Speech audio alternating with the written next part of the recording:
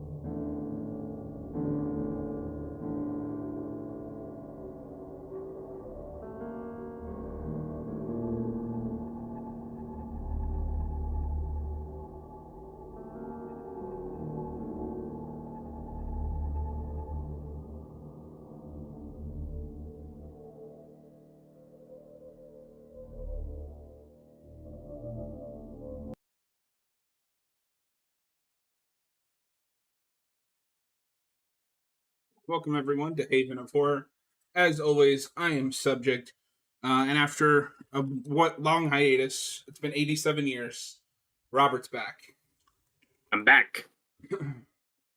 I had to agree to do this to get him to come back. It was very strange. Yeah, I was in medieval times killing some deadites, but eventually you gotta go home. Gotta go back to your roots. Well, it didn't go very well for you. No, I've had whiskey. transported back then would suck. It would. Unless you're Irish. Then you live in like a fantasy version of the 1300s. the when Europe looked like Southern California. Yes, exactly. So Robert, while I'm pulling up the episode information, what have you been up to this week, good sir?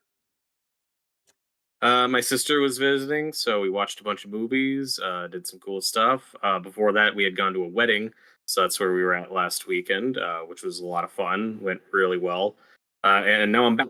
So I had to be gone from the channel a couple times, but I'm here. I'm ready to watch one of my favorite shows.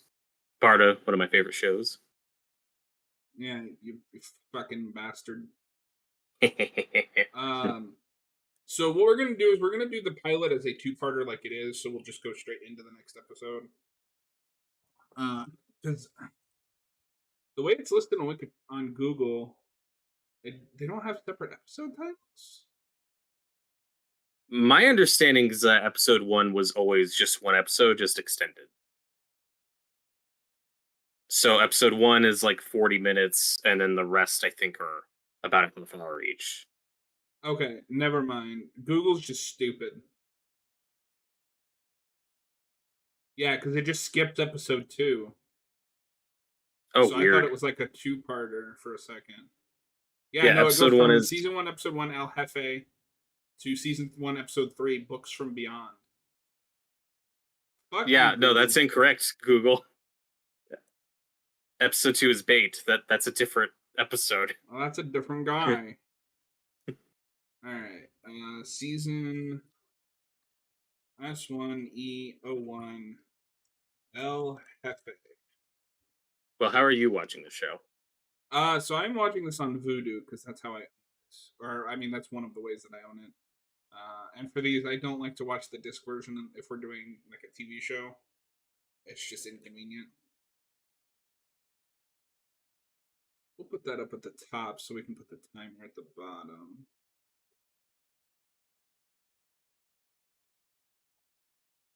So I remember when the show was announced, I was like over the moon. And then I realized I don't have a way to watch it because it's on fucking Stars. Nobody has Stars. That Um, was correct. so I had to wait for a way to watch it. I was like dying for it to come out digitally or physically. However, this is the one and only time I have ever purchased anything on. Remember when PlayStation would let you buy movies and like TV shows? That's the only time I ever bought something from PlayStation because they were the first people that had it that I could buy it from. So you weren't able to watch this until the whole season was out. The whole season was out, and then I don't even remember how I watched season 2 the first time. And then I dropped off in 3 because I heard it got canceled. And it's like, oh, if I don't watch it, it can't end. I have that with a lot of shows.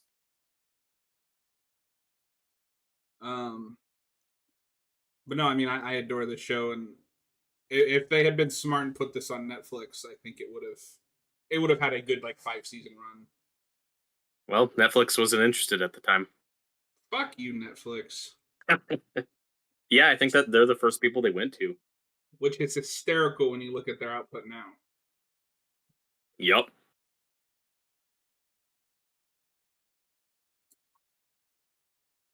I always forget that this is like a niche, especially at the time, because now it's like, well, who would turn down Evil Dead? Oh, Yeah. right. At the time, it was kind of a niche thing, and the last big projects had bombed. I mean, that remake did pretty well. That made money. Yeah, but you look at the show, any executives would be like, why isn't it like the remake? Oh yeah, it helps if I pull up. Well, I think I mentioned in one of our last Evil Dead videos that this is a franchise that's kind of always failing upwards, which isn't entirely correct or fair. I mean, that first movie was obviously successful. It turned a big profit on what was a very tiny budget. And then Evil Dead 2 doesn't do well theatrically. Army of Darkness really doesn't do well theatrically. These become cult favorites on home video, and that's where they start making a lot of their money and getting a lot of their fans. Mm-hmm. And then this show, I mean, it's a miracle even to made it 3. I'm just thrilled that it even Yeah, got and to I mean, 3 I'd seasons. say that as much as it pains me to say it, by season 3, I'm like, you guys are kind of running out of ideas. Yeah, for sure. And I like that season, but it's definitely the weakest. All right, are you ready to watch the pilot? Sure, it's a great pilot. It is. All right, this is season 1, episode 1, El Jefe. In 3, 2, 1, play. The Star's original series. What does Star's even have? Is this the only show that like was kind of a hit that they've had that broke into the? Probably. I don't want to say Well, mainstream, but yeah, and Bruce Campbell's talked about this where this show, never had great ratings, but it was one of the most illegally downloaded shows ever. Which is like, yeah, that means people are watching it and like your show, but it also means that the people producing it aren't getting any money. yeah. And then it would eventually show up on Netflix, when the show was done, and that's where it would get a ton of more fans. Like the show did really well on Netflix when it was on there. This is the best like representation of You Can Come Home Again. Raimi and Campbell haven't missed a beat. But at Absolutely. this point, it was what 30 years, 20 years. Oh yeah, about 30. Yeah, maybe Like more like Ash doesn't 25. feel like a different character. Yeah, for sure. This is everything you love about Ash in both Evil Dead 2 and Army of Darkness is here.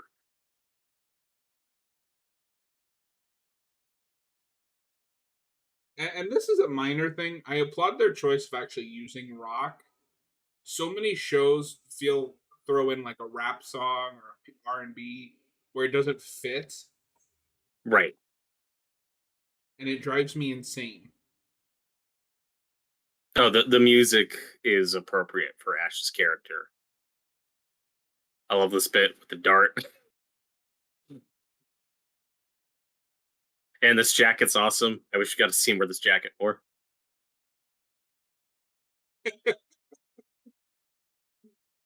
Because I think there's always that temptation of we gotta make Ash a little too good at things, but Raimi never falls into that trap.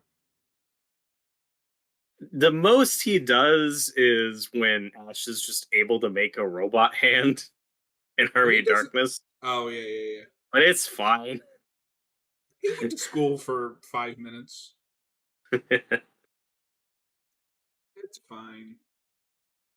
Now, I love how we introduce Ash as a character here, where he's middle aged, he's past his prime, and he's strapping himself into a girdle to go pick up chicks.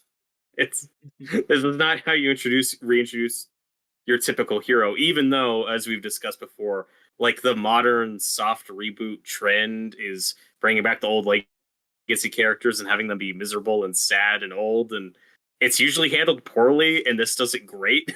No, this is the best example of here's somebody that you grew up like idolizing or liking, and this is what they're like old. They're not miserable. Sure, maybe he has a shitty life, but like he likes his life. And that's part of what adds to the humor of it is to us. It's like, oh, this is not a great place for Ash to be in, but he's happy with where he is, and that's Yeah. nice.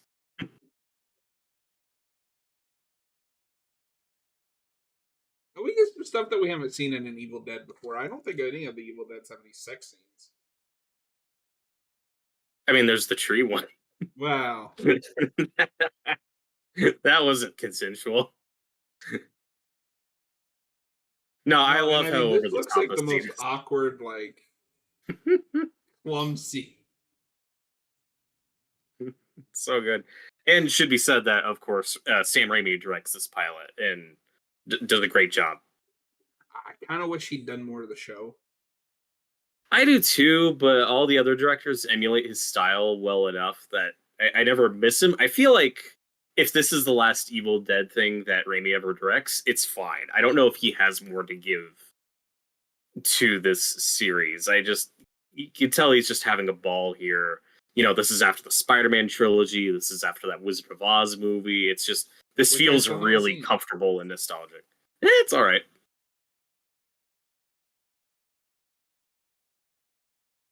Continuing this franchise is not giving a fuck about continuity.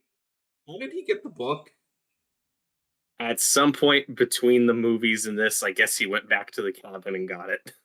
Also, this is the That's how you greatest got to like pull it. origin for why the Deadites are back I've ever seen.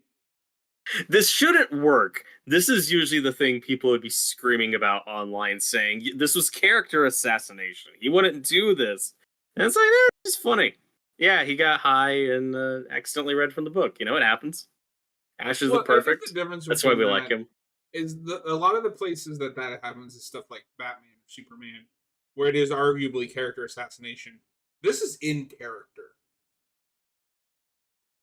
You Yeah, can go to those Ash has never places been as with him smart. because he's a screw up. Mhm. It. Oh, this is gonna be a Although weird I do have to analogy. ask, I've never been high, but I know the idea of it, right? Your worries go away. Would it make him suddenly forget what the book can do when you read those words? There might be other drugs involved that we're not seeing. I don't know. That's true.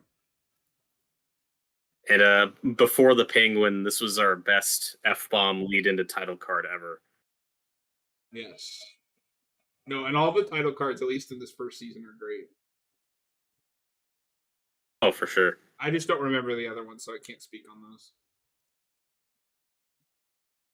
But this is gonna be a weird analogy, and once again, I'm gonna bring up a movie I've never actually watched for myself. But it reminds me a little of what I've heard they do with Jack in Pirates of the Caribbean 5, where he's kind Uh-huh. of washed up and sad. But at the beginning of that movie, I know he does something kind of deliberate that he knows will fuck things up and be bad for him, but he doesn't care because he misses the adventure and wants something back. And it's like that there's an idea there that I really like.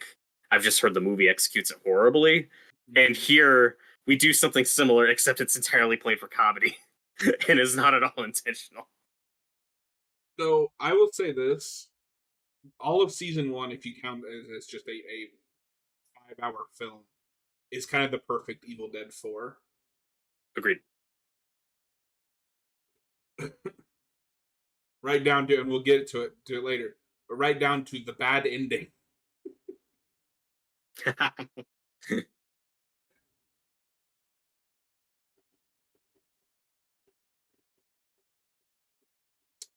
So how do you feel about this cop lady?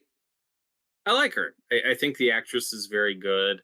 I think she works enough for the season. I don't know if there's a lot there you could have done more with in future seasons, but as a one season character, I think she totally works. Well, see, I like her a lot, and I kind of wish she'd stuck around, but Oh, okay. I really like her dynamic with Ash. Sure. I like this scene a lot. This is, in my This is opinion, like creepier than boiled anything in down Evil Dead Evil 2. Dead. No, this is like, oh, cool. We're actually doing scary stuff.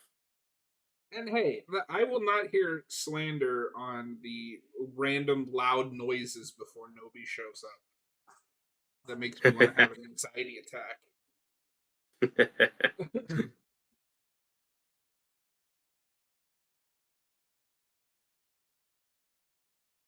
No, I think Raimi kind of got that horror bug because a couple years before this, he does Drag Me to Hell, Mhm. which was his big comeback to the genre. And I think he's learned a little bit more how to marry those two things together. Yeah, for sure. Yeah, I think you could argue there's definitely a bit of Drag Me to Hell in this show. She's also really fun in the game too. Oh, yeah, it's really cool that they added her. Yeah,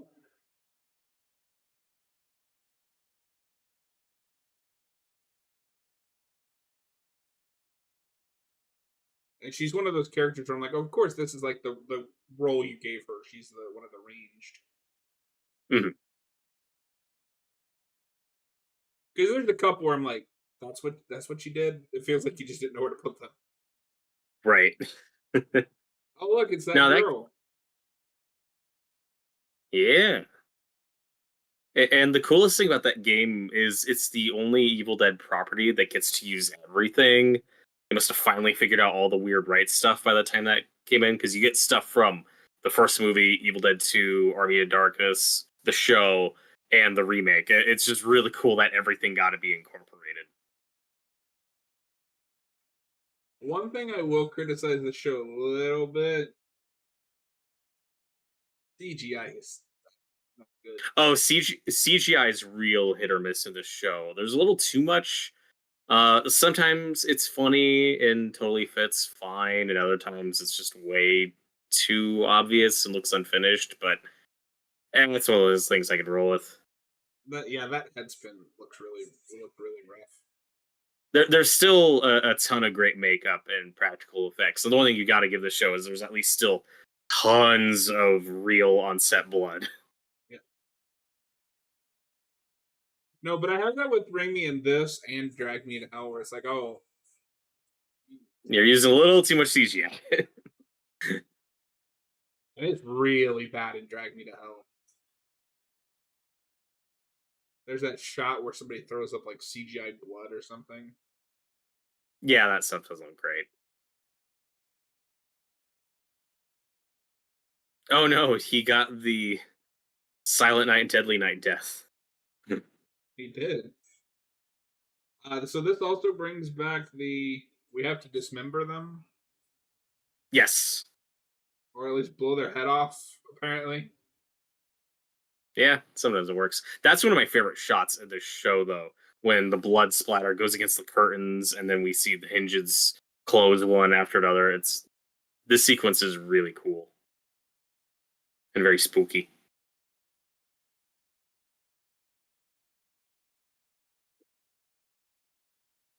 and obviously after this, we end up getting Chucky. It's kind of interesting that the two big horror comedy franchises end up going to TV, and they both last 3 seasons. Yep. Oh my god, it's Spider Man! I didn't know this was And no, actually it's Spider Man 4. it's the human spider, John. That looked really bad. Him jumping off the ceiling. I thought it looked fine. I like the lighting here. Yeah, that's really cool. The Deadites, one thing the show does really well is all the Deadites have very distinct personalities.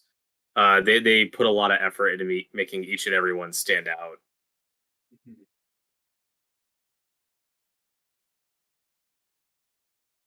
And this is an element we also haven't really seen much in this franchise since Evil Dead 2, of the Deadites being able to shift in and out of looking like zombies and looking like normal and trying to fuck with you psychologically. This show does that a lot. Well, no, that happens in Army of Darkness and the remake. It does a little bit, just not as much as the first two. Well, even in the first two, that only happens once. Yeah, but they're pretty notable scenes.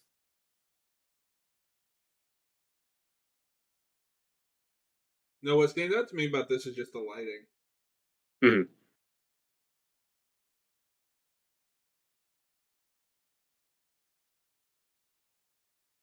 Oh, that was unfortunate. Oh yeah, whenever you get a CGI head explosion, the show looks pretty bad.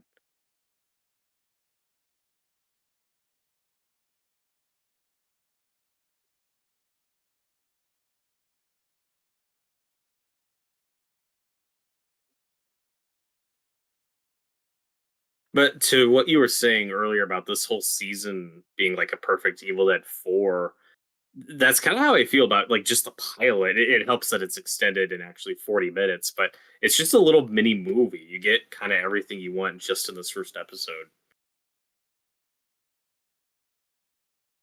Yeah, but it ends off enough a cliffhanger that it still, on its own, feels like a episode of television. Oh, totally. Oh no, if this is for easily in like one of the top 10 pilots I've ever seen of any TV show. It Yeah, ranks really high. no, it's a great pilot. And the actress who plays this lady was one of the old people in the opening of the remake. Well, interesting. I did not know that.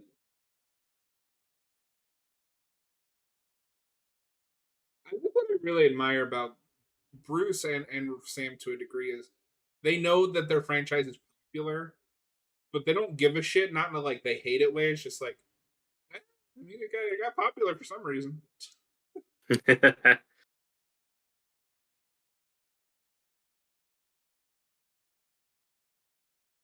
Yeah, like we talked about with that first film, it's just so weird and scrappy and not mainstream friendly at all. It's insane that that spawned such a big franchise because most of those horror movies don't. I love Deadeye Vivian. She's so good.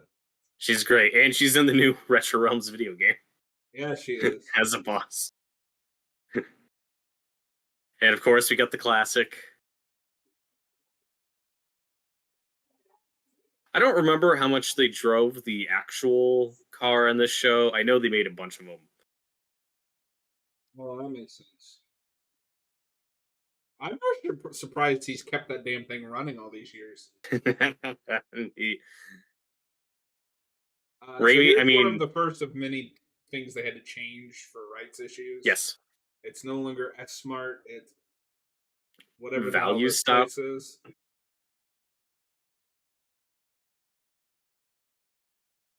And not that it matters, but you could also pretend like, well, maybe S-Smart just changed their name at some point. It's been 30 years. That's plausible. It's not like a it's not an annoying retcon or anything.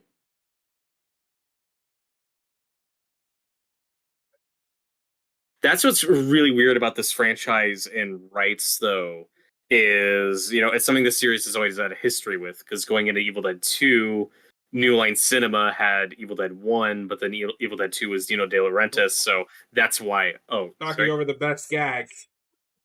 the light bulbs. It's so good, and he just sweeps them. His comedic timing is still on point. It's just You haven't so missed fun a to see him as beat. his character. Not at all.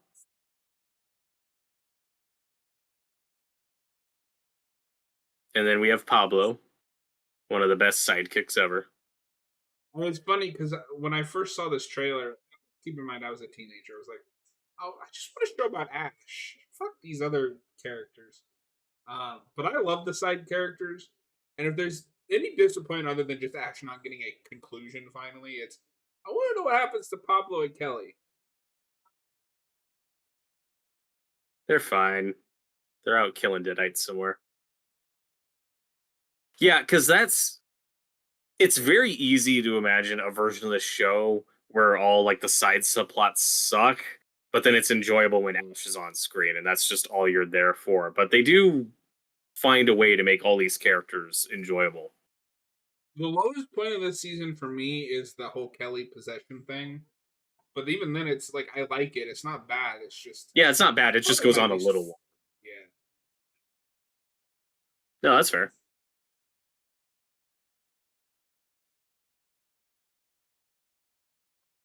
And this actress that plays Kelly like loves this role. She's still He does. very passionate about it. Um, Also, how old would you guess that she is? Like the actress at this time, Yeah. I would have guessed like mid 20s, And this show debuted what? What's this? 2016? 2015. 2015? I didn't say.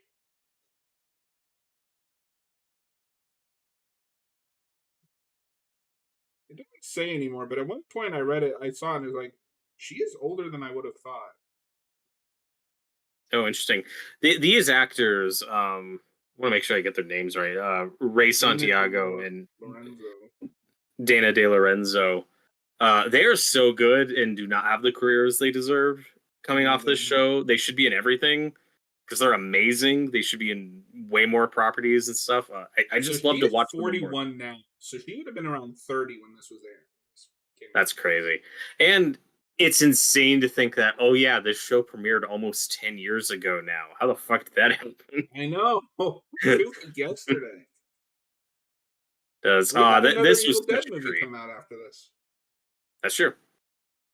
And 2 video games. Yeah. I do kind of hope with one of those movies that they're cooking up, even if Bruce doesn't come back, that they get one of them back. I'd be down.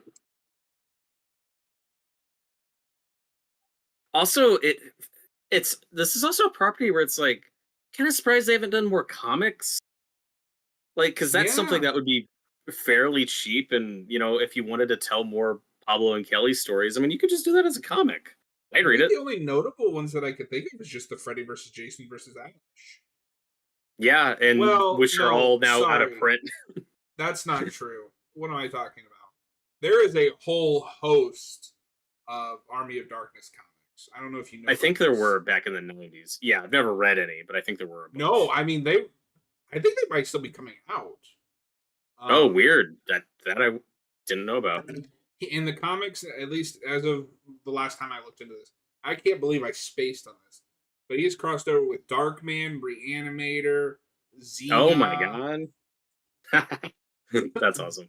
Let me Well, see if they're still coming like I was talking about earlier with the rights issues, it's like for a time and maybe to this day, there is distinctly Evil Dead merchandise and Army of Darkness merchandise. Mm-hmm. Or that's why you get all those Army of Darkness comics you were talking about. Because Army of Darkness just becomes its own offshoot line from this franchise, which they end up not having access to for the show, so they can't reference it directly. Which is why you get all you stop instead of S Mart. And I think there is a mention somewhere on the show about Ash time traveling before. I think there's like references to the Middle Ages, but like nothing specific. But then you have calling the shotgun the boomstick. That's from Army Darkness. Okay, I guess that's fine. But I don't think we start calling creatures Deadites until Army of Darkness, and they're called Deadites in this. So that kind of confuses me. Evil. There's a loophole. They call him that in Evil Dead 2 when he goes back in time at the very end. Okay, so that must be where Because that word remember the first pops night up. that is I Sam just Raimi forgot. has that whole "Hail, he who came from the sky to deliver us from the Deadites." So Okay. on top of that, Ash, because these get wild. Okay, Kiss and Army of Darkness and Bubba Hotep. Uh, Yes. Army of Darkness, Ash saves Obama. Um, Marvel Zombies versus Army of Darkness. Of Um, course. no, and the last ongoing was in 2015. It was Ash in Space. Space. And And Spice. actually, I'm glad you mentioned this because I actually have the first like omnibus. I'd like to take a look at those for the channel at some point. Oh, cool. And I like this scene. It feels very reminiscent of like the little ashes in Area Darkness, or the stuff with the hand in the second one with this little Fucking doll, doll. little Lori, who is I've mentioned this before, but voiced by the lady who posed with Bruce Campbell for all those photos promoting the original movie, and she's on the poster like with her arm sticking out. They are also in the game. Oh, did they finally add these? No, they've been in the game. They're in one of the later stages of their main darkness. I'm gonna Oh, send you cool. this cover because it's cool. And oh, and she was also, I think, a stunt woman on Army of Darkness, or is like one of the fighters in it or something. Okay. The main But thing I know about Army of Darkness is just like crossover casting. Is yeah, the she bitch or whoever that is Barbara in the '90s Night of the Living Dead movie. that's correct. I what I love about Deadites in this franchise is with the first movie, you get kind of like, okay, the idea is these people die or they're possessed by these demons, and then these demons slowly start to take over their bodies and make them worse and worse and more evil. I get it. Demons can also just possess dolls in this universe, and it's fine. And give them full blood, flesh and blood. Yeah, so why not?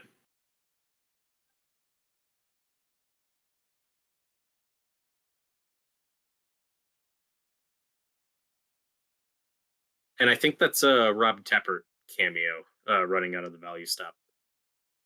Oh, cool. That's part of what's comforting about this franchise. It's like Here's our it starts with mandatory three. recap. Yes, of course. It starts with these three guys. You know, Sam Raimi, Rob Tappert, and Bruce Campbell, and also Ted and Ivan Raimi, obviously. And then it's them for basically the rest of that franchise to now. It's always been there's been no controversies, there's been no falling outs, there's been no weird splintering. Well, and that's another It's thing really that it has comforting. with Chucky is that's all just Don Mancini. Yep. And then you get your Brad Dourifs and your Jennifer Tillys, you know, who stick with the whole thing, who like working with him. I love the way they do this recap, even though it kind of breaks my brain trying to It reconcile does. 1 and 2. I'll explain it to you. So we're getting footage from both Evil Dead 1 and Evil Dead 2. So in the context of this show, Evil Dead 1, Scotty, Like, look at Cheryl, that and shot. Shelly are That's so canon. cool. It's great. But the Linda in this continuity is Evil Dead 2 Linda. You with me so far? No, It all works. I mean, I don't really care. It But all makes sense. Yeah. Well, and when we get to season 2, what they do with Cheryl is really cool, and I I really That like might it. be my favorite episode. I was so happy to see her. Apparently, Mm, she's in it's that great. Wizard of Oz movie too. Yeah, she has a cameo. All 3 of the original Evil Dead ladies have a cameo scene in that. Cool. And that's also neat because I think for both of us going into the show, it wasn't a given that they were going to reference Evil Dead 1 stuff. I No, think I was we all, shocked. yeah, I think we all assumed, okay, it's going to count like Evil Dead 2 and Army of Darkness and it's going to pick up from there. Like, that's, I think, what we just all assumed going into this.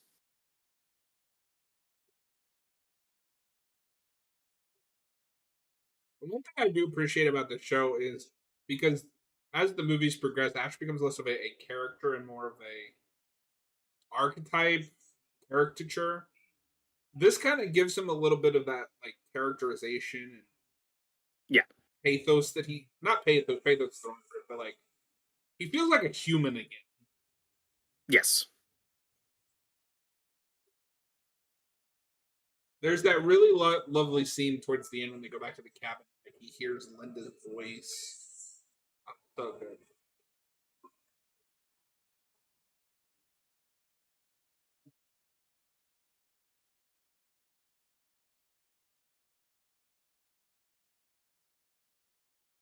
I don't buy that that phone in 2015 has that good picture quality. No, that would be like that should be like sub 720p, and especially on mobile data because there's no way that store has Wi-Fi. Yeah, for sure. No, the show is still kind of timeless. Like, if you showed this to somebody now, I don't think they'd be able to pinpoint when exactly this was made. It still feels Mm, very recent. this may just be me because I used to work for a phone company. I can tell that is not a modern phone. That's fair. For one thing, all modern phones have no physical buttons anymore. That's true. I don't know what kind of phone you have, but also I don't know how she uses that phone. There's like one button. That's also a really old iOS. I love that shot though of her mom's silhouette. Yeah, how does she know that's her mom? Because her dad was just saying stuff like, I was smelling pancakes and all this stuff earlier. Like he was thinking about her. Okay. I don't know who plays the manager, but he's really funny. He's really funny, and then is even better as a Deadite. Yeah. Also, we right off the bat established that that purple's one of Kelly's main colors for her wardrobe. Mhm. They've already kind of nailed the look. Yeah, 90% of the side characters who show up, you're like, oh, this person's kind of fun. Oh, right, they're gonna have to be a Deadite.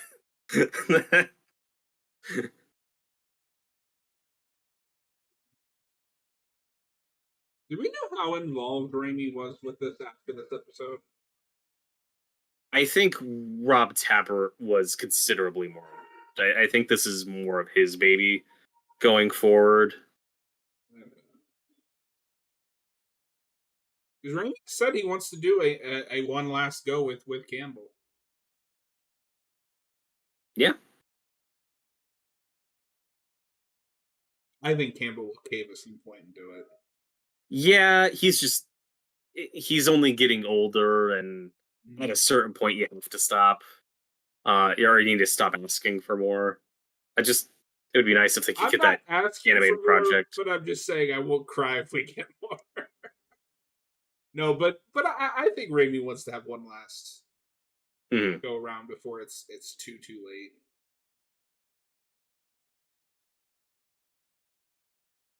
Hell, I'd settle for wheelchair Ash just walking around blasting deadites. You can get some I comedy think out of that. I think the compromise there is if you did a movie where Ash was a side character. Mm-hmm.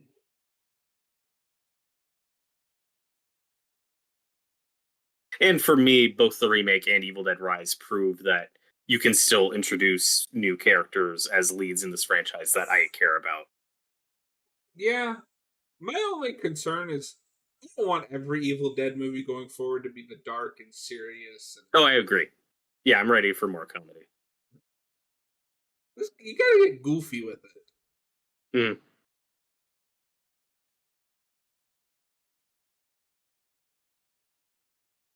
And part of what was really enjoyable about the show, though, is when you're watching this on first viewing, it is really intense. Like I was always on the edge of my seat, not sure where we would go. I was always very concerned for Pablo and Kelly's safety.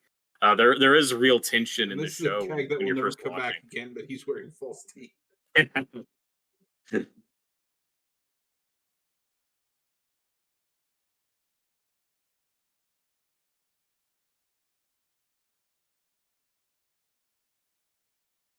But earlier you mentioned we were mentioning Raimi's Oz movie, Oz the Great and Powerful.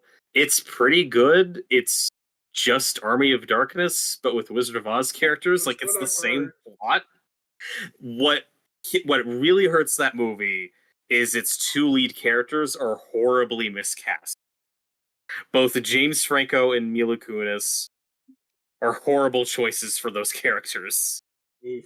and the rest of the movie suffers for it. But the side characters are great, and there's still some really fun Raimi camera work. Like it's still an entertaining enough movie, but that's the big thing that hurts it.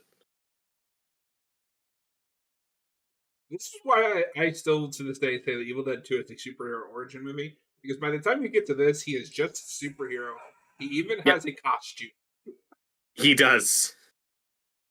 And he's I in don't it once care again that in it's his just a reluctant blue hero shirt and phase. brown pants. It is a superhero costume. Why is he wearing that under his uniform? I don't know.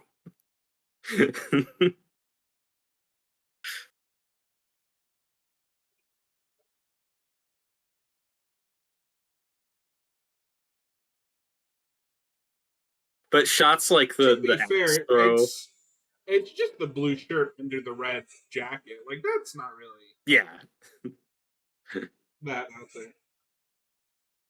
And then this is just peak Evil Dead. this is so good. And like the shot of the axe throw, that's a shot that looks bad and it's fine because it's so cartoony and over the top. No, we're gonna get to the real cartoony moment here in a bit. It's amazing. And like I said, there is the whenever it's CGI blood, it looks real bad, but I can forgive it because we at least do use real blood in every episode, and you know what a pain in the ass that is to film with, especially on a TV show. So it's amazing they do as much fake blood as they actually do in this show.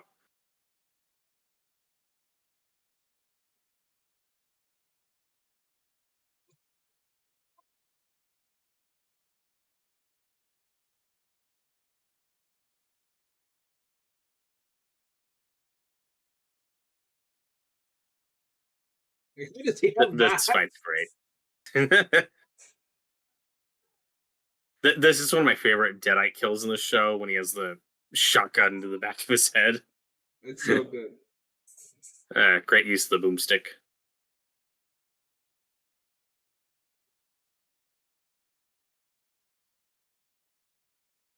Dame's Ash. Housewares.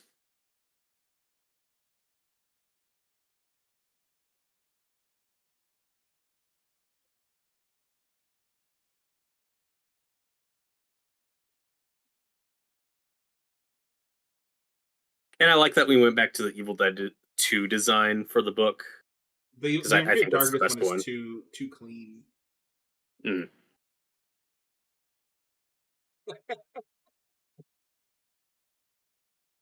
I would love to know how many of those lines Bruce Campbell just came up with on the spot.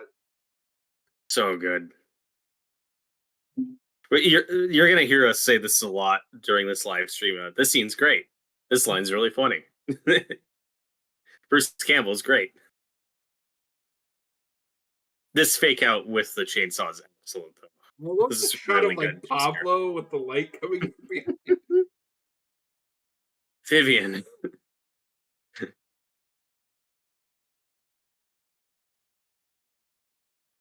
Yeah, like Every how time long have you been standing there? How did nobody notice? it's so good. Yeah, sometimes Deadites can teleport, sometimes they can't. Things that I It's want to fine. ask Sam Raimi if I ever meet him. Hey, so you know that shot where Vivian's just standing there? Menacingly.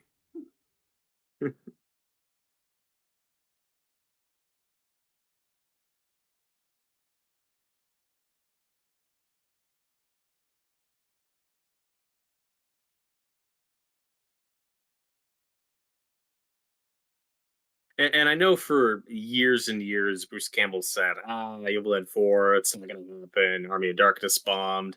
I'm too old. I'm out of shape. And to his credit, he really got back in shape for this. He put a lot of effort here. And I appreciate the amount of stunts and action scenes we get with him. Like, he's putting his all into it. And it probably almost killed him because this was very exhausting. It took a lot out of him.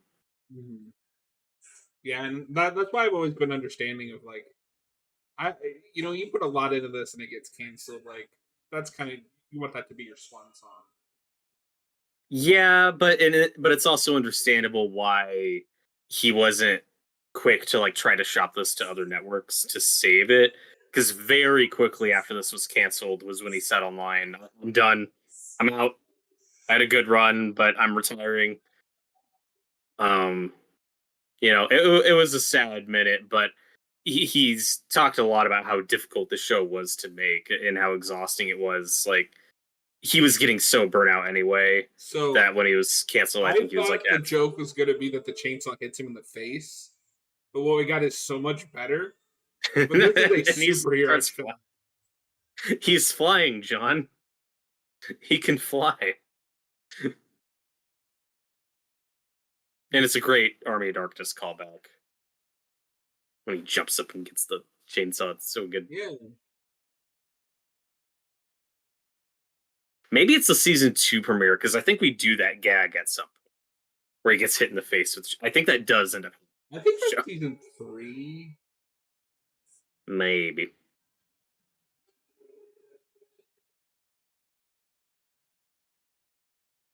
But I think the obvious compromise with this would just be get him a proper stunt double for some of that stuff.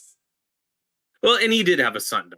I mean, whenever you see him like getting tossed across the room, like that's usually a stunt. But to his credit, he's still doing a lot of his own stunts. But Ash is a character where I always want some degree of involvement for Campbell. And for me, if the compromise is just making something animated where you can just do the voice, I'm cool with that. I would also be fine with that. Groovy. Um, Perfect. Perfect. that is a No note. perfect ending, and that is a better groovy than Army of Darknesses. I agree. And I like the one in Army of Darkness, but I this don't one's hate better. it, but all right, that was episode 1 of season 1. If you're watching this We did it. after the fact, please consider hitting that subscribe button. We'll see you next time for episode 2. If you're watching this live, we'll be starting episode 2 here shortly. And I do love these in credits. It's something we drop for season 2 and 3, probably just to save money. But the season 1 end credits do look really neat. Yeah.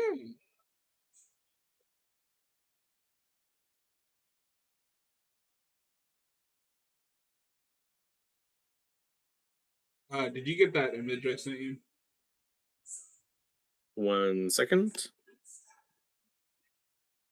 Oh yeah, I have seen that before. I've never read it, obviously, but yeah, I forgot I that was a thing. I read that a long time ago. It's actually it's a proper crossover because the story before that ends with him getting killed, I think, or sucked into a portal, and then this story opens with that, and this is like the start of Marvel Zombies. Oh, The interesting. outbreak is still going.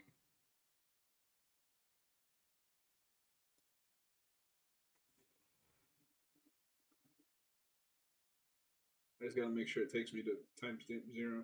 It did. Now it won't pause. Oh no. There we go. I'm having to watch this on my PlayStation because my Roku doesn't want to work, and I was too lazy to No. look into it. All right, so This is called, you said Bait. Yes, Robert, do you feel like Bait? I do not. Why not? Oh.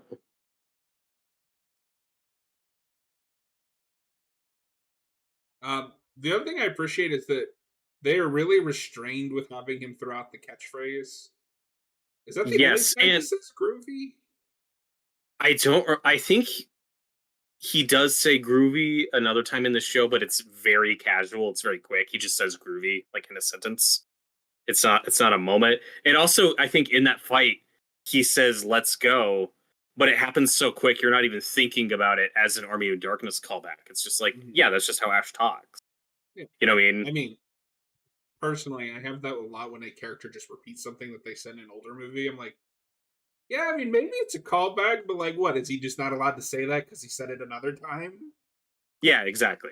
I feel the same way.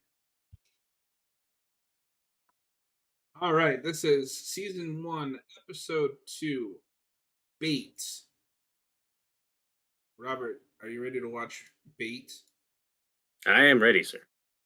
In three, two, one, go.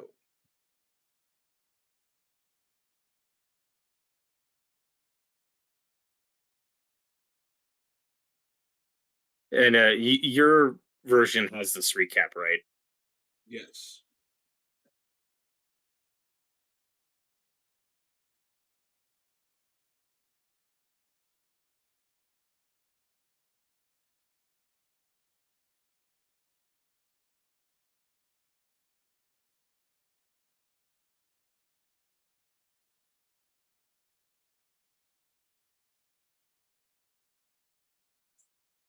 And what I will say about the show, it's not a major criticism, but what will often happen is when I'm in the mood to rewatch it, I'll like go through season one and then it's kind of out of my system. And then I move on and start watching other stuff. So this is a show where I haven't gone through all three seasons at a ton of times. I haven't seen seasons two and three nearly as much as I've seen season one, but it's not at all a bad problem to have because seasons two and three are still really fun. And I've seen both a couple times, but this first season I've seen the most by far, especially that pilot.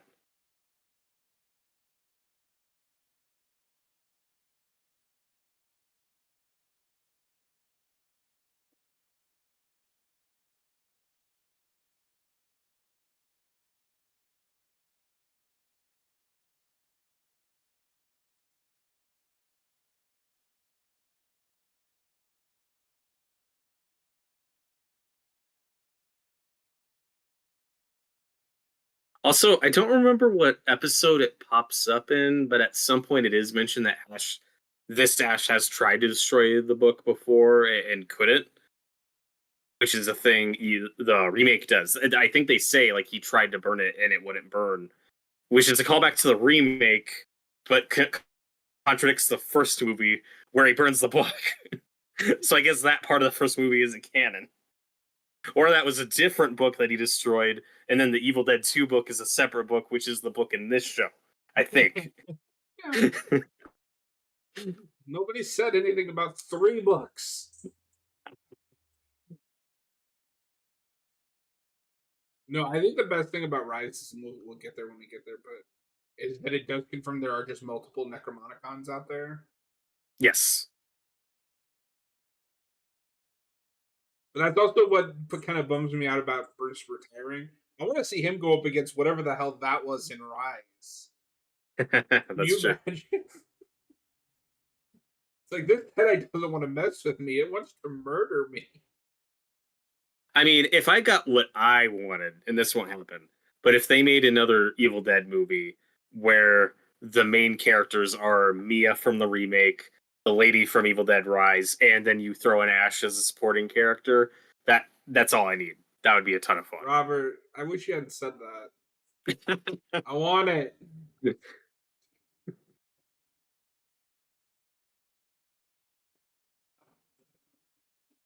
Catch you on the flip flop.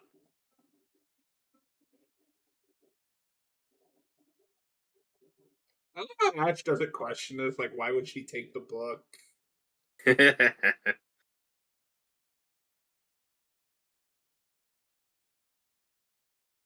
No, they do a really good job at making Pablo likable and Ash a dick, but still fun. He's not miserable to be around, Right.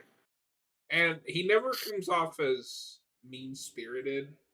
Like I do think some of the racist humor maybe doesn't need to be there, but it's never offensive.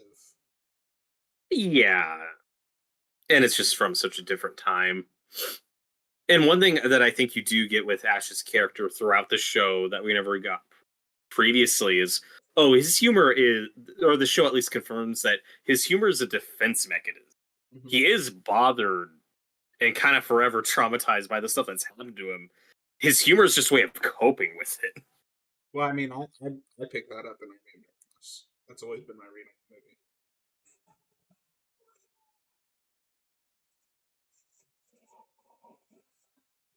Um, our mutual friend Captain Logan watched the first two episodes, and he compared it to The Tick, which I would have never thought to do. That's a crossover I'd read. Oh, for sure. And the Tick, the Amazon one, didn't even get a make it to 3 seasons, unfortunately. And that was happening around the same time as this show. Yeah, I liked And that the first Tick, season, but I've never seen the second season. I've never. That's one of those for me where it gets canceled and then I just don't finish it. That's also why I didn't come because I didn't even know season two was out. I really liked season one. They did not market it well, and that's a show where after it was canceled, the actors and everybody were campaigning and pushing it really hard to get picked up somewhere for months, and then it never did. She's like, well, Damn shame. yeah. This is another great fight. I love all the blood. Oh, so good. The I gag with the love bottle's I great. love this song. This is Highway Star by Deep Purple. A lot of great song choices in the show.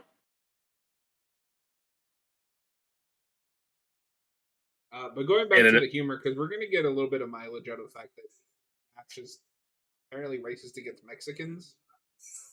Um, not extensively, yeah,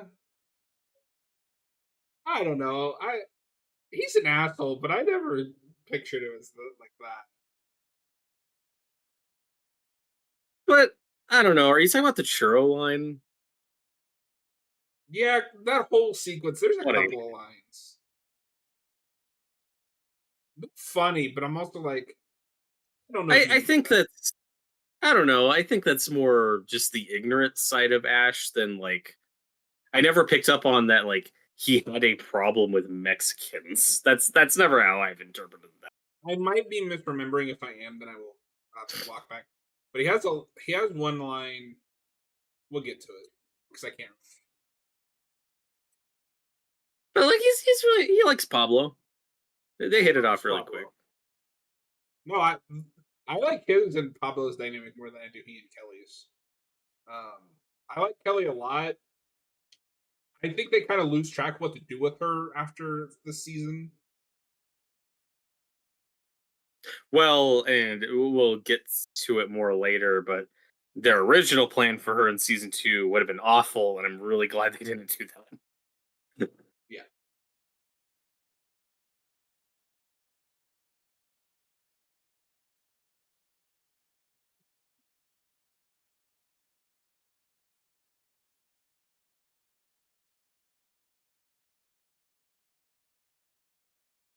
And I also think this is kind of an underrated show from a production standpoint. I think the locations and sets in the show are fantastic. This was primarily shot in New Zealand, and it looks really cool. It kind of works out because this is set in Michigan, but it prob New Zealand probably looks more interesting than Michigan actually looks. As someone who lives in that general area, like Michigan is just north of me, can confirm. Does that take you out of it when you watch the show? Do you think, oh, this isn't the Midwest? This isn't America? Not this show as much because this is such a heightened like. We go to a few different places here. I have that Hmm. more so with Stranger Things, right? Because that is Oh, okay. the state that I live in.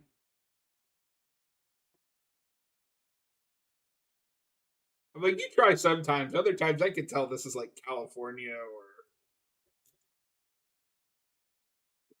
wherever the Yeah, fuck they totally. shoot that show.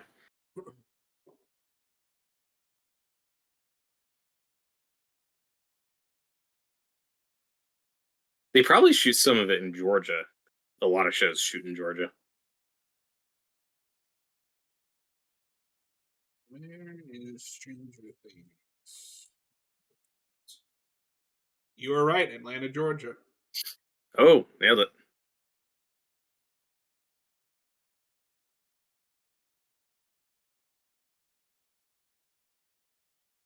Let the boomstick do the talking.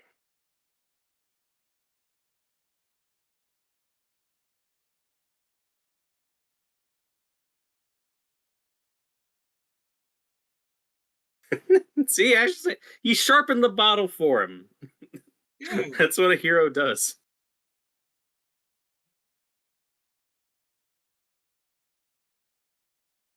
I love just the like they burst in covered in blood. It's just this like nice family house. This whole exchange is so good. I hit a deer. It exploded. I've never seen a deer explode. Maybe you're hunting the wrong deer. No, that's some of my favorite outro moments. I love later on where he punches that woman, then she gets up. He's like, "Oh, thank God!" I'm starting to feel like a real dick. Yes. I had to cut it up with my chainsaw arm.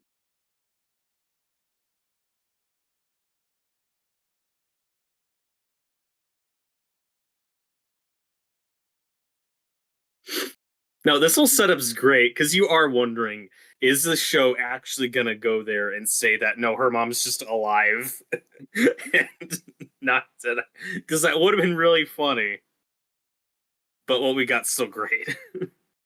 No, and what I love about the show is it will go to those kind of places.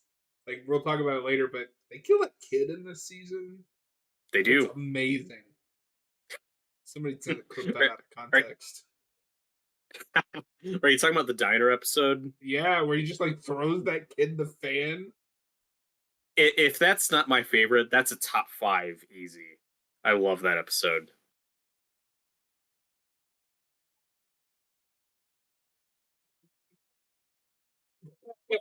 Robert, that's how I'm going to start greeting people. Hi, you used to be dead, right?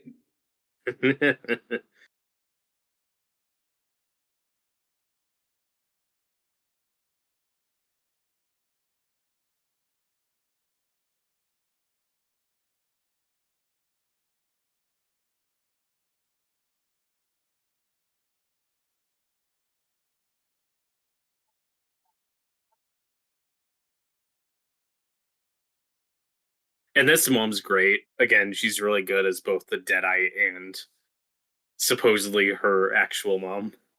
She flips back and forth really well. I love the sketch with it. It's so accurate. It's one of my favorite gags in the season.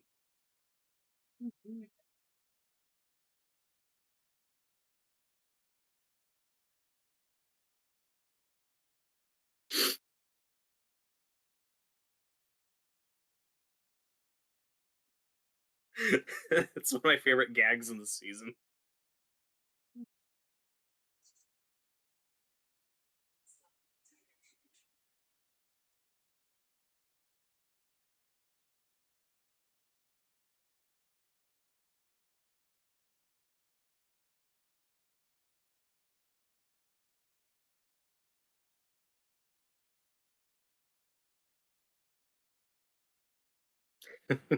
It's like, Pablo, you need to just stop wiping the blood off. It's not worth it.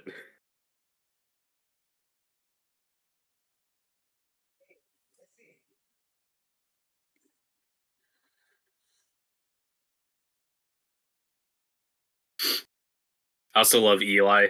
That's a great pet for Ash. Yeah, he gets one of the best like bad CGI gags later.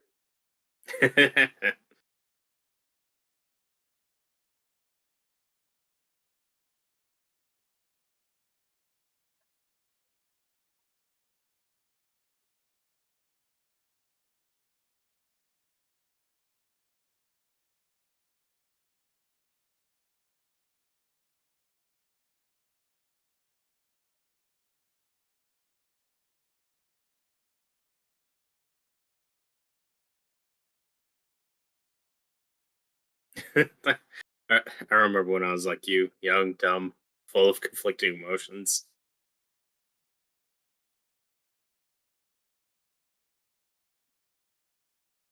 Still just trying to wrap my brain around how Evil Dead 1 and 2 happened in this universe. How that all played out. That's what I'd like to see a comic of, something that actually bridges Evil Dead 1 and 2 together.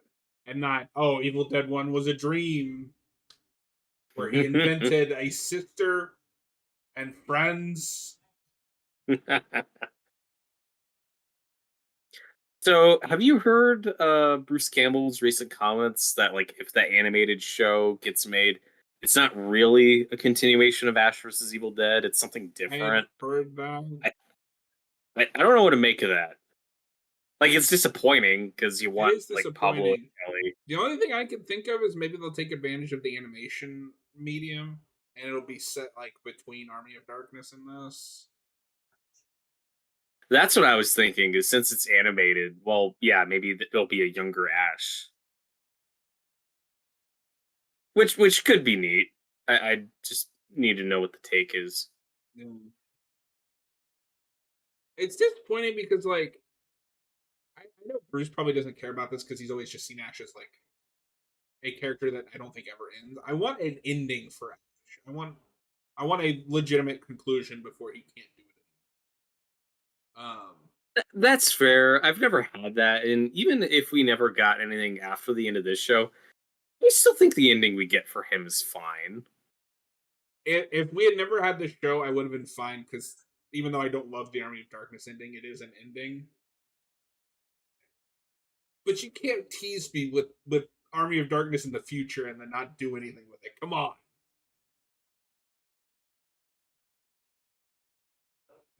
Oh, and again, I think that's a fine enough ending for him. You know, he's accepted his role as fighting Deadites.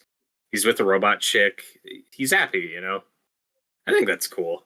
That's how Bruce Campbell views it.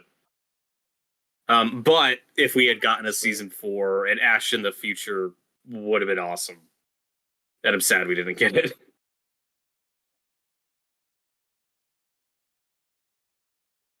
So I don't understood what is happening here because in a second we're gonna get it like flash to like blood dripping down her mouth. Is he imagining that?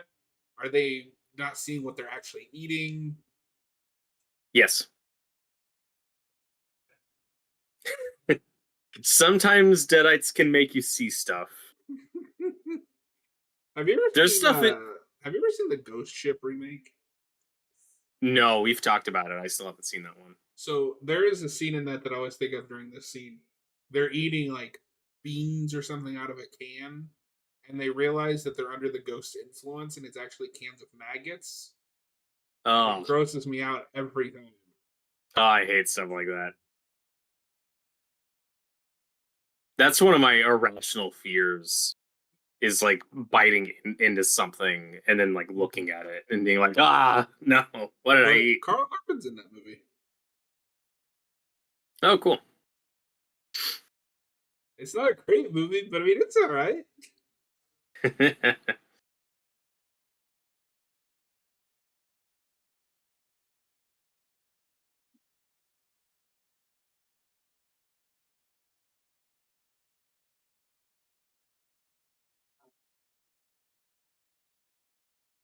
But like so there's stuff in Evil Dead 2 where I'm not sure if what we're seeing is literal or just an Ash's head.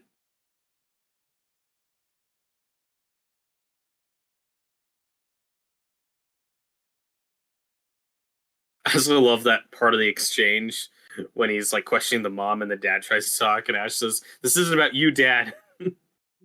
So good. He's such an asshole.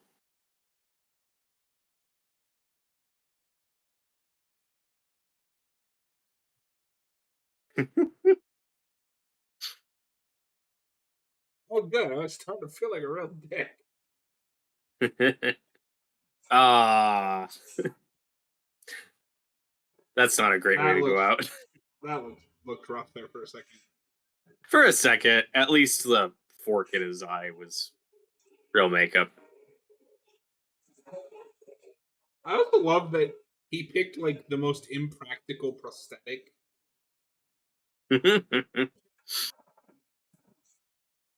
It might as well be decoration. You can't do anything with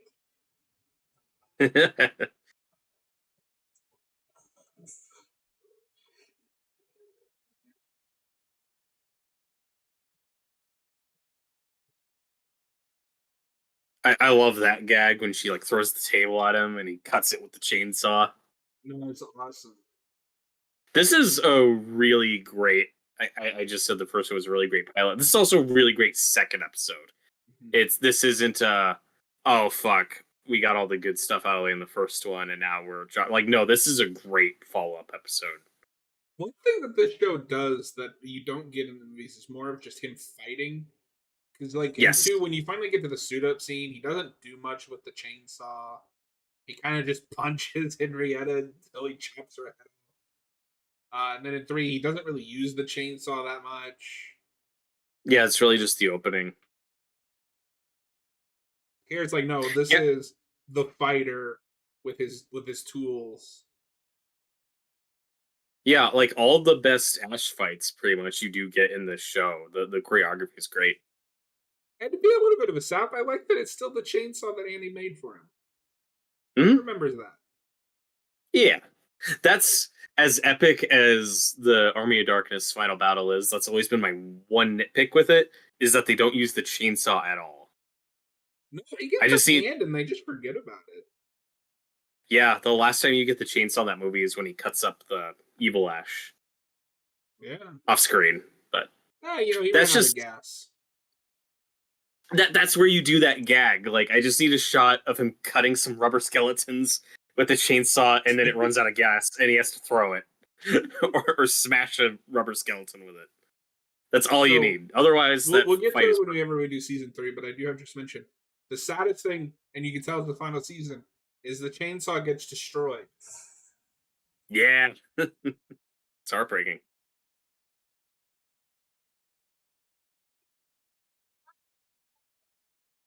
I love. Back when Kelly was innocent.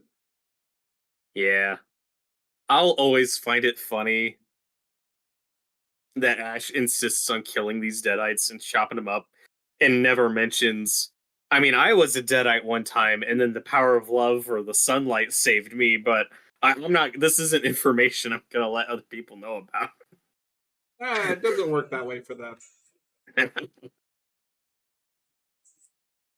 Do you think is that a retcon you can roll with though? If they ever made it literal of well, Ash is the Hefe, he's the chosen one, so he's able to combat being a deadite, and normal Yes, people can't. because Is that fine with you? for me, that wouldn't be a retcon. That's how I always read that second. Okay, that's fair.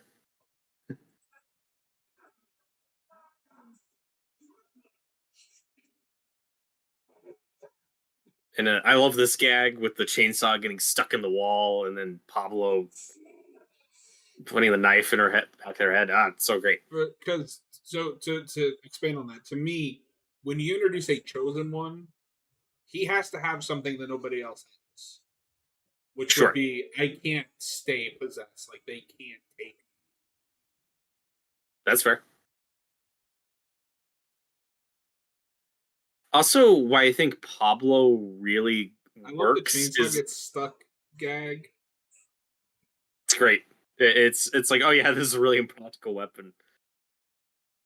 But with Pablo, I feel like that's the closest you get to kind of that Evil Dead 2 Ash equivalent, where he's both a badass and gets to be really scared. So so he's kind of your audience stand-in, but also still gets these cool moments. Whereas Ash has been through this so many times. Like, he's obviously scared, but he's done this a lot. He's not He, like he's he never he's freaks out. Like, he's Ripley in used to it. Aliens. Yes. But with Pablo, it's like, oh, this is more that Evil Dead Look 2 Ash how who's like terrifying. over the top he makes that. Like he has to slowly cut their head. No, that's a great decapitation. And all the fake blood, just poor Pablo and Kelly. Poor Kelly. And now she's got the jacket. I don't know if you remember, this was a trailer shot. And this was the thing where it's like, oh, this show is gonna be great. This is one of the best jokes in the whole series.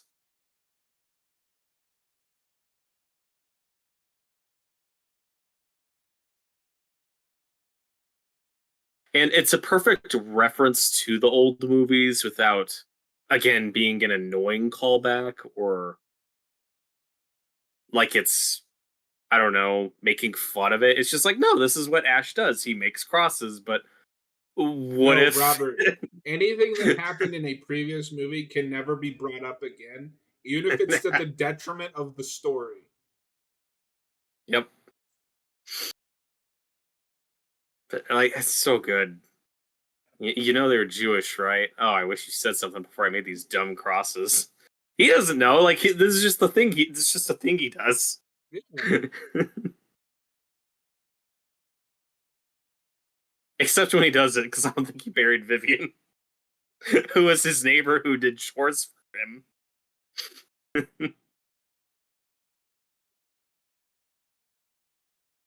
Look, he's still wearing Kelly's belt. Yep. Yeah, I think that's just become. I always forget. Oh yeah, that's just like part of his wardrobe or his costume now.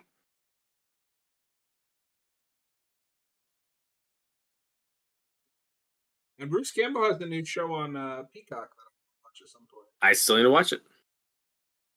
I was relieved to hear that he's in like the whole thing, because when I saw that trailer, I was like, okay, this looks fun, this looks neat, but I was worried, oh, is this going to be one of those big celebrity things where he's just in like 2 episodes? But now that I know he's in the whole thing, I'm like, oh, okay, now I'm more actually excited to watch it. I've heard it's good. Yeah, and I still need to watch that movie he did a couple years ago, Black Friday or whatever. Yeah, I still need to watch that one too. I forgot about it, to be honest with you.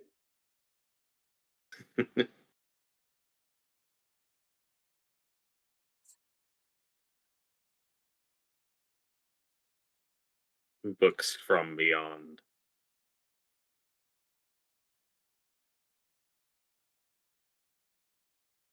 And again, the soundtrack in the show is great. I don't know this song, but it's not bad. It's got that same deep purple. Mm-hmm. Well, that was episode 2. If you're watching after the fact, please consider hitting that subscribe button. We're hoping to hit 500 by the end of the year. Robert, we're about 59 away. I think it's doable. I think we can do it. If you're watching after the fact, thank you for watching. If you're watching live, we will be moving in episode 3 here shortly. This is flying, Robert. Yeah, it's a show that goes by quick. It's the one thing that I've said before that kind of hurts the Chucky series for me, even though it's really good and I still only seen the first season. It's those really should be half-hour episodes and not full hour. That's a big thing this show has going for it. Is they're so quick and give you everything you want in just 30 minutes apiece. To be fair, though, Chucky has an infinitely more complicated lore and like there's story that's being continued. Like there's a story in this season, but like it's not. It's a very simple story. Yeah, Chucky is trying to do a lot more. That's fair. This is the better show from what I've seen. The big thing that drives me nuts about Chucky is okay. Spoilers for anyone who hasn't seen the movies, But the last two movies have set up this big like Andy and Chucky like fight, and they're coming back, and then the show is about new characters, and Andy doesn't show up until like the end of season one. I mean, to be fair, I do like the new characters in Yeah. season one. That's all I've seen. Funnily enough, my favorite of them turned out to be the girl, because I thought she would irritate the shit out of me at first. Kind of a favorite. No, she has a really convincing redemption arc where you're like, oh god, she's gonna be awful. Just kill her already. And then, Uh, oh, she's an actual person. It's yeah, cool. we got to do that show soon, or we got to do those movies soon. Yeah, there's a lot. We There's a haven't done lot of any Child's Play to Child's cover Play on this show. movies. We might get to that original and remake soon. You never know. All right, so we are on Brujo. No, Books from Beyond. I'm glad Yes. Robert knows the episode titles.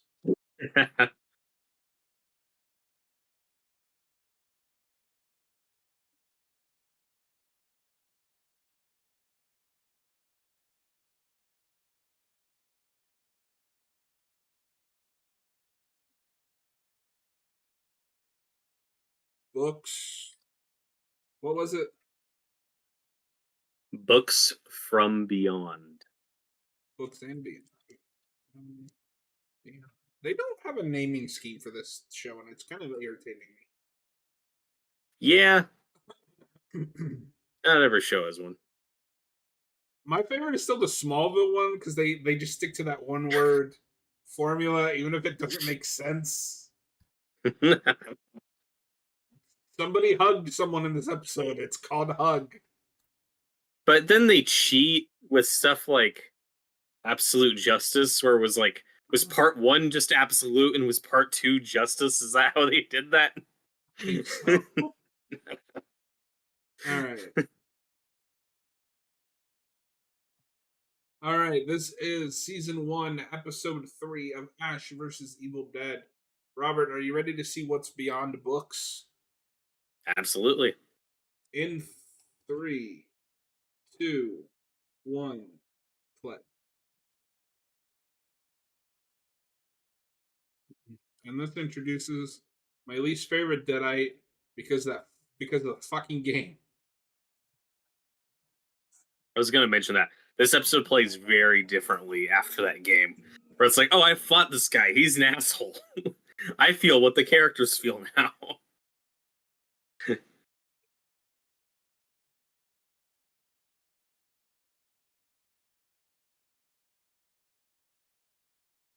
Remember what happened last episode? Do you appreciate that these have the recaps, or do you wish they were skippable? For me personally, I wish it was skippable. If I'm watching this, I'm not just watching an episode. Um, it's fine if you're doing it. If you're watching it, like if you were watching this live or week to week, that's fine. But for the home media releases, they don't need to be there. I'm of two minds about it. It's kind of nice to have them. Or at least like let me toggle it off. Yeah, And there could be an option. No, the worst one. This isn't a movie, but the worst one is fucking Until Dawn, where when you finish in the original, when you finish one episode, you have to sit through like a 5-minute recap of what you just played. It's like if you're gonna do this, please just make it skippable. I beg you. I'm losing my mind. And that game wasn't released in chapters, right? No, it was just the game. That would be the only reason for it.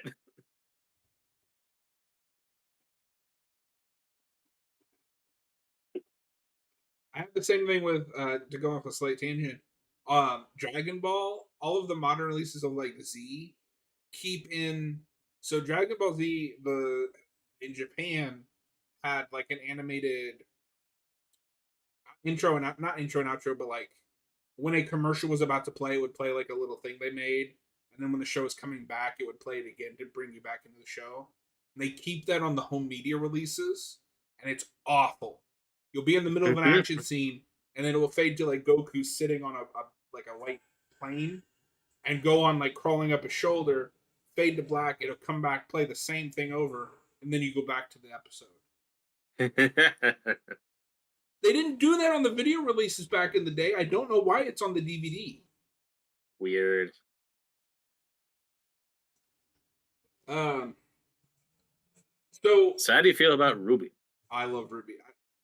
I love and hate Ruby because I think they significantly derail her character after season two. Um, did you get got with the reveal on her?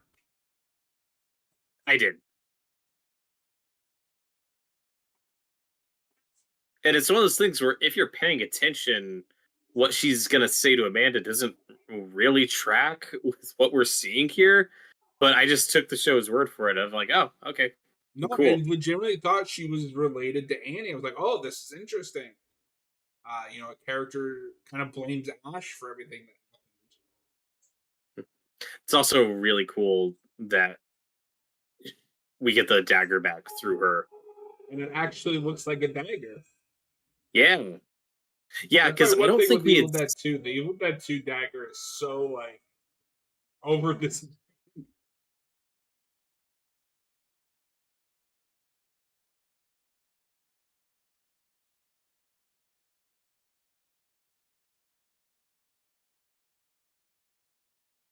And it's interesting too because this show ends up kind of crossing paths just in terms of airtime with Supernatural, which this show is very similar to, where it's a couple of people hunting monsters on the road. They're always on the road. They're more morally ambiguous.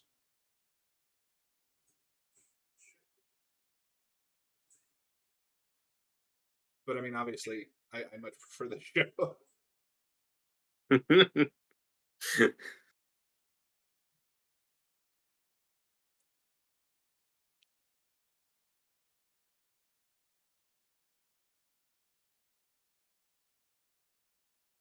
Pablo, it's episode 3. It's not over, buddy. Not by a long shot.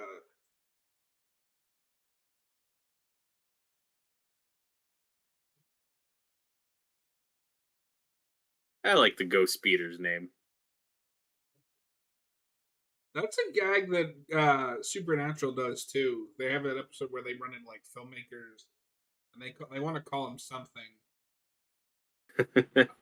Hold on, it's gonna drive me Did crazy. you What's that? uh put a pin in that? No, I love this exchange. When this is done, we'll go out for churros, and Ash clarifies, "I'm not being racist. I just like churros." And Pablo's response is, "You know I'm not Mexican, right?" And he says, "That's a spirit." Like I think it's funny. That is funny up until the "I'm not Mexican" part. That may be just a little too, little much. All right. I'm not like super complaining. I'm just like eh, the churro saying I'm not racist. I just like churros is funny.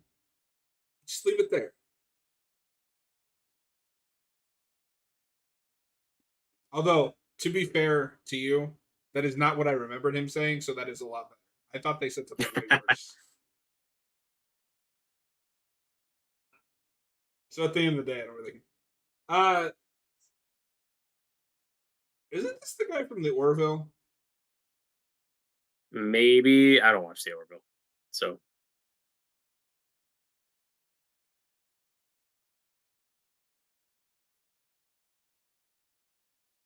I haven't seen this actress in anything else yet, and it's really sad.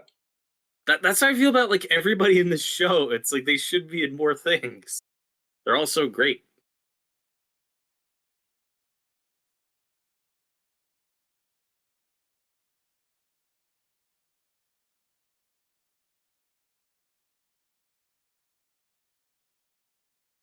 Yeah, I really like all the detail we get with the Necronomicon in the show.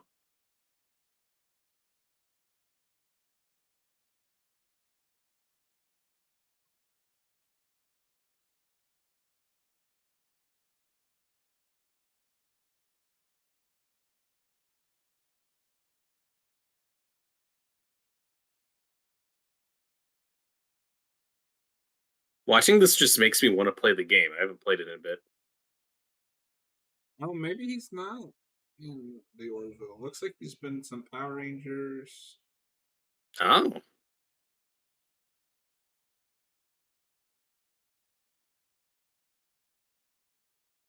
He's in 30 Days of Night. It looks like he plays monsters in that because he's been in a lot of different Power Rangers.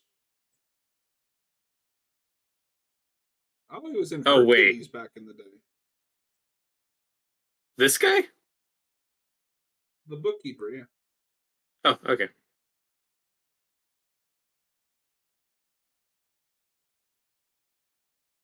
Because the guy who plays the demon, I would assume, has been in like 30 Days a Night and things like that.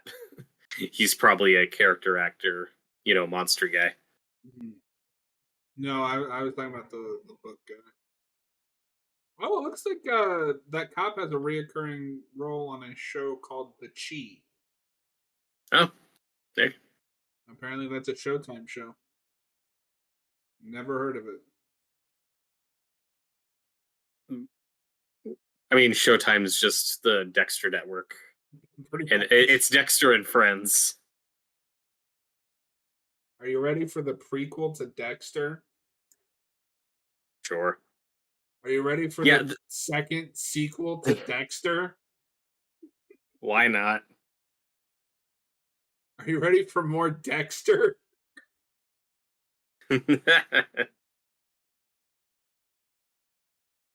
Yeah, this show just comes out at a weird time where I'm glad Stars picked it up, and they went with Stars because they got to do whatever they want. They got to be full. They got to be not full art. They got to be unrated. They didn't have any restrictions with gore and language and all that stuff that they would have had, on a network show. And with Stars, they were really trying to get into the game and to compete with your Showtimes or HBOs and stuff like that. And if it had been just a few years later, this probably would have been a streaming thing. Because Stars was, this was those early streaming days. Netflix was the only game in town, and Netflix wasn't interested in this. Even though this would end up on Netflix and would be really popular on there, but whatever. So I'm still glad we got the show that they got to make the show they wanted to make. It's just like, I don't know, maybe it came like 5 years too early. I think that the people that make these decisions should be required to talk to like normal audience members. Do you have interest in this? Yes or no? And if there's enough people that say yes, put some goddamn money into it. Because more than ever, it feels like these studios are completely detached from what Yes. audiences want. And it's just, it's all the more baffling that it's so difficult for them to get that animated show off the ground. When it's like, okay, the show didn't have amazing ratings. It still got to 3 seasons. It still got millions of views on Netflix. It still has a dedicated, like, you already have the built-in fan audience. And the Evil Dead remake was successful. Evil Dead Rise was successful. Like, the money and numbers are there And they're making more for this movies. property, and they're making more movies, but it's like, yeah, but I don't know, we don't wanna. And it's tricky because animation, yeah, it's expensive and it takes time. That's like a 3 year I am commitment just before the shocked thing even hits. Prime isn't picking that up. But they should, like we said, the show premiered almost 10 years ago and it still has fans. People are still talking about it. We just got the game. Yeah, look how that turned out. Yeah, but it was like moderately successful. I think that was more. It wasn't a failure. I think the game was more of just Saber was incompetent and didn't know what they were doing. Mhm. Because as much as I like that game, they never figured out a proper balance of like making it fun for both sides. It was always balanced towards one side or the other. It still had more players than, I mean, okay, but look at it from this perspective. The Evil Dead multiplayer game had more players than the Rock had a general more dedicated player base than the Rocksteady Suicide Squad game. How the fuck did that happen? Well, and the other thing that hurt it is just that Epic exclusivity. Mhm. Because We're probably gonna get flamed in the comments for this, but I don't care. PC gamers are a bunch of entitled whiny brats. If the game doesn't launch on Steam day one, they won't buy it. So by the time the game comes out on Steam, it's too late. Yep.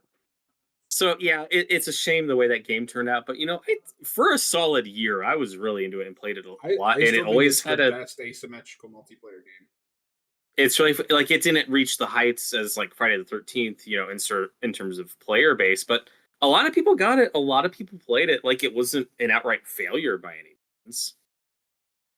Nope. I'd be surprised if more people played that Texas Chainsaw game just because no one talks about it. That really came and went.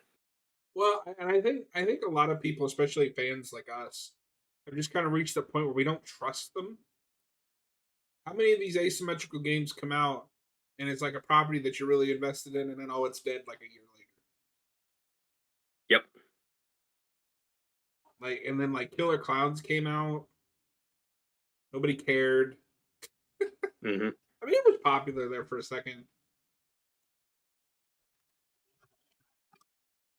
Let's let's do some player counts checking while we're looking. Go for it.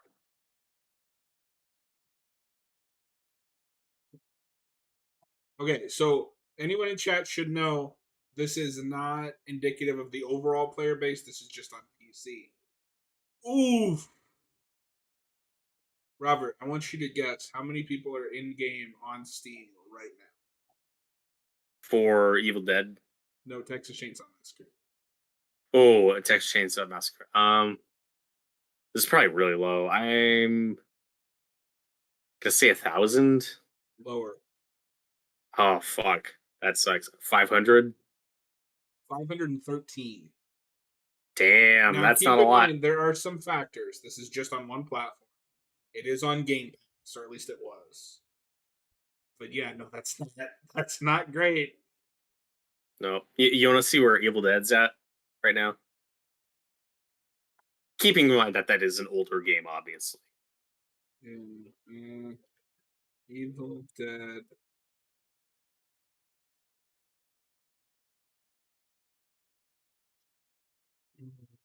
What's your guess? Oh, is it bad? It, it's Uh, not good. I'm gonna so I based on your reaction, I'm gonna say 400. Lower. Damn, 300. Lower. Damn, 200. Lower. Wow, 100. Lower. Damn, 50. Lower. Are you fucking with me? It's that bad? We're gonna get Robert's live reaction to this. I mean, I shouldn't be shocked. I don't play the game anymore, and it is an older game, but that is really unfortunate.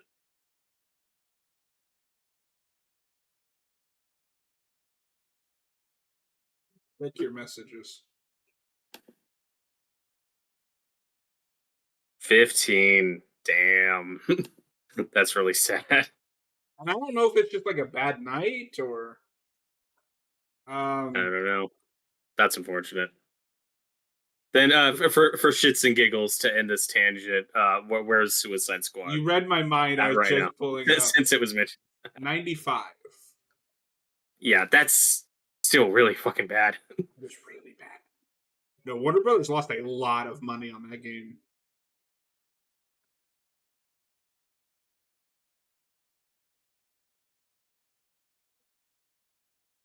Not just a, sorry, we gotta check one more.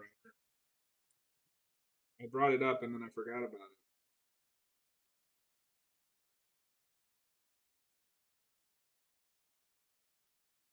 Damn it.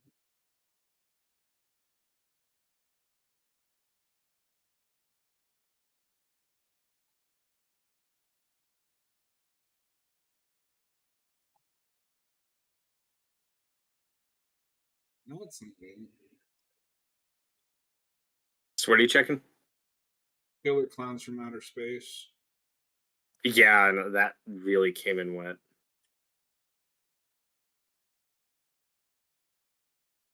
Okay, so keep in mind this game just came out in June. There are 50 people on Steam playing.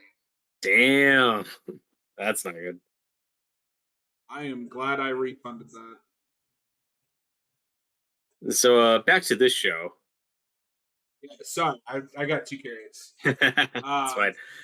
yeah, I the love guy that how we're about to meet is in the game, and he was the bane of my existence for such a months. pain in the ass boss fight. I do love Ash's logic here of, well, if we can't translate the book, I know. Let's summon a baby demon to talk to, and he'll help us, but just a little one, something we can manage.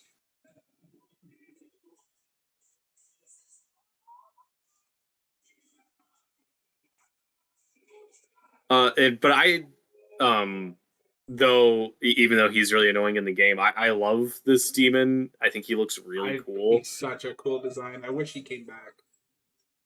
He reminds me a lot of the Demogorgon, and this comes out before that. That's it. Well, they don't have eyes. They have big mouths. They're very No. tall. Got like that pale body. Oh yeah, this would have been 20. This was 2015. That's 2016, I think. I think.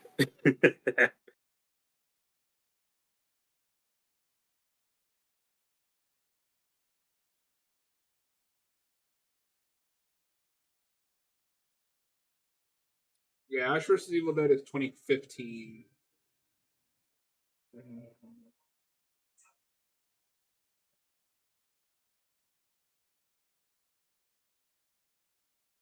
It is 2016, yeah. Yeah. But that was And kind of what was in for monster design because I also have that with the Quiet Place monsters. yeah, the Quiet Place ones look like a cross between these and the Cloverfield monster for sure. And then Well, they no, I really think the Quiet Place monster looks a lot like the Demogorgon. Mhm. And they really sold this show hard on this creature. He was all over the trailers. They made an action figure of him. He just looks And, so cool. and we don't get a lot of this in this franchise before. We rarely see deadites or demons in this series that aren't, in human form, that aren't possessing somebody. This is a demon in its pure form. The only one I can think of off the top of my head is the one at the end of Evil Dead 2 and kind of in Army of Darkness, like the one with the big wings Mm-hmm. that flies around.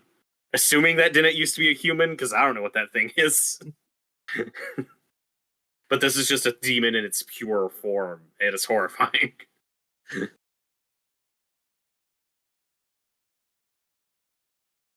And is actually a guy in makeup. Yeah, And even Pablo, that though was a bad idea. and even though it has this weird jittery effect to it, you could still tell that this is still a guy in makeup. It's not completely CGI, which is nice.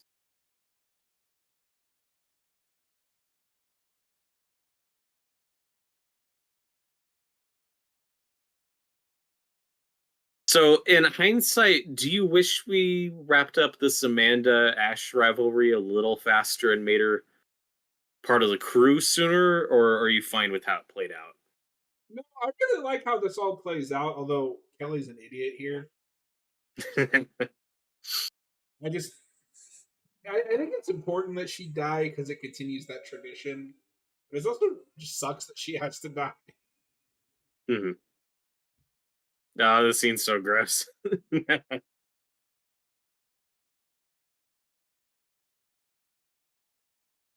I don't understand what's happening here and how he can survive this, but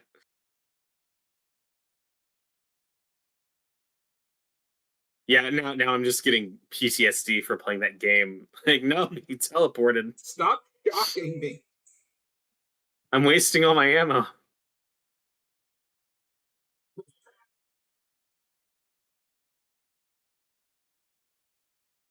Also, a thing the show does really well is variety in locations. This set's really fun. I like this bookstore. Every episode we go somewhere different. That's something that Which really keeps the energy of the show up. it's something you notice immediately in season two. It's we're in this town and we're going to be in this town for the rest of the season. Yes. That glass looks atrocious. That looks bad. Oh no. Hey, maybe you should have ducked. Just a thought. Yeah, well, it was a scary moment. I'm probably not as hard on the CGI as you are. Just thinking about other shows on this time, like the CW stuff, which had horrible Yeah, but CGI. yeah, but like I can't, I'm not gonna give a premium cable show a pass because a shitty CW show existed at the same time But that's what the standard was. in 2014. Yeah, most prestige 2015. television was still, like dramas, stuff that wasn't that expensive. Game of Okay, Thrones was an exception. It wasn't the norm. but Supernatural had been on for almost 10 seasons, and that show never looks that this bad. Okay. I haven't seen that show, so I'll take your word for it.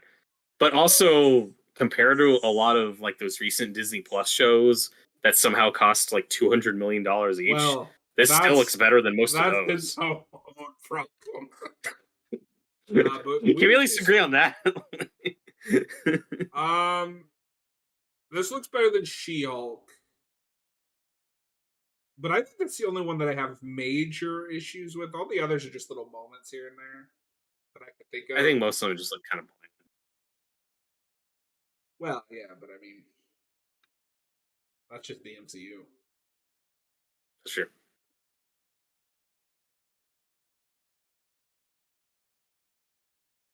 I don't know how dumb she's gonna be here in a second to just like cuff his wooden hand. It's a Looney Tunes gag, and I love it.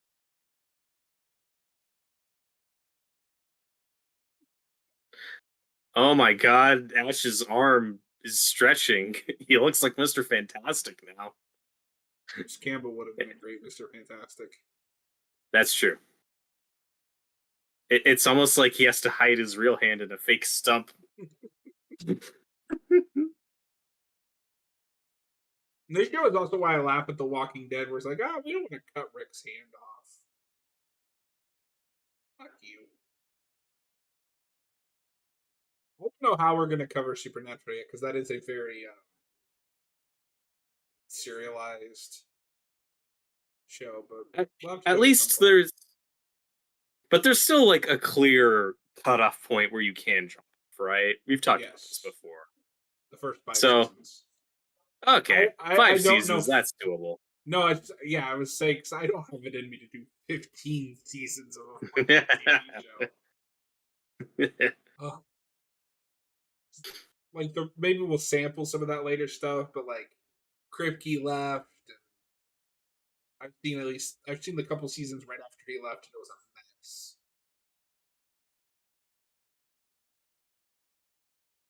There's a really fun episode with a rabbit's foot, where as long as you hold it, you're extremely lucky, and then if you lose it, you become unlucky until you end up just getting killed due to your unlucky nature.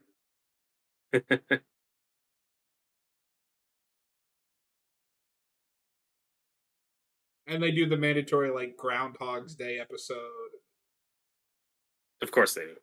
Although that has one of my favorite lines in the show, where he's like, "Yesterday was Tuesday, and then I woke up and then today was Tuesday."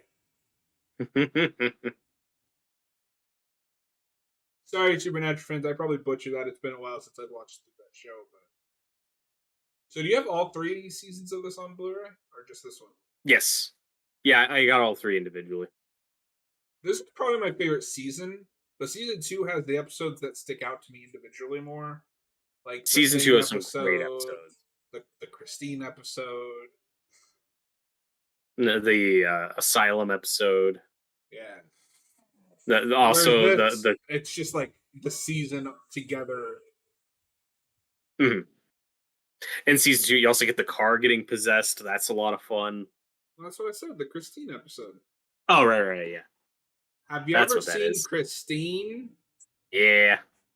All right, that was season 1, episode 3. If you're watching after the fact, as always, thank you for hanging out. Please consider hitting that subscribe button.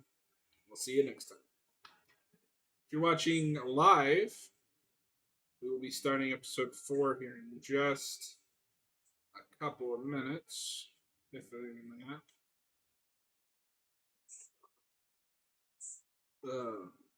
Maybe we could just make a wheel of all the shows that we need to do, Robert, and spin that like we're doing for the remake thing. I don't know if we can do that when we have No, we Stranger can't. Things. That's still kind of top priority. Yeah. All right.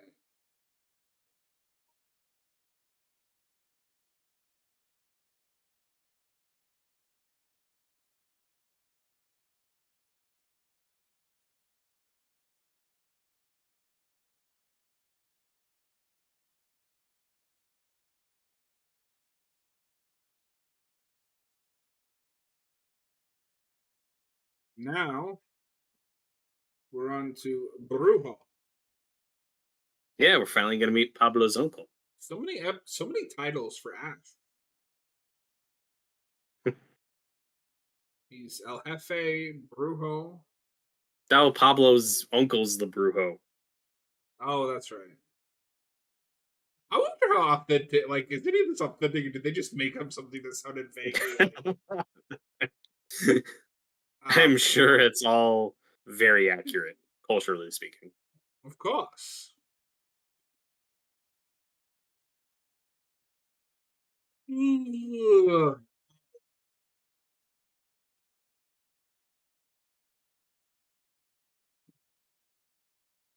Are you ready to meet the Brujo?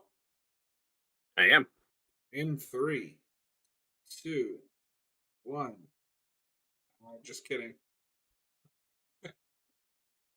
All right, this is season one, episode 3 of Brujo. I forgot to hit record. That would have been bad. All right, in three, two, one, go.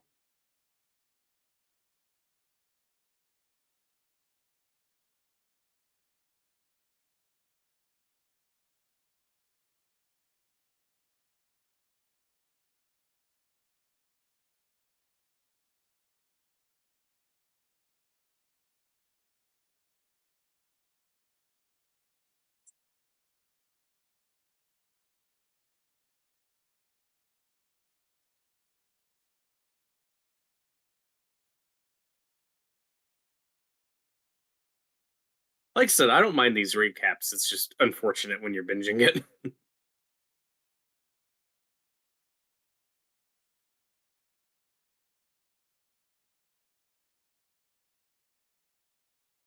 Yeah, that's why I said on home media. I don't know if you need this. It should at least be optional. Damn it, stars! You can't do anything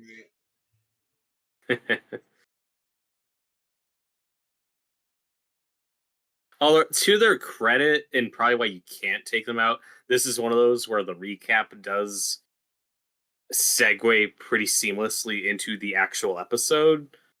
right. So it would probably cut awkwardly without it.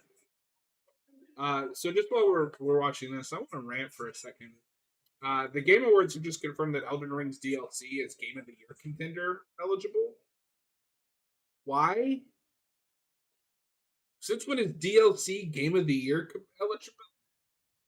It's not a I game; don't it's know. DLC for an existing game. I don't care how big it is.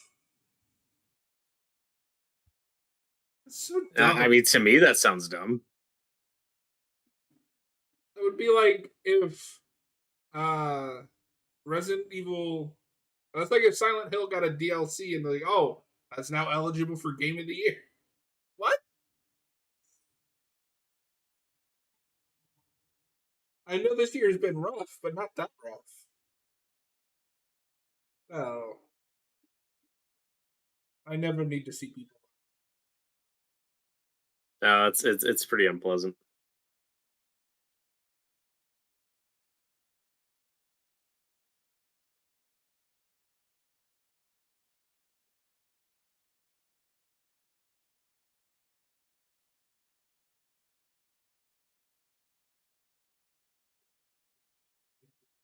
You know you have a concussion though. because her head hurts. Like this is like, oh yeah, this is clearly New Zealand. Yeah, I love this song.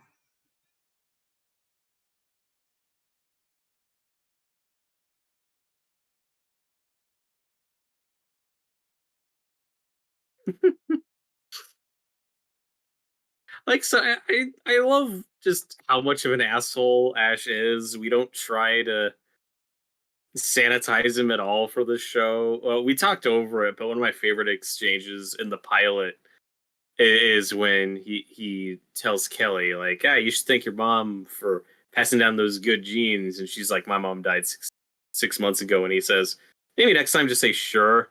Because dropping a bomb like that on somebody you just met, it's kind of rude. So Robert, you know He's what such an giant asshole. cultural and significant moment we're missing while we're watching this excellent television show? What? Jake Paul versus Mike Tyson. Oh God, yeah. I couldn't Every care we less. we timed this horribly. Everybody's watching that. I've got a bunch of people in in different discords. I've been trying to watch the thing. I'm like, who cares?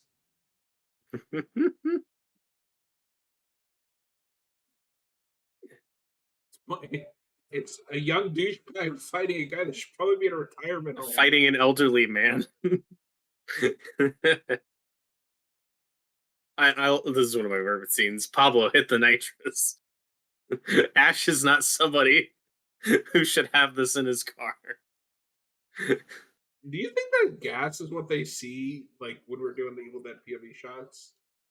I hope not, because I remember when I first saw this, that my reaction was, "Oh, that's kind of lame," and then we never do it again. So, maybe that's just how it looks in this episode, because we're never consistent with it, and that's fine. Yeah. So I just like to point out, not only is that car carrying a big ass trailer, it can somehow handle nitros despite being like 100 years old. I love it. But that's the car is kind of the big thing that reminds me of Supernatural, because that show is obviously about two brothers who live in a car, and it's almost like a character in that show.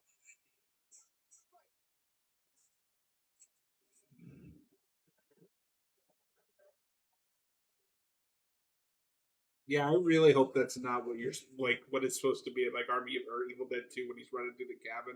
I mean, You know how and lame we that would never we be. never do it again. Yeah, I like to think Raimi saw that. I was like, don't do that. Don't do that again. It's still Okay, a fun chase though. I've been thinking about this ever since we talked about how like Raimi's really chill about like how popular this has gotten, even though it is kind of a miracle. I desperately need a sit down conversation with Sam Raimi and John Carpenter. Do you know how amazing that would be? Yeah, I have no idea what they think of each other's movies. Like, I'm sure Raimi likes Carpenter stuff, but I have no idea what Carpenter thinks of I Raimi. need I need Carpenter's opinion on Evil Dead 2.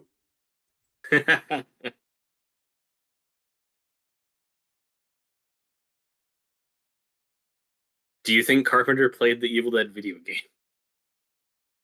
Oh god, I hope so. Me The too. funniest thing is that he loves I don't know if you saw this. Carpenter loves Horizon Zero Dawn. Hmm. I got a kick out of that.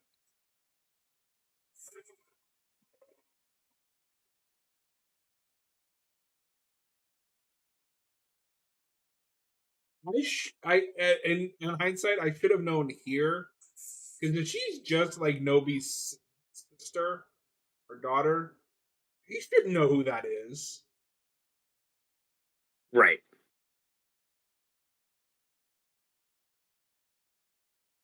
No, I like the ultimate reveal that she's one of the Dark Ones.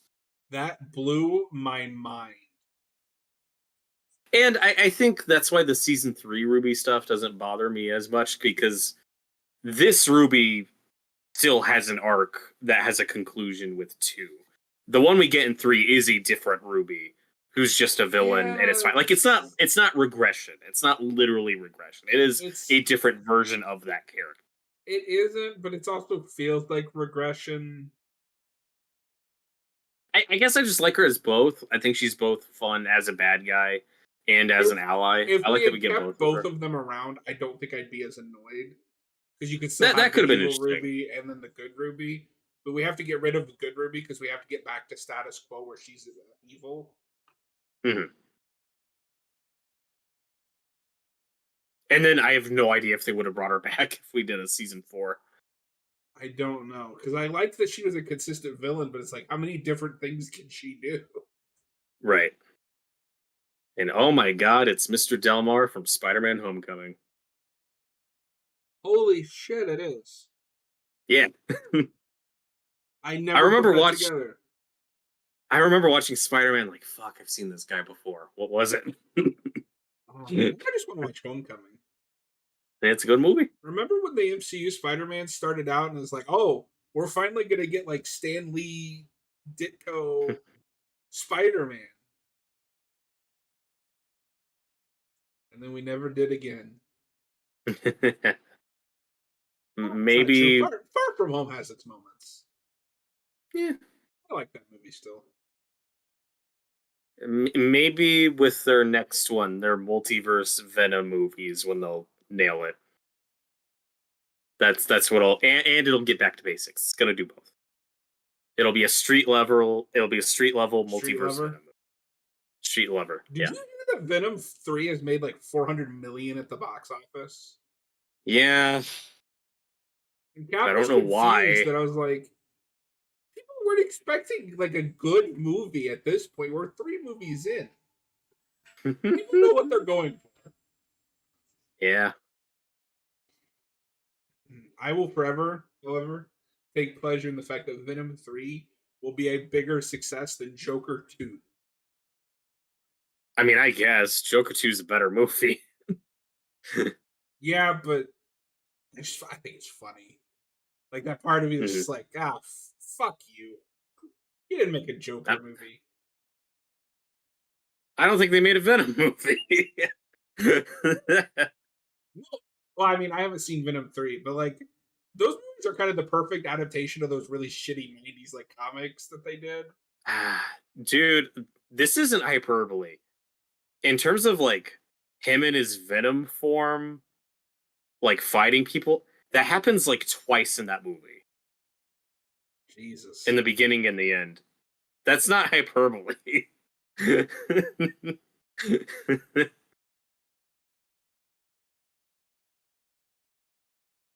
Oh, those are gross.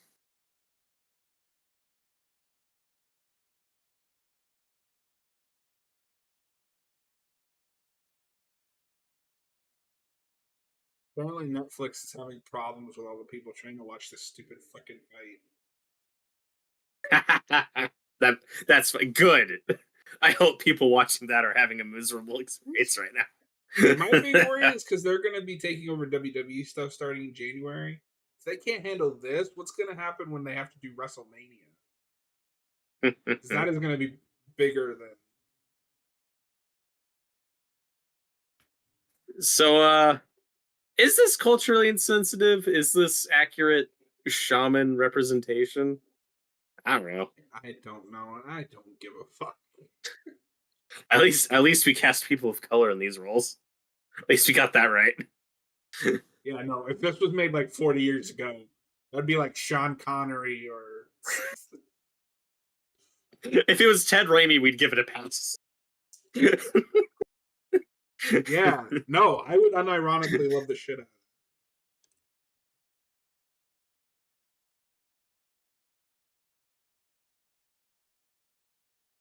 it. I do think the show slows down a little bit for these next couple episodes, but we still get some fun moments.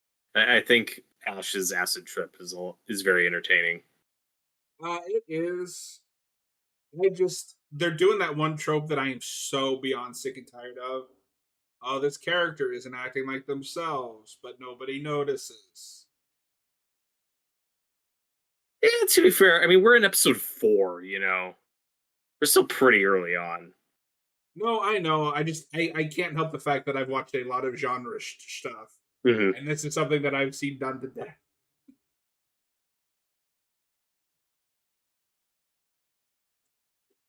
Also, and now Pablo's genius who can make a robot hand. That's fine. It's fine. that, that's just consistent with this universe. Maybe this is a universe where robotics are just way more advanced than ours. That's it's that in Demon Evil books. Those are the two things that make it different.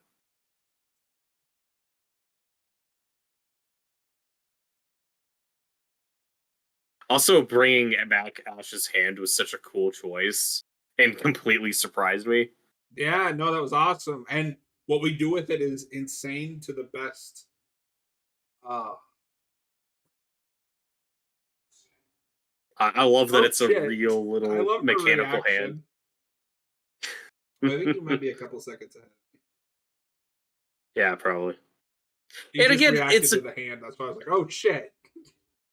it's a callback that's not annoying. It's not forced. It's like, oh yeah, the hand just disappeared at the end of that movie. We never knew what happened to it. That just, if you're gonna make this a show, that's a thing that makes sense to bring back and do something. I kind of always It's not assumed it got sucked forced. back in time. Yeah, we just don't see what happens to it. Robert, when we finish Evil Dead, or fuck me, when we finish Resident Evil 2, because that's the next game we have to play, after that, we should do Evil Dead Regeneration. That is a what Oh, if. okay. In that one, he never goes back in time and ends up getting arrested because people think that he murdered everyone at the cabin. I mean, maybe that's still canon to this because when we go to the cabin later in this show, it's not all destroyed and fucked up like it is at the end of Evil Dead 2. Well, the only thing is the Ted Raimi isn't playing a midget Deadite in this, so it can't be canon. Because Oh. But Ted Raimi also plays like 20 characters in this universe. It's fine. this is really the Ted Raimi cinematic universe. Yep.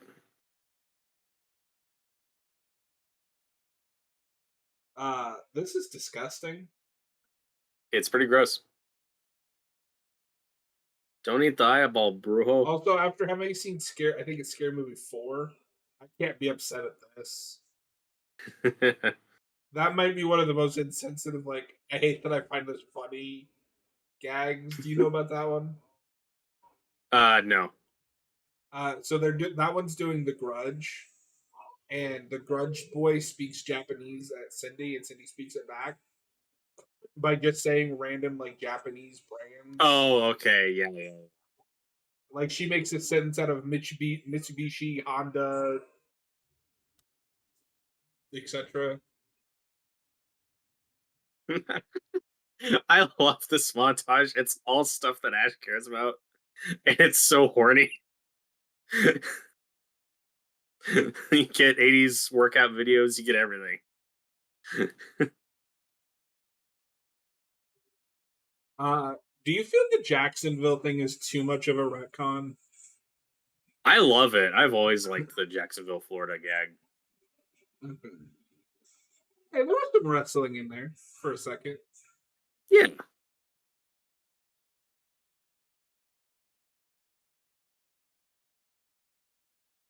No, this is just like a super creative, like, this is what Black Panther is trying to do in that one scene where he like visits with his ancestors. Yeah, it's just on a green screen. No, He does have my this is favorite like Chadwick Boseman moment as Black Panther though. I mhm, forget what they he's say, great. but then he's like, "No, you are wrong." Wrong. I like these scarecrow ashes. It's such a weird visual, but it is kind of creepy. No, it's great. And I don't know who the other people are supposed to be.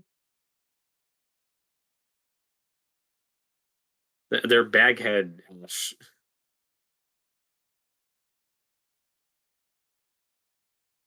No, I like the Jacksonville thing because it establishes that, oh, that's where him and Linda were gonna go next after the cabin trip.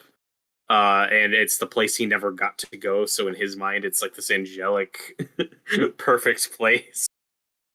I think it's funny. A place so perfect they named it Jacksonville. First, I'm thinking of free your mind and your ass will fall off.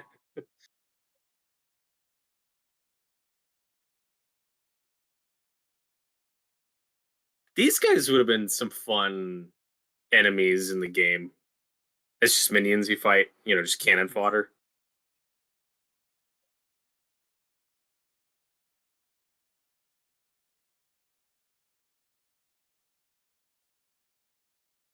Jacksonville, Florida. Worst green screen. It's terrible, but in this it's fine because it's an acid trip. No, I love it. And every season does this. There's at least one episode where we give them an excuse to let Bruce Campbell use both of his hands. Every season does it.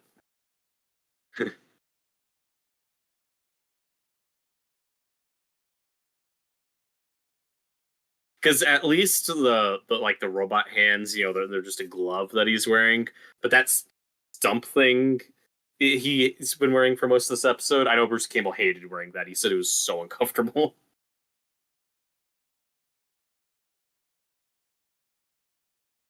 That must be why they came up with this robot hand. Oh yeah, and it's a Army of Darkness callback without having to literally be the Army of Darkness robot hand. But it's the same idea.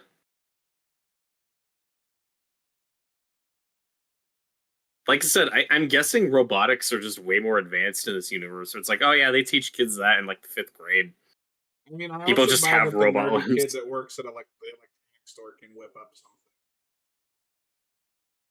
Yeah, that helps it.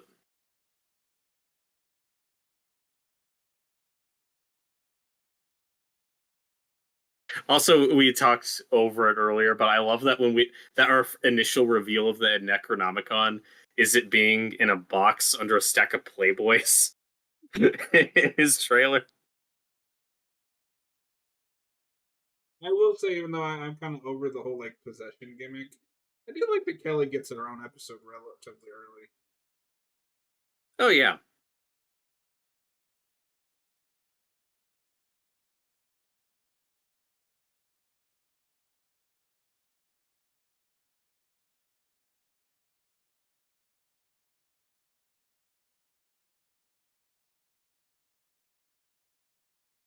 And Demon Kelly looks really cool with the black eyes.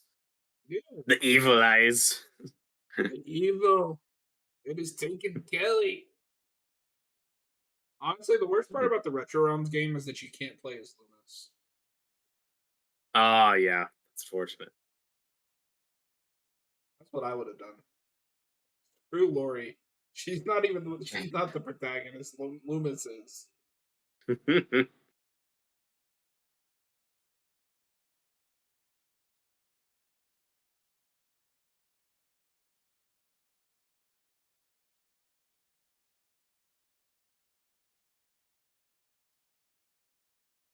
I'm of two minds about this because Pablo's seen enough at this point that he should be more suspicious, but they're both so good, I can let it slide. I'd buy it after a certain point because poor boy just really wants to bang her. He really does. And we never pay this off. I forget. Do we get a Pablo Kelly kiss scene in season 3? I don't remember. No, the closest we get is just her being jealous whenever he has a girlfriend. We were building to something. Yeah, but it's one of those things where kind of fine either way. I like Which them is enough kind of as funny because I guess if you look up this actor, he's gay in real life. Oh, I didn't know that. I didn't either. Hmm. But he plays it in such a way that I believe that he really does have feelings for this girl. And it's very typical TV thing. Like, of course, you want them to get together because it's what we do in these shows. But whether they ever do or not, I like them enough as individuals and as friends that I'm kind of cool with it either way. I like them both as friends and potentially as a couple. I don't care how it ends. I would just like a resolution. It's That's just fair. kind of left hanging in the air because remember in season 3, she kind of goes off and does her own thing. Because, like I said, I really feel like, especially in 3, we just didn't know what to do with Kelly anymore. Yeah. And then she dies, and it's a really weird story.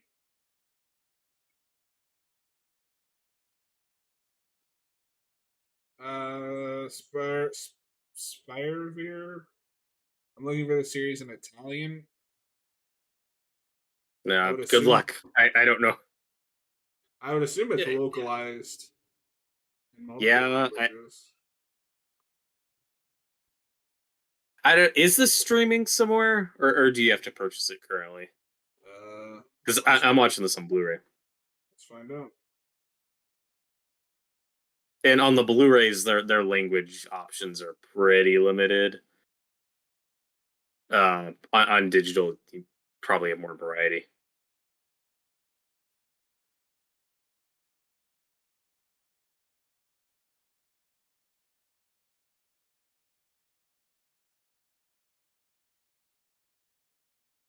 It is not streaming anywhere. That is shocking.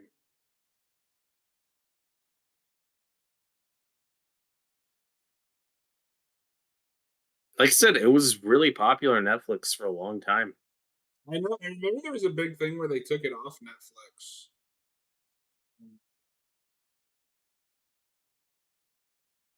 Isn't there a thing with one of the where stars didn't really want to play ball with something that they wanted to do? Probably. This is one of those episodes where, in hindsight, it makes me feel dumb because on first viewing, it's like, oh, cool, we're seeing him in the cabin. Like that. That's kind of nice that we get this hallucination sequence where we're in the cabin for a second. I shouldn't have been surprised that we literally go to the cabin this season. They wouldn't have built that set just for that one scene. Of course, they used that cabin set as much as they possibly could. It looks like on Vudu it is only in English. Oh, that's unfortunate and annoying. I do wonder if that is one of those things because I don't know if like Stars is available overseas. Maybe they just don't bother. Probably not. Yeah. Yeah, your best shot would probably be just purchasing this on YouTube and just turning on the captions. Like, it would probably be shitty, but it would be better than nothing.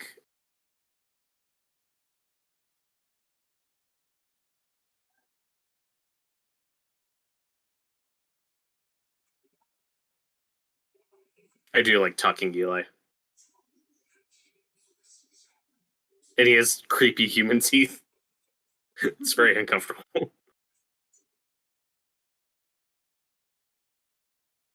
And little Laurie's back. That's one. The Italian title for the first season of Ash vs. Evil Dead is Ash vs. Evil Dead Prima Stagione. You can buy the Italian DVD on eBay. Okay, cool. I hope that's not horribly expensive. About $75 plus shipping on Yikes. eBay. So it does exist. Unless it's just the title is Italian and you just watch it, it's just the English, the I normal English know. dub. Or it's like Or, just subtitles. and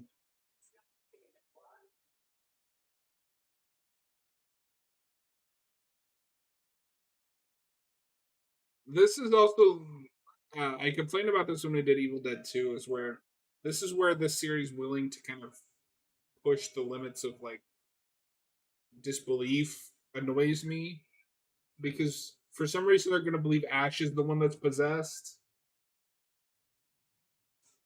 To be fair, I mean, they did just walk in on him choking Kelly. They have limited information. Yeah, but I would think the Brujo would know better. Hmm. I feel like this episode and the next one could have probably been combined into one, or could have just been an extended episode because this is where we do slow down a little bit, but it's not too bad. All right, well, that was season 1, episode 4, Brujo. Robert, are you feeling Brujo-y? If good, then yes. If you're watching this after fact, thank you for watching. Please consider hitting the subscribe button, and we'll see you guys next time. If you're watching live, we're going to be moving into episode 5 here in a moment.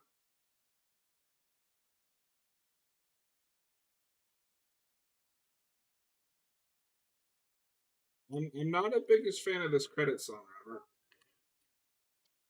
I think it fits, but it's not. I'm not jamming to it.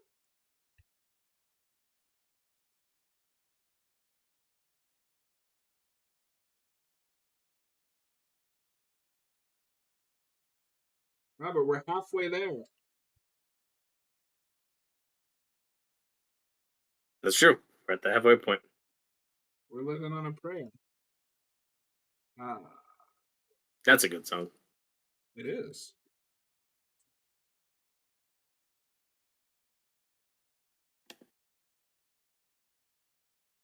What do you think of the background that I picked for tonight's stream? I like it. It's a little different, but it's the same picture of Ash. It's the back of a season Yep, one slipcover. yep. I So almost went Pablo with and that Kelly one, are but the I couldn't find a great one. It looks like this is probably from that same shoot, just at a different yeah, totally. And as I mentioned before, I have this angle. Love awesome that. lenticular slipcover. I don't own those seasons individually. I'd like to try to get my hands on the steelbooks at some point. I've just got them Oh, in the cool! I didn't know there were steelbooks, groovy collection. and the Groovy collection is pretty groovy. It is. This show is pretty groovy, Robert. I don't know what you think about it, but I like it. It's very groovy. And like we were talking earlier about the catchphrase, if we did that in every episode, it would get annoying. Yeah. All right, this is season 1, episode 5, The Host. Robert, are you a host for a Kandarian demon? Oh, I hope not. Are you going to be dead by dawn? Remember Dead by Dawn? I mean, you do have my permission to chop it from. I grew with it. Excellent. I will keep that in mind. All right. I can't seem to hit the right button here. In 3, 2, 1, go.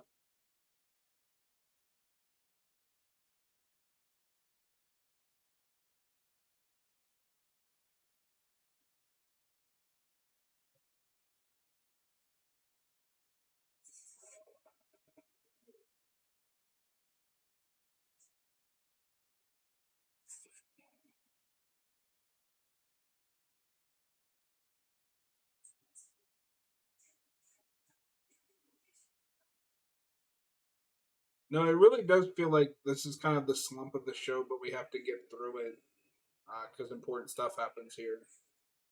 Yeah. And we're back in full gear after this. And again, it's a TV show. We're getting some of these tropes out of the way early. You got to mix it up. We're not doing the same thing every episode, which is nice. I think it's more standout because this is the biggest like genre trope that they do. Hmm. The other stuff they I do also is more do, just like horror movie references. yeah. And I think on first viewing, this has more attention to it. And it also probably feels like, oh, we're dragging this out because this is a main character and she's possessed and might not make it. So, of course, we're spending multiple episodes on this. Like, there is real tension here where you don't know if she's going to survive this season or Yeah, I guess.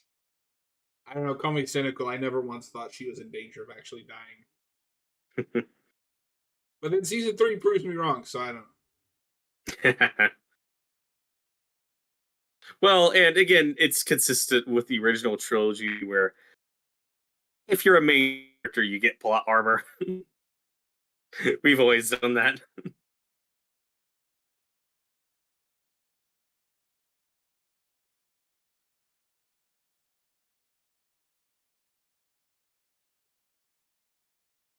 And like I said, I appreciate that the show is always moving. We are always going to new places, meeting new characters. It does help each individual episode stand out. But I also agree with you that this also feels like just a full Evil Dead 4, just, stretched out.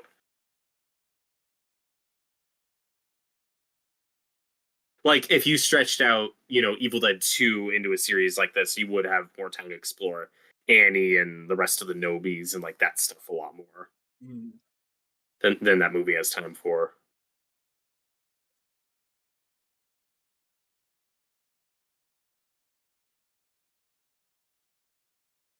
You feel like pleasure from the waist down. What? That's his concern.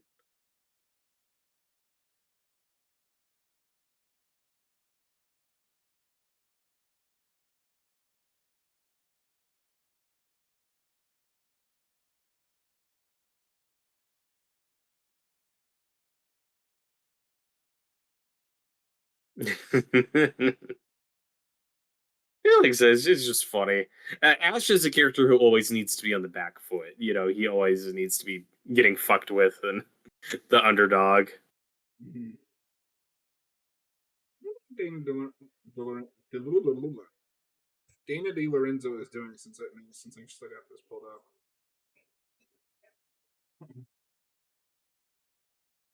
And like I said, she is having a lot of fun in this episode. She's really entertaining as possessed Kelly.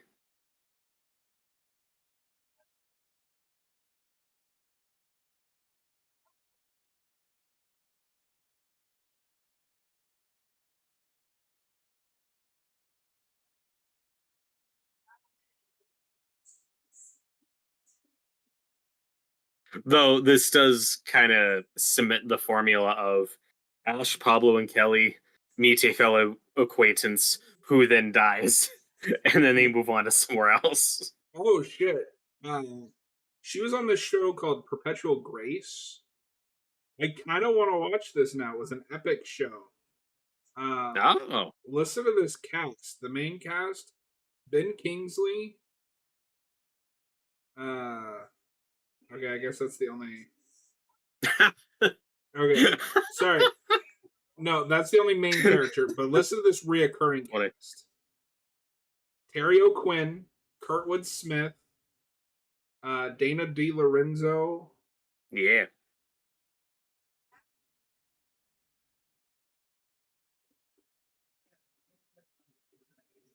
No, those are some fun character actors. Oh, she was on that reboot of that revival of Will and Grace. Were both of those after Ash versus Evil Dead? Yeah.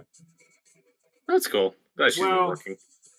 Will and Grace was the same year that show was ended, so probably around the same time.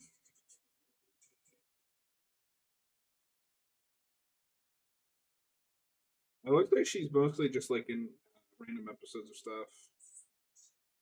She should have a bigger career. She's awesome. Yeah.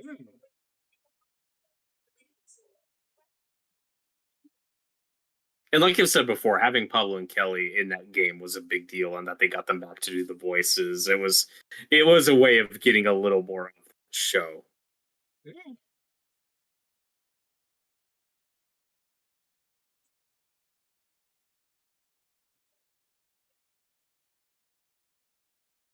And I know you've said before that your ideal Evil Dead game would be like a first-person Doom type game. Would you be fine if we had a new main character, or does it have to be Ash for you to be interested? I guess it doesn't have to be, but it would take my excitement from like here to maybe like here. What if he showed up as like a side character during the game, and then you got like DLC or something where you played as Ash? Would that be like a fair Like compromise?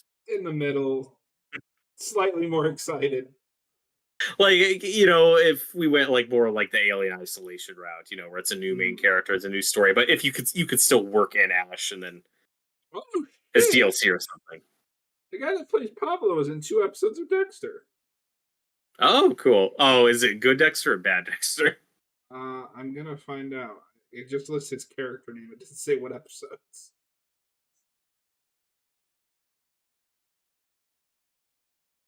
Oh my god, he is unrecognizable. Oh, that's funny. I guess I'm just really used to him with the hair and the mustache. That is him in Dexter. Oh, that's funny. That's great. Oh, he was a pimp. That's awesome. It's in this universe that's you wanted closure for Pablo. There you go. That's what happened to him. This and Dexter, it's Um, all the same universe. so that is during the good stuff because that is season 3. and then Oh, he's cool. apparently skinned alive. Oh, that's Rip. bad.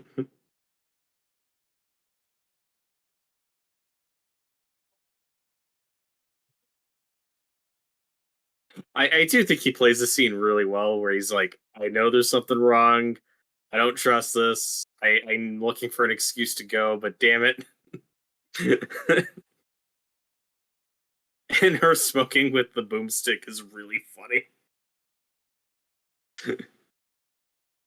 Using the boomstick as a pipe is something I never thought I'd see in the Evil Dead property, and I'm really glad we did. No, it's interesting just in general how much more drug use is in the show than the movies.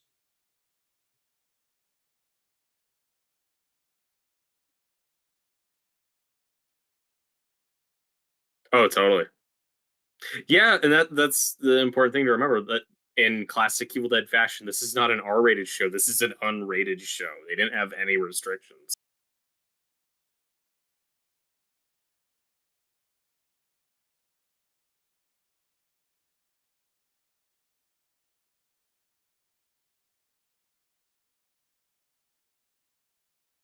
I do really wonder what he thinks about this show because like he came back for the game, but he is not as outspoken about this role as the as Dana is. Dana, that's true. Maybe he's just moved on, Yeah, to things in his life. He did promote it pretty hard at the time, and if you've never listened to them, you really should. The commentaries on this show are wonderful. there's They're very commentaries. informative. Yeah, on like every episode. That's So another good reason to own I this. own the Blu-rays, but I've never actually watched them. I've always watched it digitally. I wonder if those are on just the Blu-rays. I don't know if they're on the digital copies. I think digital copies usually come with Well, that's commentaries. yeah. Well, that's an excuse for you to put the discs in, because these commentaries are really good. No, the commentary for the first episode is Sam Raimi, Ivan Raimi, Rob Tappert, and Bruce Campbell. And then for the rest of the episodes, it's usually like Bruce Campbell, Dana De Lorenzo, Ray Santiago, and Lucy Loss is on some of them. Dana So De it's usually Campbell, Wait, Dana De Lorenzo. Did I fuck that up? Dana De Lorenzo. Okay. I think you It's like, combined wait, her name with Dino De De Laurentiis. Laurentiis, they're too similar. It's just like, wait a But yeah, minute, but what? yeah, it's usually like the cast who does most of those commentaries, and they're really fun to listen to. That's the thing, that's part of the rewatchability of the show for me, is like I've gone through the whole show, and I've gone through the whole show with the commentaries. So each season I've watched at least twice, but season one it's been many many times. I don't watch a lot of commentaries. I would watch that. Oh yeah, any time you got an Evil Dead commentary with Campbell involved, it's a good listen.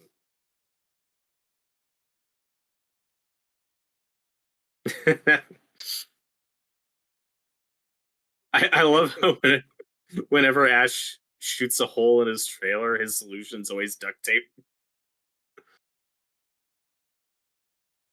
This was a map in the game too, That's true. or this was part of a map in the game. Mhm. And to their credit, I get not being a fan of this trope of, oh, they think this person's not themselves, but it's actually this person not themselves. We wrapped that up 10 minutes in. We do. I have Smallville PTSD. Okay. We right, and with Smallville, that's a 45-minute episode, and they do it many times.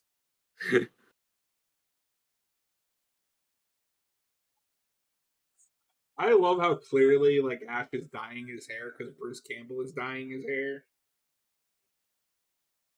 It's perfect. It's the character. The scene's so gross. So, do you have any commentary highlights for this episode? Uh yeah, it's all right. I don't know if I have any highlights. I'm with you. This is probably my least favorite episode of the season, but there's still fun moments.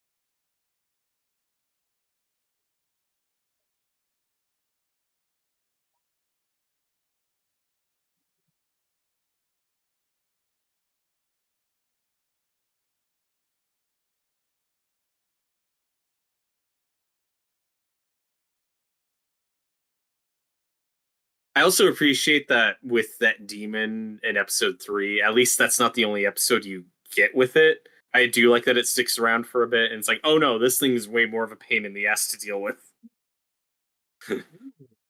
No, like I kind of wish this was a reoccurring villain that just popped up sometimes. Mhm.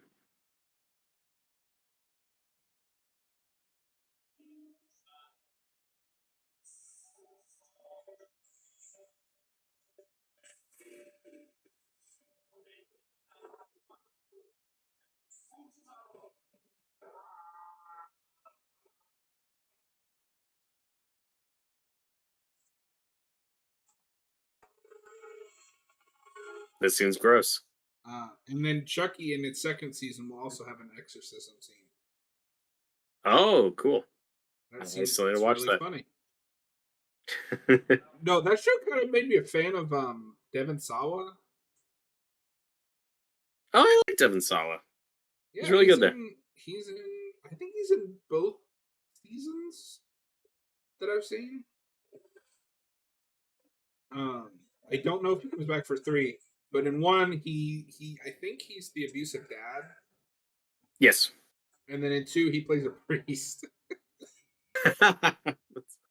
They've done that's happened a few times in the Chucky franchise. There's a lot of people that Don Mancini just brings back and has a different character. It's fine.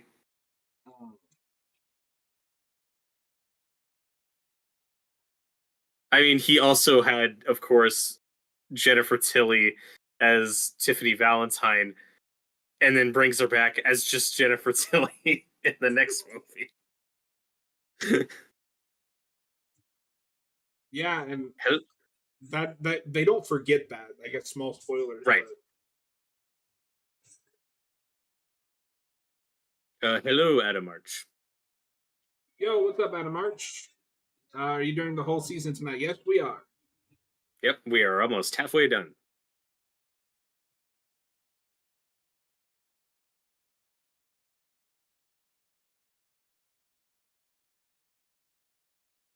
Like I said, I'm just torn because this subplot does feel a little dragged out, but I also appreciate that it's like, no. This demon's still a problem. This is not. There's not an easy solution for this. These characters are kind of fucked for the moment. Yeah, It just feels like though, if you were to cut the season down to like a traditional movie length, this is the first thing you'd cut. Like this is the first subplot you could do without. But I still think it's fine. yeah. The trouble with that is this is also like Pablo's episode, so you don't want to cut that because like it's growth for him. Right.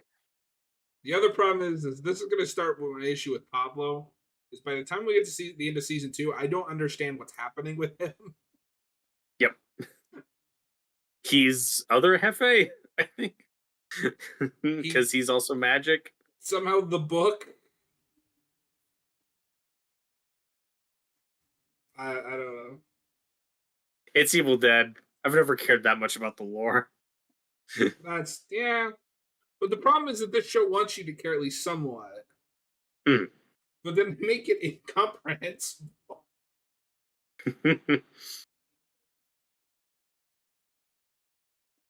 I like this moment though, like he can't do it.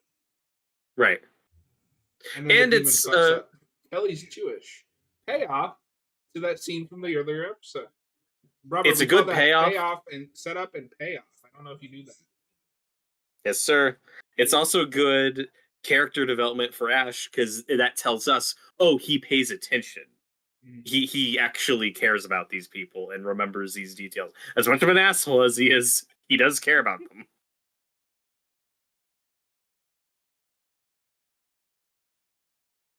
That's why I love Ash. It's like he's kind of that perfect like gray area character.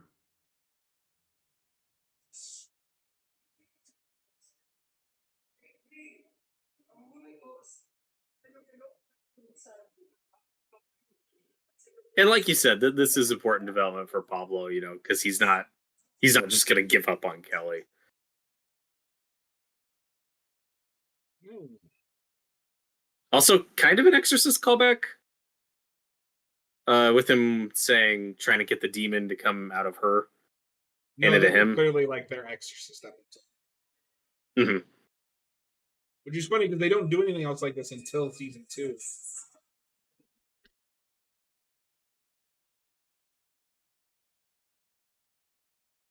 Which is a lot of different horror movie tribute episodes. Oh yeah.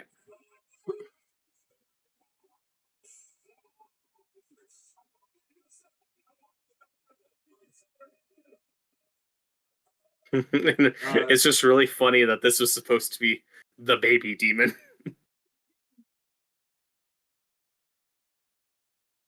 Shoot it now? Again, now we're playing the game. Don't waste your ammo. Oh no. That Yeah, it's was just flesh wound. that was rough. Him spinning like that. Yeah.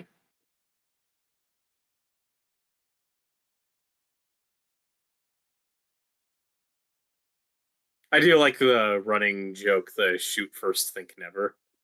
I love how this is basically an anime arc. The protagonist has to learn to trust their senses. That's a good Army of Darkness callback where he throws the boomstick for no reason just to catch it.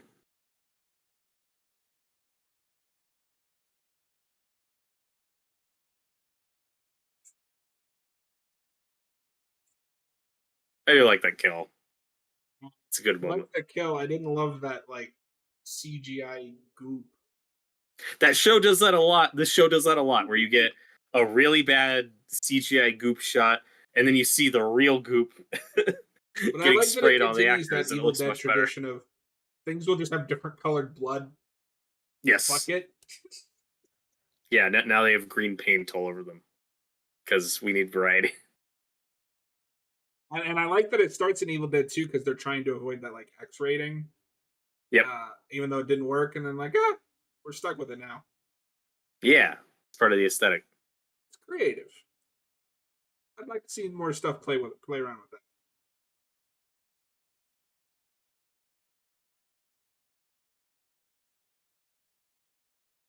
Robert, are you sad that this side character that you knew for like a total of 5 minutes is dead? I guess. Again, it's important for Pablo. You know, we need to spend some time with him. And also, this is the first time somebody Pablo cares about's died because like Kelly has lost her parents. No, I mean You like know, Joe Click. I do think this is an important moment, and I did like the Brujo. bro.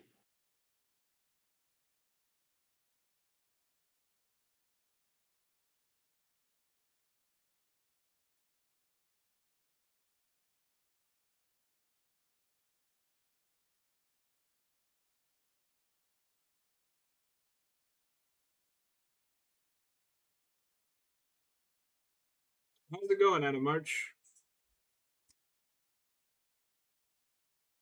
I feel like some of the early images we saw from the show were from this episode. Just them on this in this location and these costumes. That's possible. The only thing I remember right off the top of my head is just that initial trailer because like you got into did you get into this franchise before this show came out or this show already came Yes. Yeah, it was before the show. I was out? Okay. very hyped for this. I think that first trailer. I This think it was a Comic-Con trailer. it I think that's was. where it premiered. This was just like, oh my god, like it's happening. It was very exciting. Yeah, it's like 2011, 2012 ish when I first get in the franchise, and then the remake comes out, and I'm very excited for that. And then this show is just announced out of nowhere, and I'm like, holy shit, we're gonna get more Bruce Campbell as Ash. It's happening. And now Pablo has the medallion from the game. He's gonna That's make all I more see for now. us. And then I was reminded why I hate the television medium. I just like I can't start new shows that are going because I don't trust them. Yep.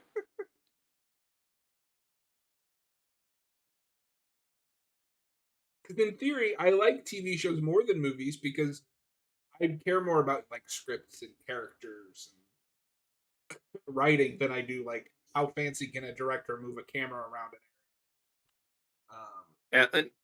I still need to watch it, but at least we know with like Arcane season 2, it's like they knew, look, this is taking forever and it's really expensive. So I think they knew ahead of time that season 2 was going to be their final season. So at least I know that It's that's going funny to you have an mentioned ending. that because I've been watching Arcane, and it's really good.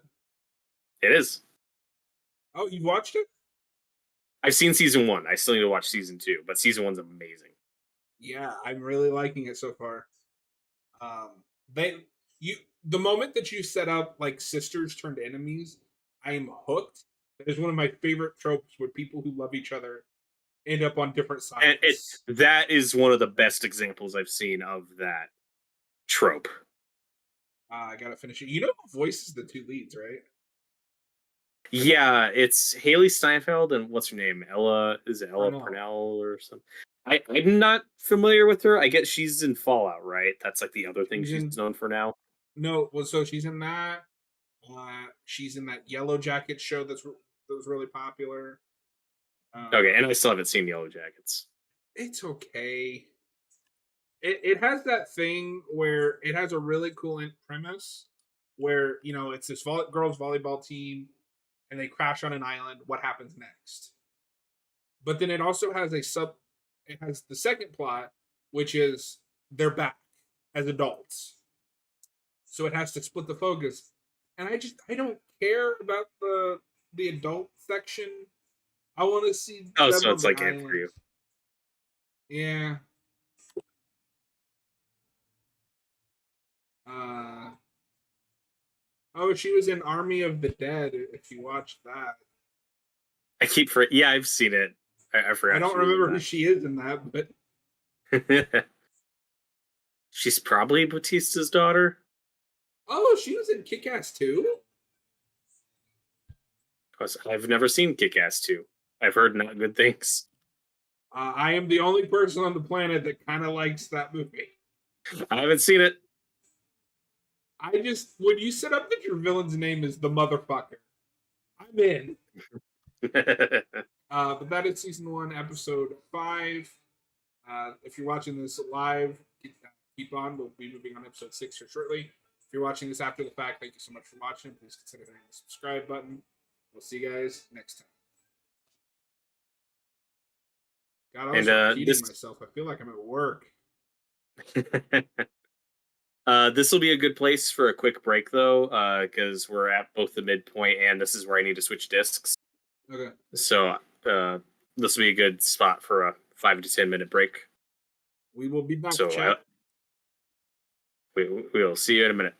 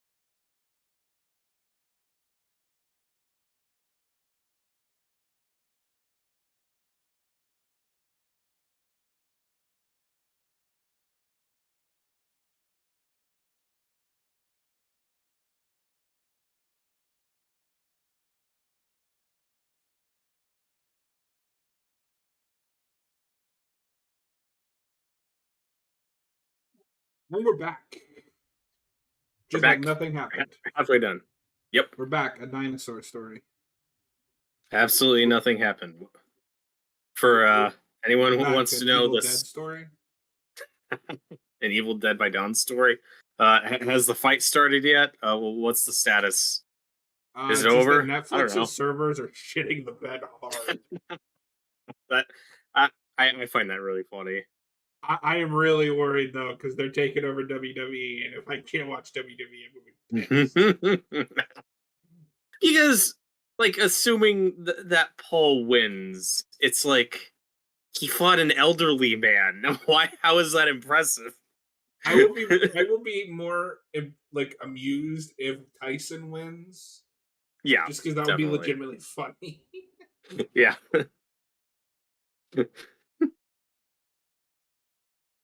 6. The Killer of Killers. I don't know. I didn't even realize. I thought that fight had already happened. I feel like they started hyping that up like a year ago. Right? I was like, I've been hearing about this thing for like 2 years. Did Tyson like break a hip or something? I don't know. Adam Mars said the world is rooting for Tyson. That's probably true. I mean, that's just true. Uh, I don't know how I've been not been able to escape this, but I've been following that whole Lunchable saga that they've had. Do you know about this? No, I don't follow Uh, this stuff. Logan Paul, Mr. Beast, and KSI put out their answer to Lunchables. Apparently they're terrible. It comes with like nachos or a pizza or whatever, a Mr. Beast chocolate bar, and a bottle of Prime.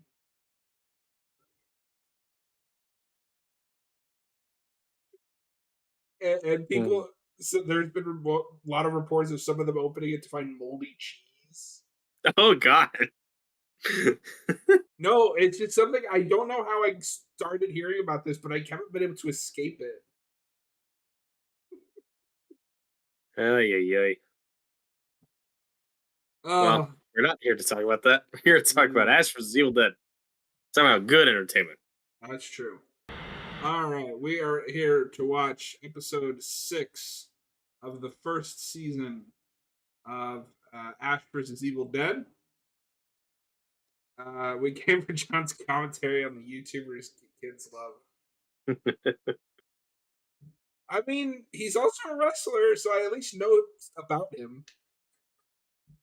I'm hoping he's done, but Me too.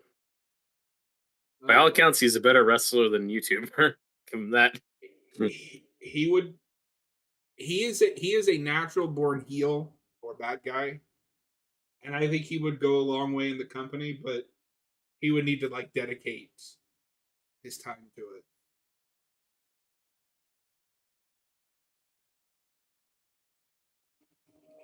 I actually pulled up the wrong episode. So what is this? Just like 5 episodes on each Blu-ray for you? Yes. I'm assuming the 4K ones are the same way There is no on your 4K. set. The Groovy set is So it's just probably the same discs. the Groovy set is just the Blu-rays. Yeah. Gotcha. All right. Are you at timestamp 0 of episode 6, good sir? Yes. All right. And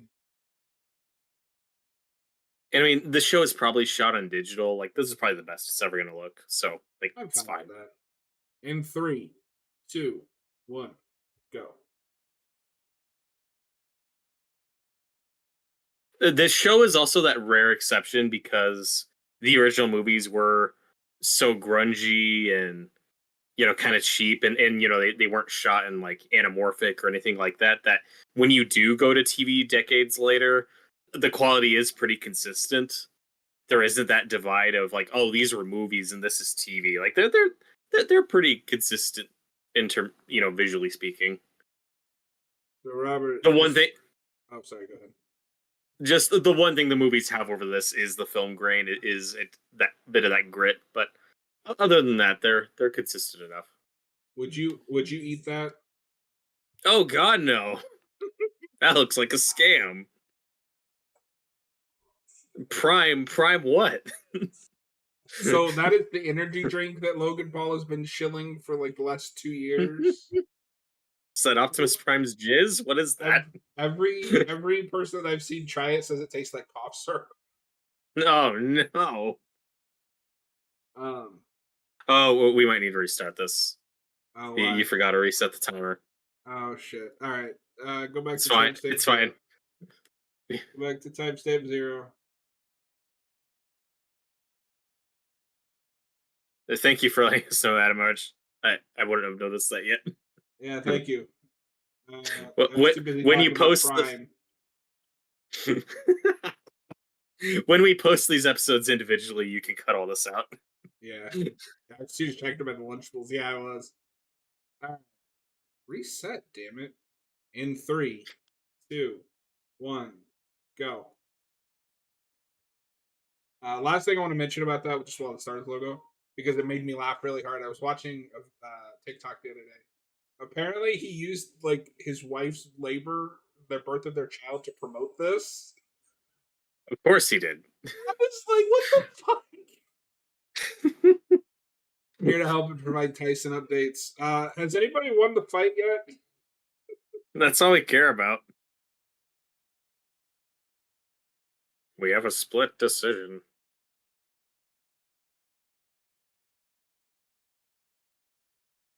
But yeah, I mean, this show does look a little too clean, but I think it works for. At this point, this is just a superhero show. Yeah. And like I said, there's still good cinematography, good art direction. The colors really pop. Talk about TikTok and Logan Paul. What is wrong with it? TikTok mostly for like shit posting. I said Robert a bunch of just random shit that I find, and then he never talks to me. Yeah, John keeps pestering me to twerk for TikTok, and I'm really shy. I don't want to do No, okay, not you ruined it. it. Oh, they haven't even fought yet. I didn't know there was. I didn't know it was like wrestling where there was multiple matches. I thought that weird. This is gonna date this commentary horribly. Um,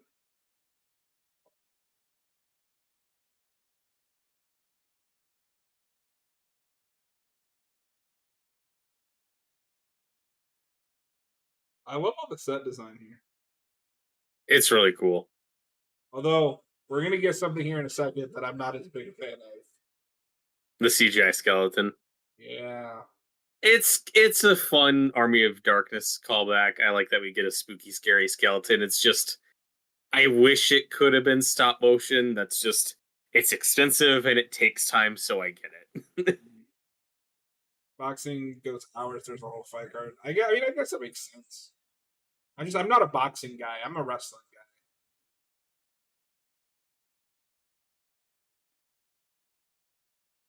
And that's also though when you know if you're talking to someone who actually knows this franchise or knows what they're talking about.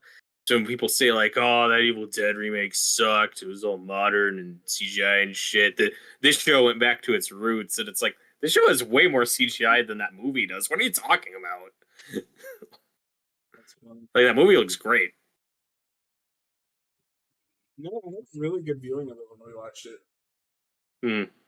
And again, the CGI, it's not good, but the tone, given what the tone of the show is, I'm not like taken out of it. I'm like, it could be better, but I've seen worse. I've seen so much worse. I'm also I'm just confused about the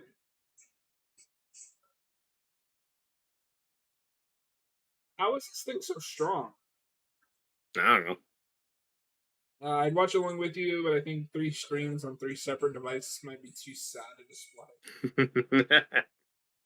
That's all right. We just like having you in the chat. As long as you've seen the show before, don't let us spoil it for you. Hey Marge, I don't. I mean, I'm sure we've talked about it a little bit, but are you a big Evil Dead guy or just like, those are okay?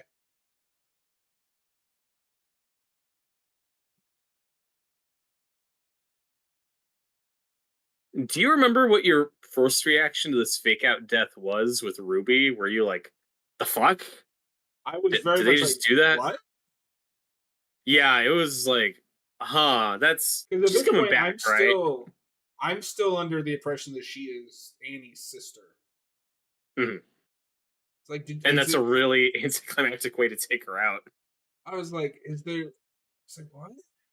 And then when she goes back, I was like, okay, so is the twist gonna be she made a deal like with the devil or something? Adam March, I'm not the Evil Dead fan that you guys are. I'm fair enough.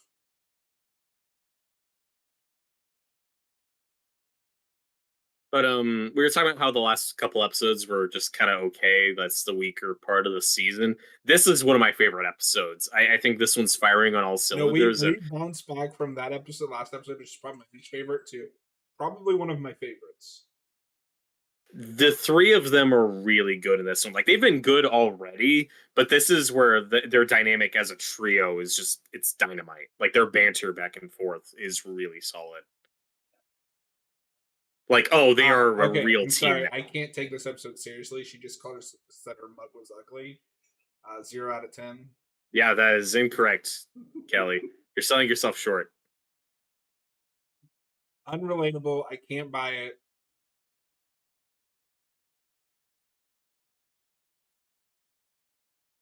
I think this is also the episode that defines Kelly in terms of video games, because this is where she gets the meat mallet, I think, Yes, and she has that in every game going forward. that's true. It's that and machine guns. That's Yeah, Kelly's thing.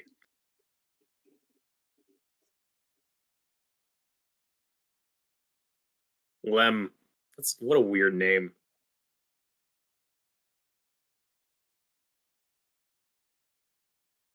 I like to think of it short as for Lemmy, like head.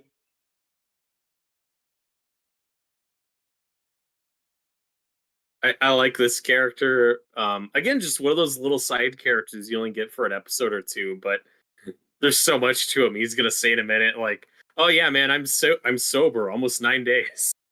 I'm doing great. It's good. It's great. It's all great. It's good. It's good." This guy looks familiar. He has a very distinct look. Clean and sober, almost 9 days.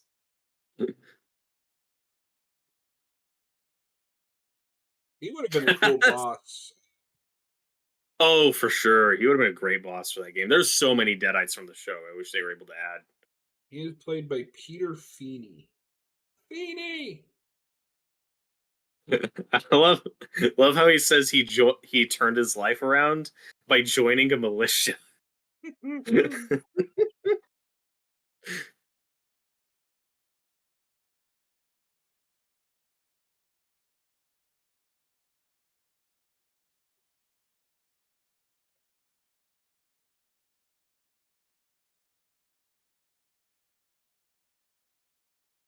I also think Pablo and Kelly's chemistry in this episode is really good.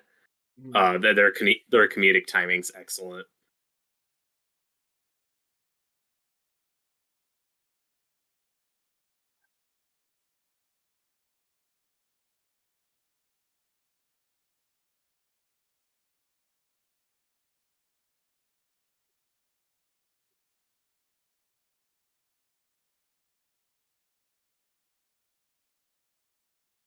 This is also the crucial episode where Kelly friend zones Pablo, and it's real sad.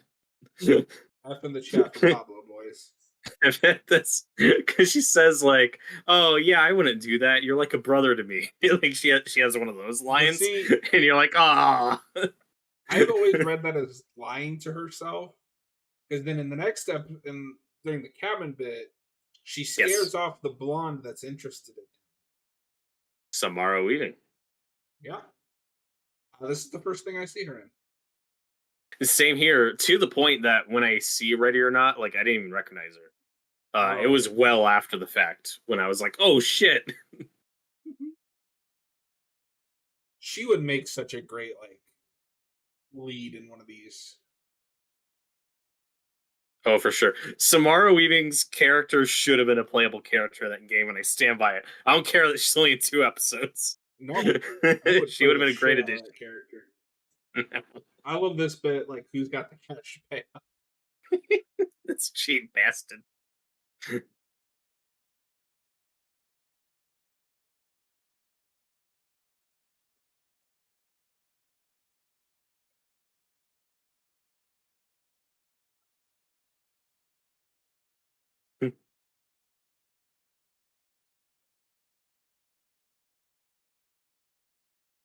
But coming up is one of my favorite Ash monologues, if you could call it a monologue, in this entire series.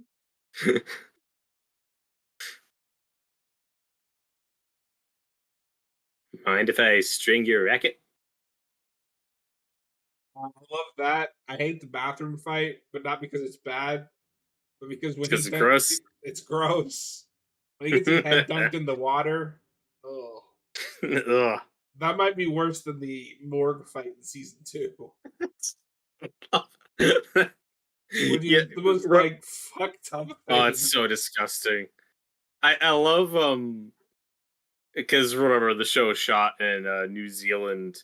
They had so much fun with the art direction and set design stuff, and I love that the Steiners called the Western Moose. Is that a reference to something? I don't know. It's just like Oh. what's the most cliche I wonder Michigan if sounding downer name?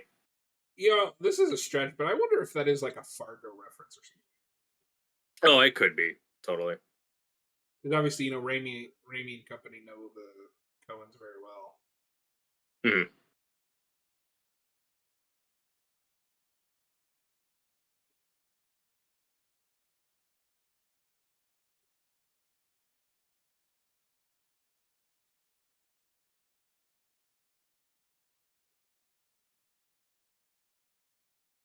But I am with you though that she isn't being entirely honest here. Mm.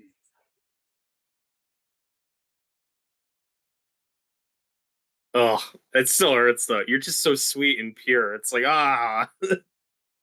that's not what he wants to hear. Yeah, I've had this thought a couple of times. If he was probably about 20 years younger, he could have played like a Flash or a Spider-Man type Oh, character. totally. Or like Blue Beetle or something. Yeah, I think Blue Beetle would probably the second Blue Beetle would probably be the better.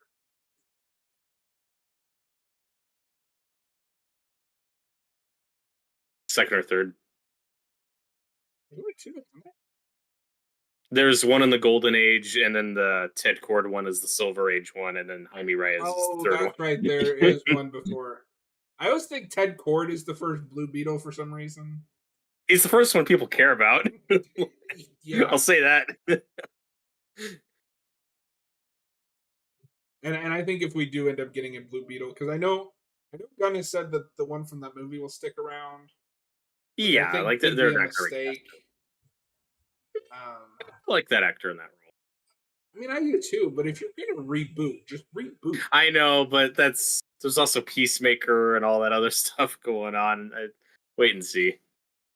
To be fair, though, Peacemaker is kind of a reboot, and like Kind you could of. separate that enough. Well, and to be fair, too, like Blue Beetle, like that's a completely standalone movie. That's not directly Yeah, tied into anything that came before. But you're at the scene. I love the scene so much. Adam X Robert, the Blue Beetle expert. I mean, that's just true. Someone's got to be.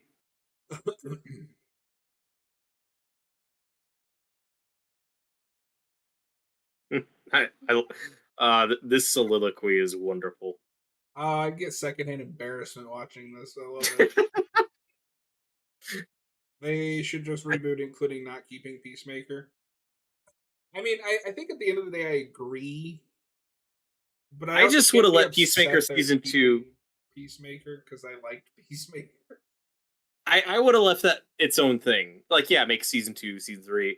I didn't need that to be part of the DCU moving forward. I would have been fine with that as just its own thing, like the Penguin and Yeah, other stuff. I because didn't need like it part of the new continuity. I know I'm like beating a dead horse, But it's kind of horseshit that you're gonna keep like Peacemaker and Blue Beetle, but we can't keep Henry Cavill.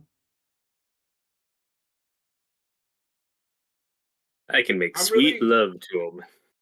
It's certainly worth more than $22.89. Double that. I'm really excited for the new Superman. I wish we were consistent. Yeah, that's totally fair.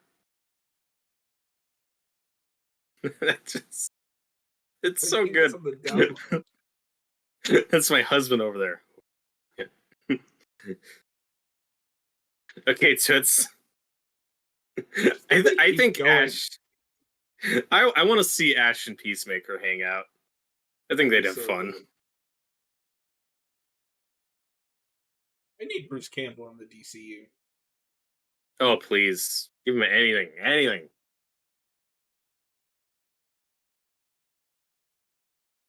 Yeah, this is the one. This is the episode where Pablo says that Ash couldn't destroy the book. He tried to burn it and it wouldn't burn, which is a thing in the remake.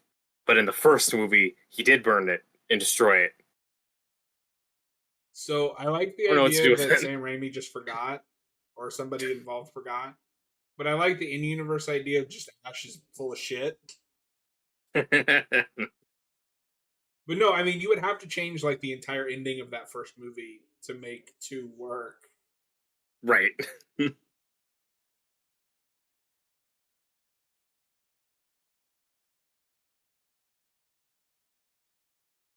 Fear leads to anger. Anger leads to hate. Hate leads to suffering.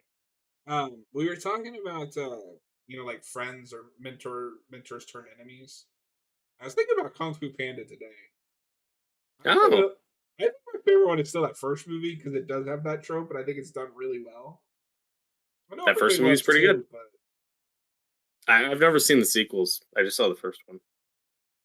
I like two, but I think one just has a way better villain. Very Obi-Wan and Anakin. Oh yeah, there's a lot of Star Wars in that first movie. I love this. He's got to freshen up for this hookup he's actually expecting for some reason. I do. He basically said, "Would you fuck me? I'd fuck me." You go from Yoda to Kung Fu Panda, much better than one choice.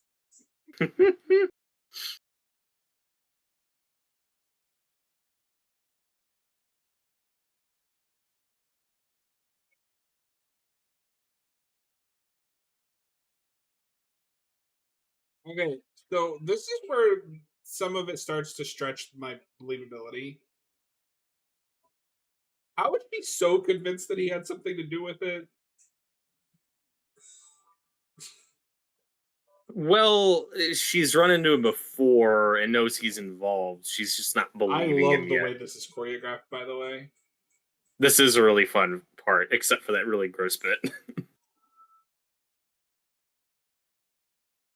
Ah, it's so disgusting. Ugh. And I know it's not really like toilet water, it's probably like It's just got fresh food coloring in water it. or food coloring.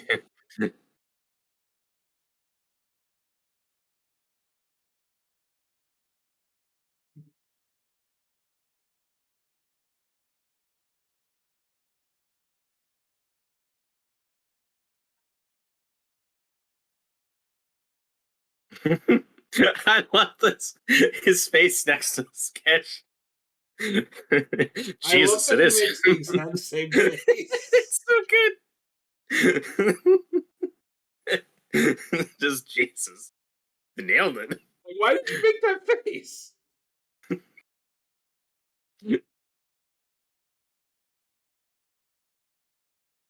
It reminds me of Hot Fuzz when Timothy Dalton smiles and there's a picture right behind him doing the exact same face. I also really like This this like scene, Evil Dead sense that he has. yeah, it's this scene shocked me on first viewing. I was like, "Holy shit, we I went couldn't there!" believe we went there. That's I am so happy they did though. like I said. previous couple episodes haven't had a lot of action, had a lot of deadite carnage. This one gives you so much. It's like, whoa. And then the ice skate in her head. Oh my god. Yeah, it's just a bad time for everyone. Oh, the cook. I never noticed that. Yep. Think we better dine and dash.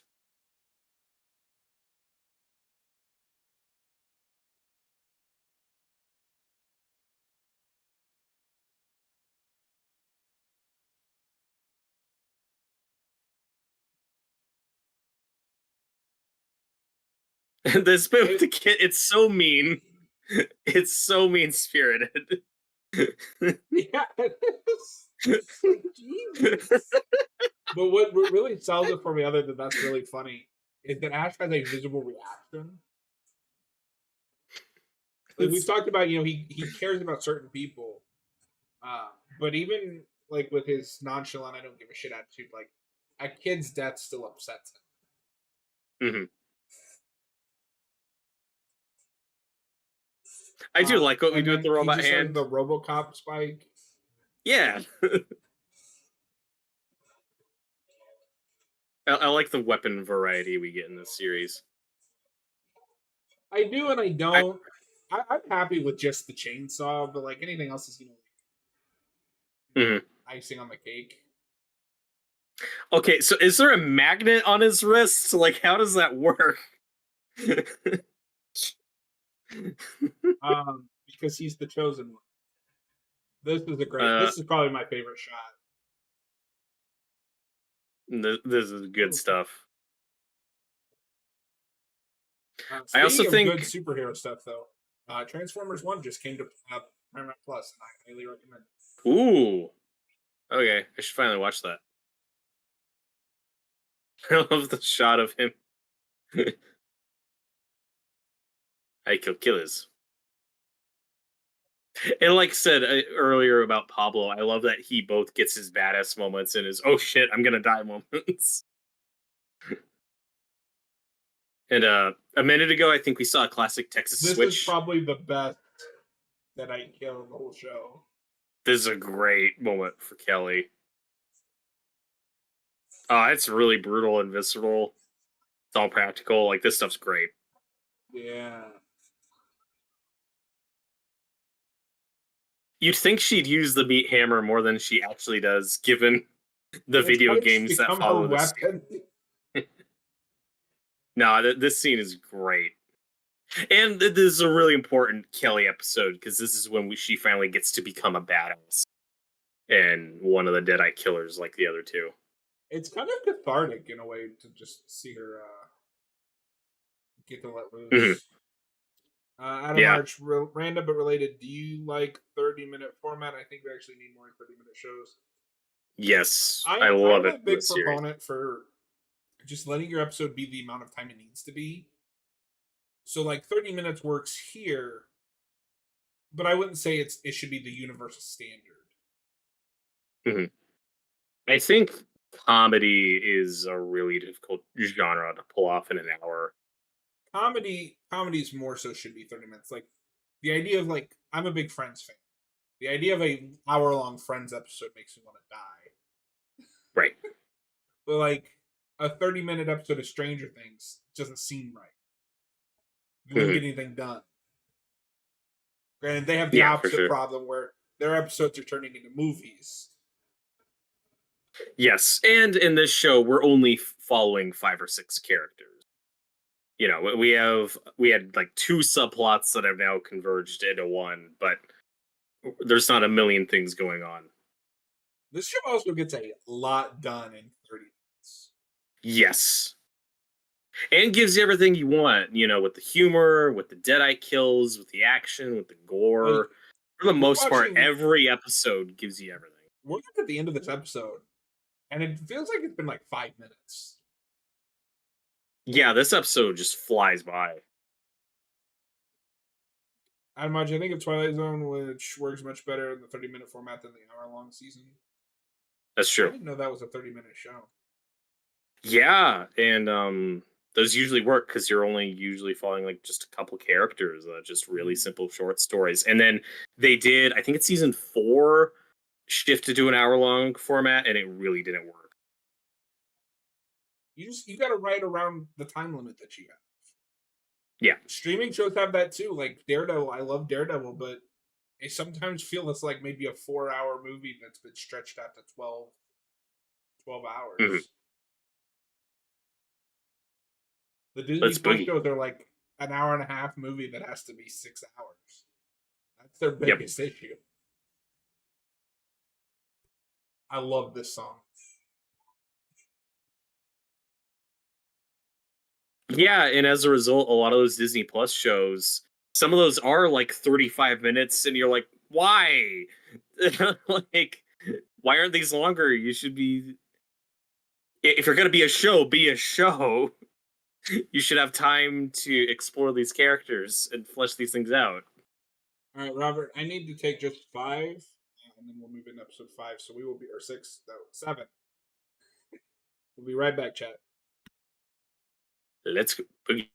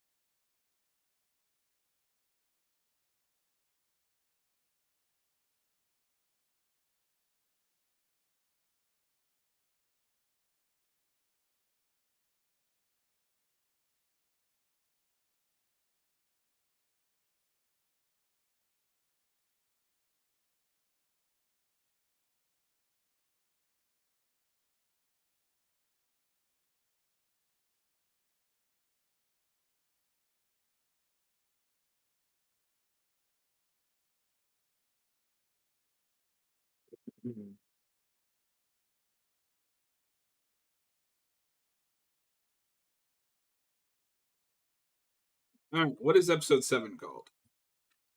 Fire in the hole.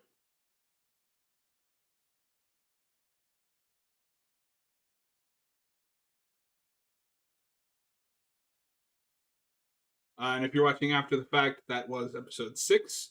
Forgot to say that. Thank you very much for watching. And tune in and hit that subscribe button if you haven't already. And we'll see you guys next time.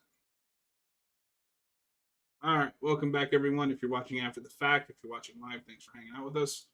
We are watching season one, episode seven, Oh yeah, don't forget Fire to in the Hole. reset the timer. Let me pull it up.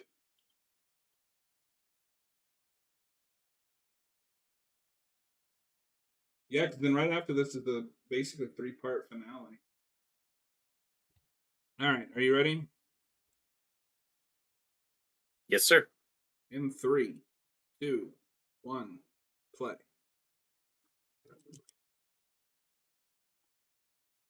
But like we were saying, in terms of episode length, a lot of those Disney Plus shows, particularly the Star Wars ones, it's like those have short episodes where it feels like nothing happens.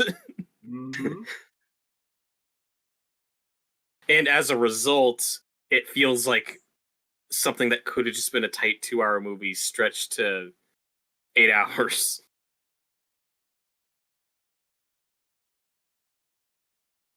Which, as we've seen in this show, has not been an issue. These have mostly been 30 minutes, and so much they pack in so much per episode that they treat each episode as a mini movie.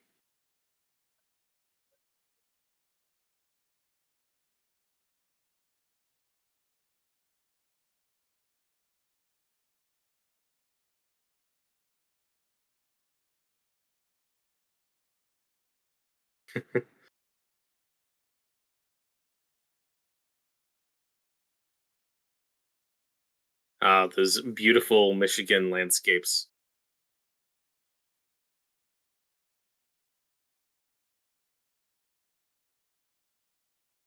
Oh, and Pablo is now settled into his base character look. I think he has that jacket in the game. I think you're right.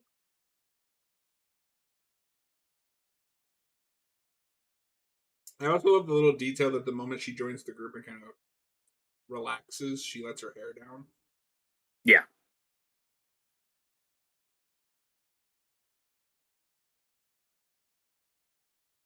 Do you think she could have been a potential love interest for Ash in following seasons, or do you think that would have never worked if they kept her around? Could have been interesting. Because part of what I like about her is just she has insane chemistry with Bruce Campbell. Yeah, they're great too. Even though he's probably like 20 years older than her, it's fine. It's fine. I don't think if you go that route, she would have had to die at some point, just because that is the tradition. Hmm. I think it could have worked.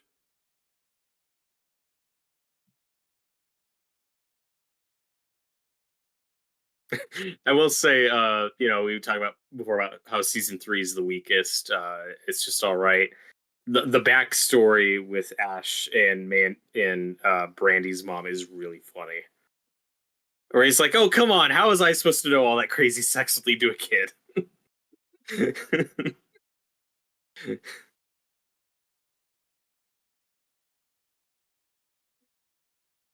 Oh no, the predator got these guys.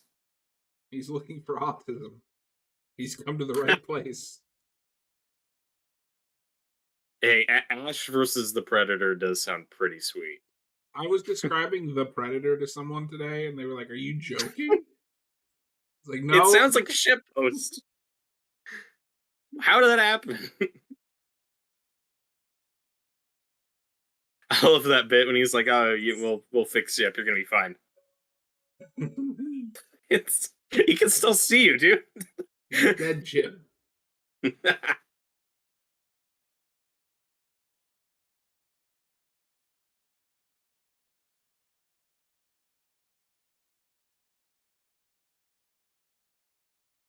I love, on the commentary for one of these, Bruce Campbell talks about how much fun the New Zealanders had with this art direction, where he's just like, "What's with all the American? There are so many American flags," and they're like, "Yeah, you guys love your flags," and he's like, "Well, I mean, you're not wrong.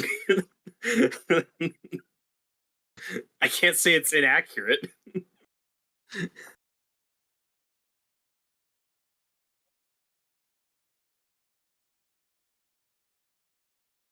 I also just find it funny that most of the nudity we get in this show is just Playboys and posters. I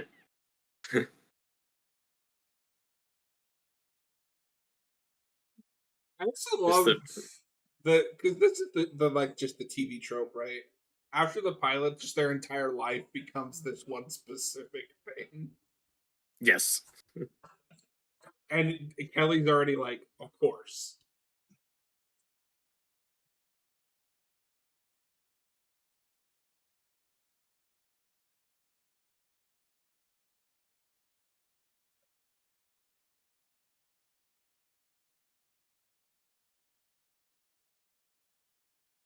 The militia thinks they're in like a 28 days later or Last of Us situation. No, nah, this is way worse.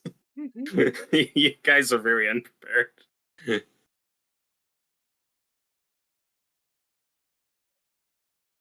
And to the show's credit, they kind of keep track of like the weapons these characters have and how they obtain more weapons. That stuff tracks okay. And the boomstick has unlimited ammo, but that's just On the consistent with show. Army of Darkness. It's fine. That's why I think Evil Dead Regeneration is my favorite one, the one that I want to play next.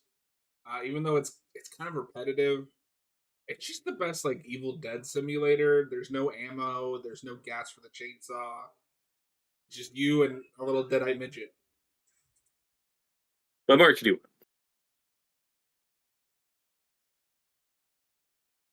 And it's Bruce Campbell and Ted Raimi. Because that's what's interesting about Ash is even in the games, it's still Campbell. I don't think anybody else Yeah. has ever played that character except for like the musical. I want to say there's like one video game where Ash is like a guest character and they got someone else to voice him. I think that's it. I can double check Maybe that. I've never heard of it. Let's see.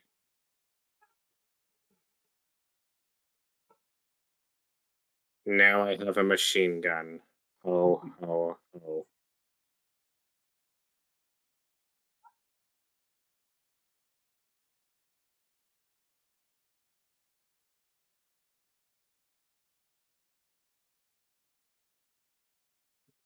Oh, fucking weird. So Ash was voiced by Danny Weber in Poker Night 2. The fuck is that? It's a poker game. Why is What he a else would you poker expect game? Ash would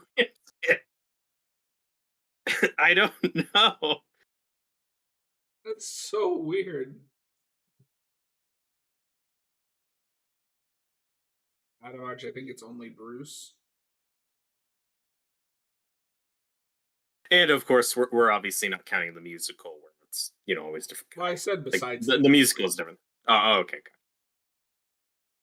Robert, it's really fascinating when we can have a conversation and just forget like a large chunk of what I just said. Hey, that's happened many times, and I haven't called you out on it. Like in the second episode, I'm like, oh, I like this bit when the chainsaw gets stuck in the wall. And then 5 seconds later, you said, oh, I like that bit when the chainsaw gets stuck in the wall. Listen, Was I an asshole about it? No. do as I say, not as I do. But see, that's why you're here, is because you're the nice guy. You're a goody little two shoes. Goody little I am. two. I'm That you bad are at the evil Ash to my good, bad. I'm the guy with the gun.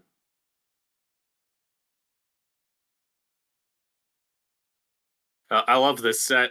It's like, oh fuck, shit got real.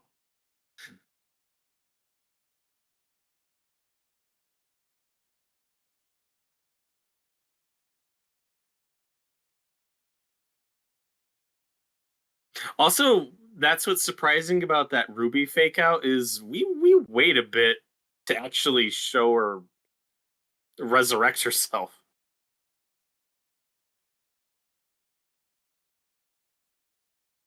Like you have to wait like an episode and a half just to see, oh, okay, she's alive. What's going on with her?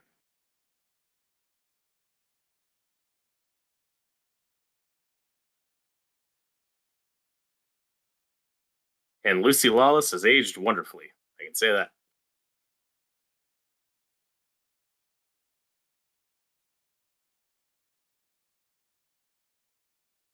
And she was a really cool addition for this show since she worked with Sam Raimi on Xena and stuff like that. Mhm. It's cool that she got to be part of the Evil Dead franchise. No, it's funny too because when she was cast, I was like, Xena, what? Because at the time I didn't know that like Raimi was involved with that show. Mhm. And I always forget she's in Spider Man because she's unrecognizable for like 3 seconds she's in Yeah, the movie. that's true.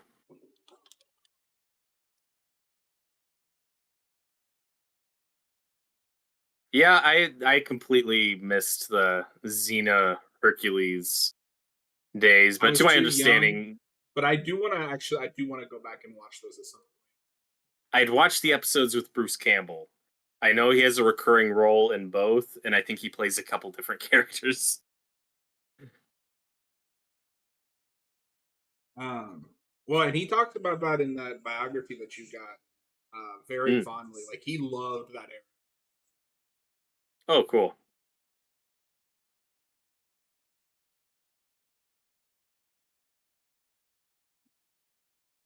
Like I said, Lem's a really fun Deadite. What has he got there, John?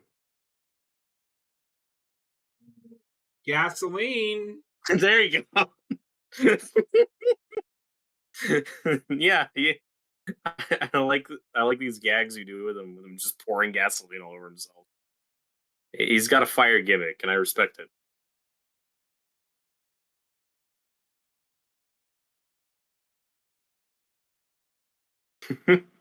This is the type of insecurity that's endearing and not annoying. Where he's like, "Fuck, how did you know your main weapon to be a flamethrower? You're so sure of yourself. I don't know what weapon I pick." I'm like, it's really funny. I should have said flamethrower. Damn it. You're so confident and cool, Kelly.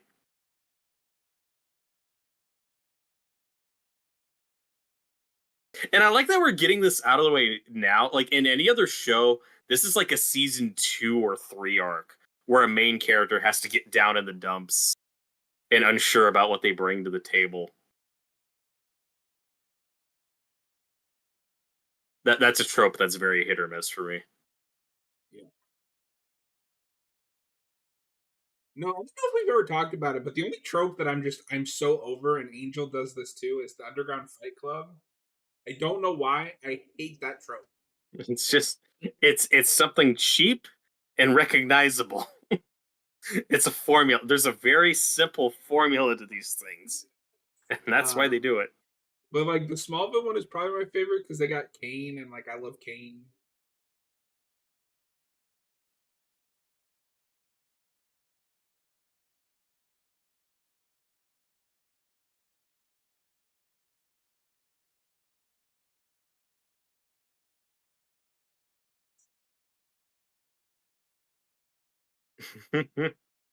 And I do like the stakes of this episode where it's like, oh fuck, these militia guys actually seem kind of more dangerous than the Deadites. Like they have machine guns.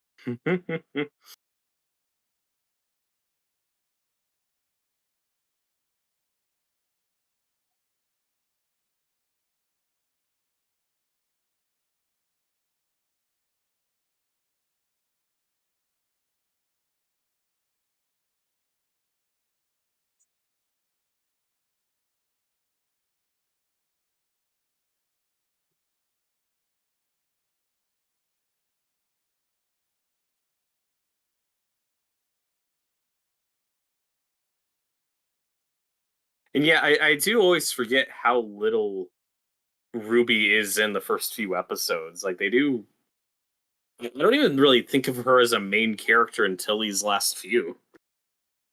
Yeah. No, I Like mean, they do keep her as a bit of a mystery. yeah, this show does what the Disney Plus shows think they're doing, where the villain shows themselves like at the last minute, but it's not embarrassing like in the Disney Plus shows. Yep.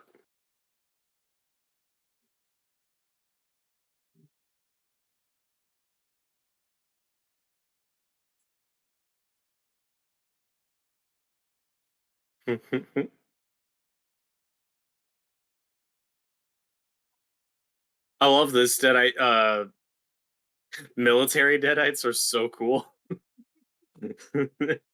Yeah, and this is another thing we hadn't seen it up until this point. Yeah, this feels very video gamey. I wish these guys were also like cannon fodder that you could kill in the game.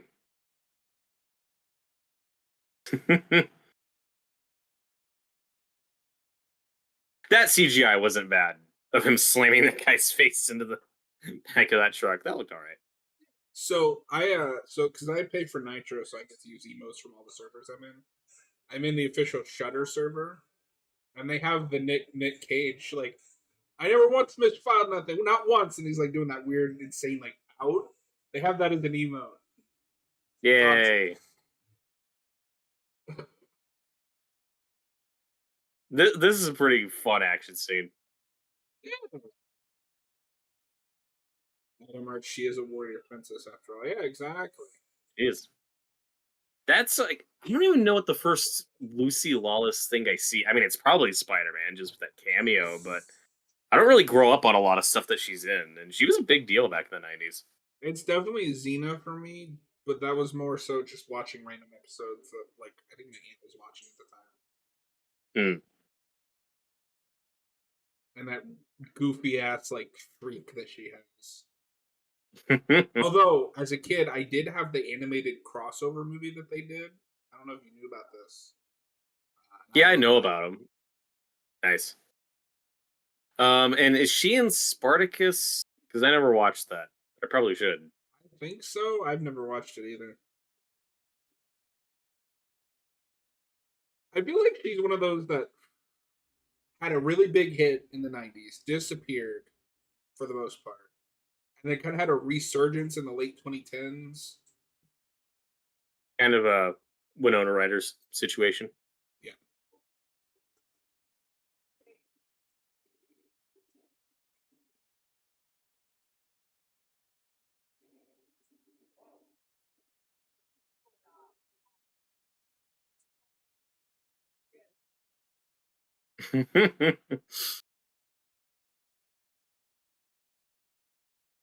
I I watched more Xena or scared. Hercules, but I felt like I didn't because they were always sort of there. Yeah.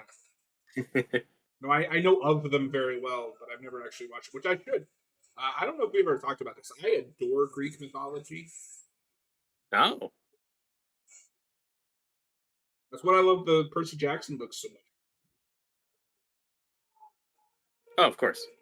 And And like, this it's a bad representation, but like God of War. is There's your famous M16. yeah. That's one of my favorite reaction shots from Pablo. He just starts twitching. Like it's really getting to him. That's one thing Bruce Campbell talked about in one of the commentaries was like for the whole cast that they did blood tests to see how they'd handle it, and it was always Raimi. Raimi always insists on being the first one to spray people with fake blood. And when they did it with Pablo, he found it hysterical. He was just laughing, and they were like, all right, this guy's gonna be good. We like this guy. He can do it." Adam Arch, did you play Age of Mythology? I have not. What is that?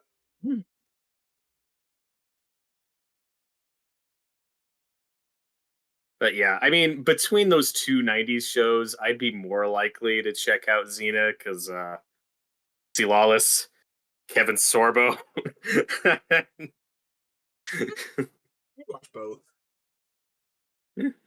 I, to me, from my understanding, because Xena is technically a spin-off, I Yeah, would want to start with the spin.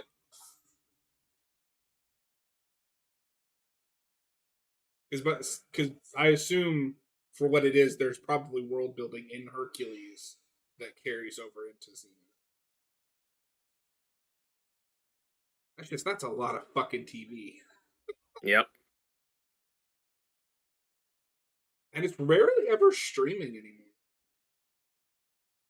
It's probably just stuff you can find on like Tubi or YouTube. It was an RTS game from the early 2000s, been remastered a bunch, very fun. I'm not a huge RTS guy, but I would try it.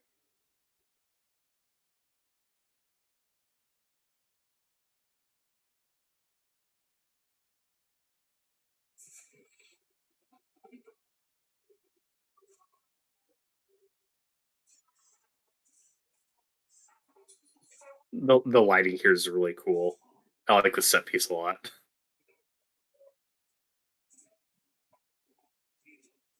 I mean, I'm a sucker for the red lighting.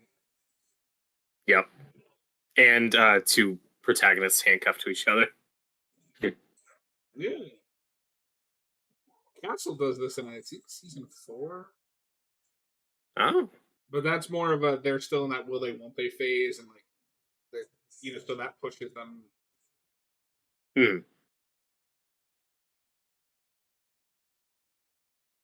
Yeah.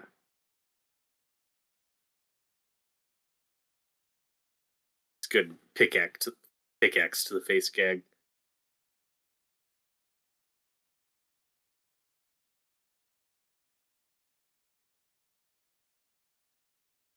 I don't like hearing I Ash tell a woman The general that he's vibe that gonna I'm getting destroy from her this in the best Discord that I'm in is they're taking their sweet time getting that Logan Paul or Jake Paul and Tyson fight started. Oh my god. I think they're like really It's dragging it never out. gonna start.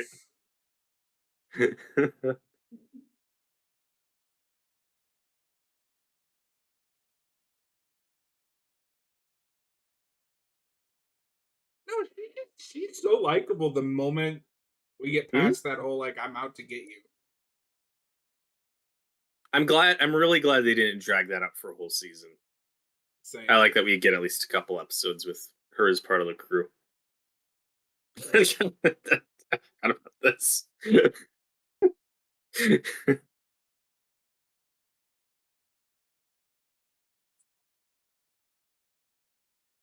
Hey, and he's got his revolver. It's so surreal watching this. Like, oh, he's got the thing from the game. It's broken my brain.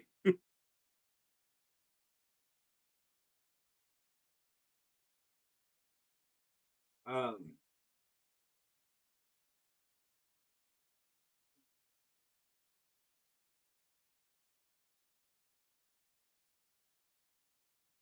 so that's such a bad line.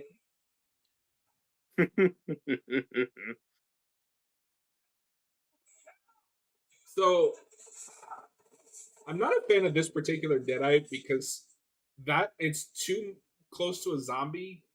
It needs to be a little more, I think, made up in the face. Hero shot.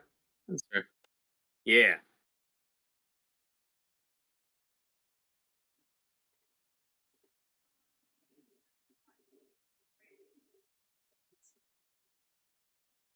But also, if we're counting the first movie as canon, for most of that, they just have makeup and the white contact lenses. Yeah, but I can forgive that because it's a low budget. Like Hmm. I don't know, maybe it's just the lighting, but it was just like it's so zombie like. I love the way this episode ends. Hmm. I like this bit for Ash where he's Although I like, "Oh don't know if no, I I'd buy cared that for these people." Ash that is clinically out of shape and old can sneak away with nobody noticing. It's fine. No, this reveal of the hand going back to the cabin was amazing. This completely took me by surprise. I had no idea we were moving back here. No, I remember like because we've talked about this. I don't have the you can never bring something back. If you have an idea, go for it. I was just like, oh my god, they're going to the cabin.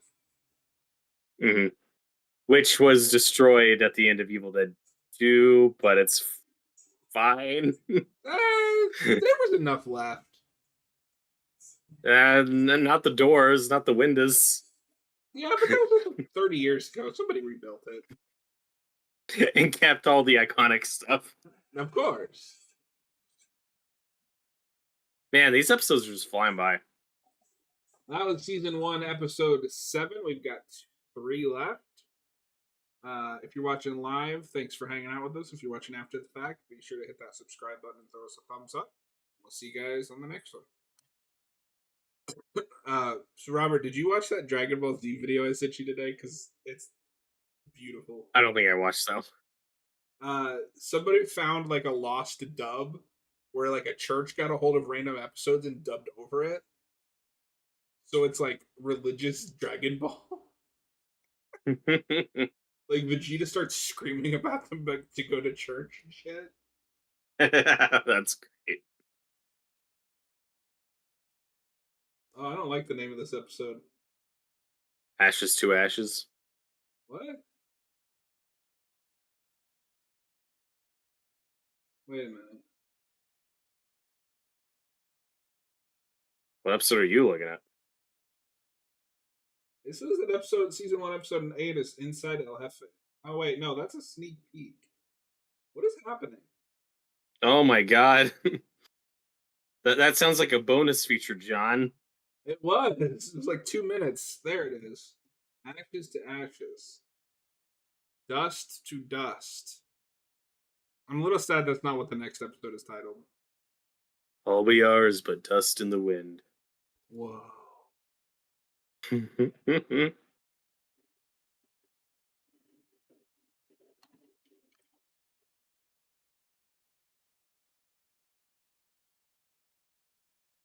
Ashes.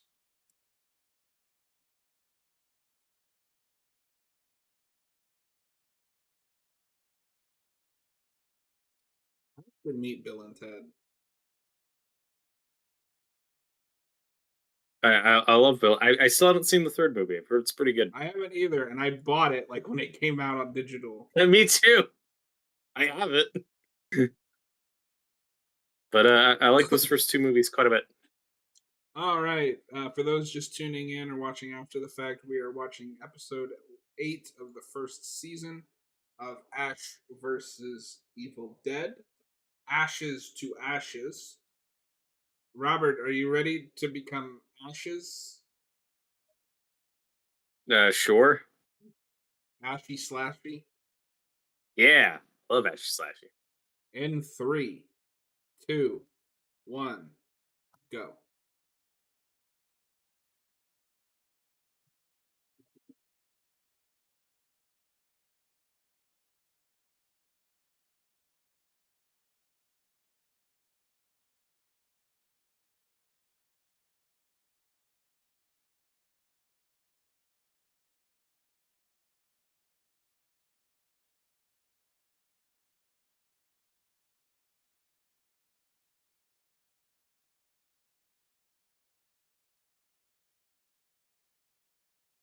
Previously on Ash versus Evil Dead.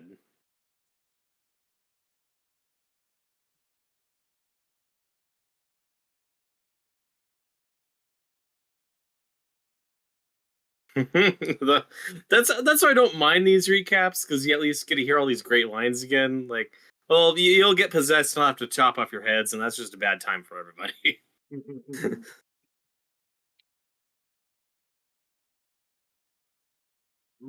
It's like beautiful cinematography for these cabin shots. It's so heightened. It's really cool.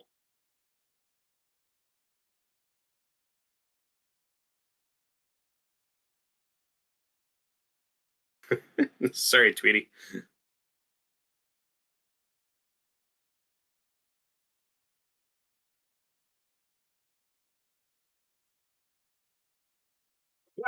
That is one thing I wish we got a little more in this show, but granted, the CGI budget probably wouldn't have pulled it off. Is just more deadeye animals. I think you could do a lot more with that. Yeah. No, that's why I'm kind of cool with them doing just these random movies because I feel like there's a lot of potential in just the Deadite idea.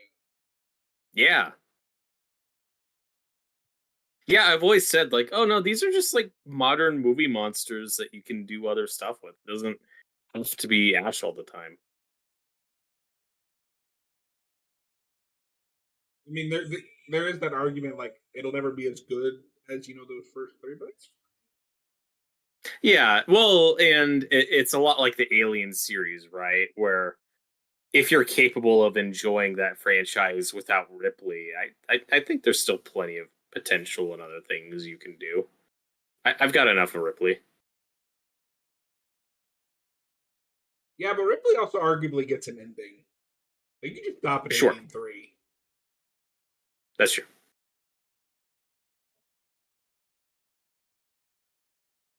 Well, I guess you could make the same argument like Army of Darkness is an ending. I think for me with Ash, where we differ is I like the character always being around as is, and I don't know if there's an ending for him that would live up to my expectations or be satisfying for me. Again, Well, I'm I'm fully fine with where aware the whatever show they come leaves up him. with You will know, he's probably happy. disappoint me. Also, canon in these movies, this franchise has never mattered, so it's like, hey, he can be wherever you want him to be. Yeah.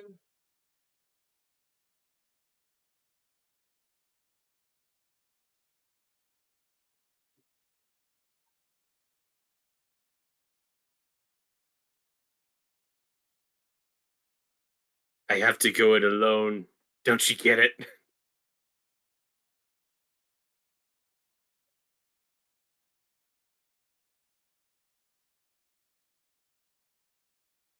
It's now confirmed that Ash doesn't pay taxes. That That bastard. that tracks.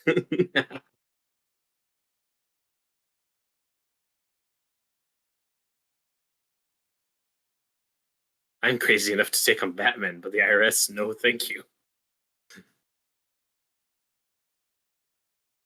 Austin was showing me the other day because they're doing that Injustice comic for Request. Apparently, they Mhm. bring back that like Joker hates Nazi thing. Oh, It's oh yeah, I saw him weird. talking about that in the Discord. In one of the commentaries, that they talk about the set is so cool because we're not in an actual cabin this time. This is all just a set, but there's a ton of attention to detail. And one thing Bruce Campbell said was they were able to find a few old props from the old movies. Like that clock is the same clock from Evil It's Dead 2 or 1. nuts. It was just in a warehouse somewhere, and they were able to get it back.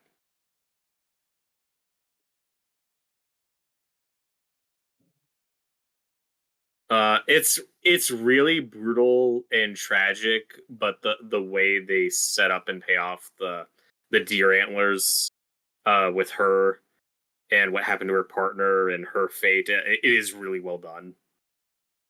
Adam Arch says Iron Mike is looking old 3 rounds in. Of course. Of course, this should surprise no one. The man is 90 years old. I can't believe somebody approved that. He's not Rocky. Yeah, well, yeah, it worked out in Rocky Balboa. It'll be like that picture. You gotta say it with more of a lip.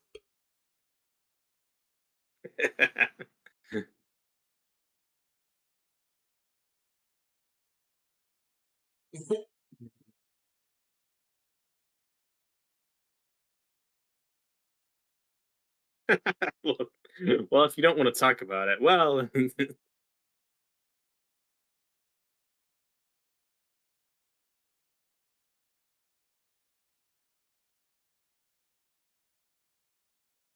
refresher if you're taking notes. So in this timeline, Evil Dead 2 Linda is the canon Linda and has the canon Linda death, but also Evil Dead 1 Scotty, Cheryl, and Shelly existed. We're good, right? Yeah, that means she doesn't laugh for like an hour.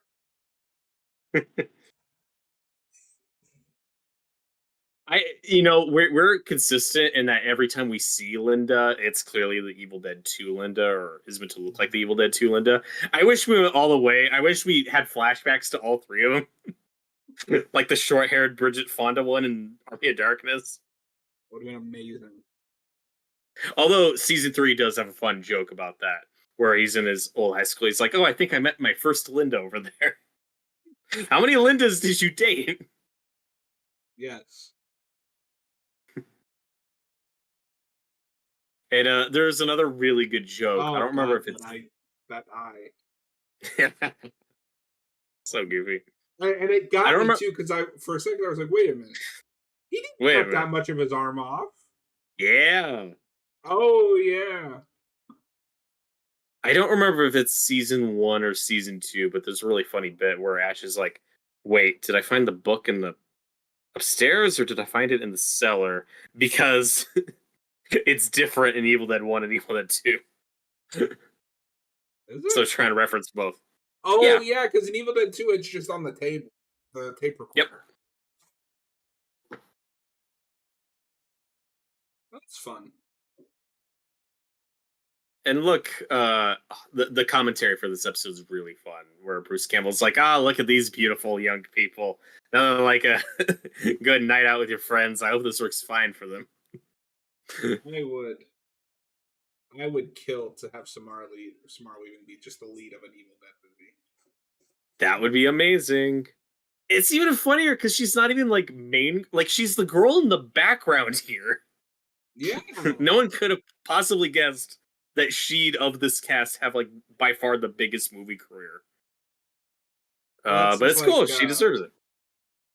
Evangeline Lilly is like an extra in Freddy vs. Jason. Oh God, I forgot about that.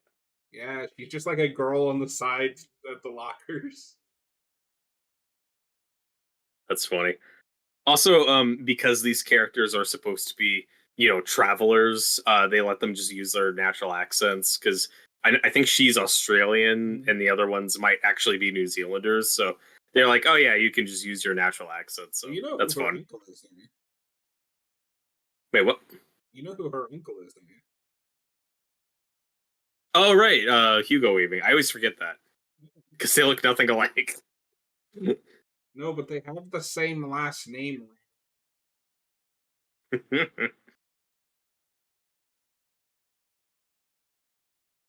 And it's just interesting because people are like the Nepo baby complaints are on the rise again and nobody points to her, and I think that's very interesting. Yeah, I mean, if you're a good actor, like I don't care. No, I don't either. It's But just I feel like that's come up quite a bit lately, like with what's his name, the kid, the guy from the boys. oh, Jack Quaid. Yeah, he talked about Okay, it. he's I think good. Maya Hawke has mentioned it. Who Hmm. cares? They're good actors and Yeah, actresses. yeah, like, and it's a way to get your foot in the. And we've seen this many times. Like, I don't know, Jaden Smith, where they Okay, really but push someone like that as, I was gonna and say then it to be doesn't fair, work out. that is a bad example. Yeah, that's what I'm saying though. It's like, and then look where he's now. You know, he's doing other stuff. What I'm Hey saying Robert, is they don't last. Robert, What? work shed. Work shed. But yeah, like Samari, and with like Jack Quaid, it's like, oh, he only gets these roles. It's like, no, he's a good actor. Like his first movie credit is like Hunger Games. He has like no lines. He's just in the background in that movie. You know, yeah. If it's a way to get your foot in the door, like who cares? Like, but he's proven himself as an actor. He's been in a bunch of stuff.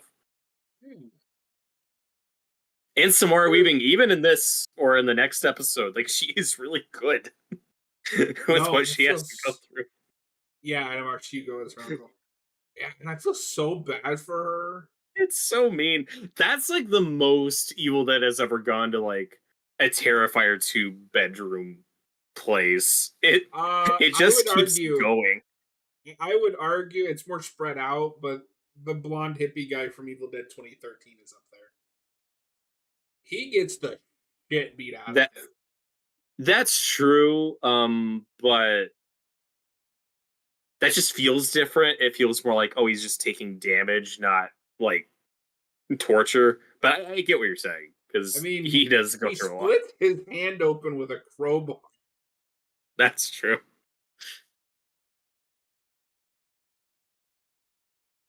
We just don't linger on his suffering as much. Yeah. He just kind of keeps kicking.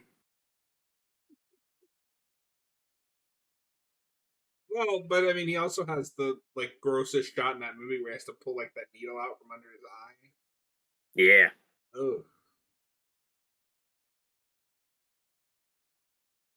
And there's another bit on the commentary. The actors gave Samara Weaving a shout out and said she was really cool. And again, this is before Ready or Not and, you know, all that stuff before she really took off. And she is really good at this episode. And like you were talking about earlier, I like the jealous Kelly stuff where you could tell immediately that Samara Weaving's character is like into Pablo.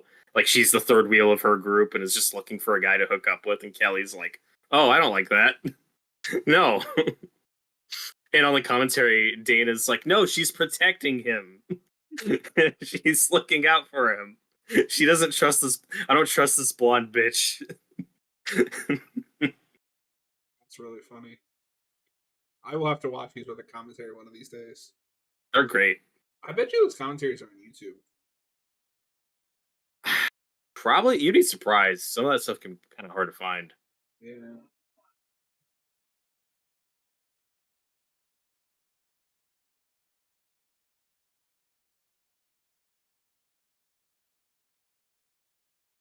This might be my favorite scene in this whole like three part.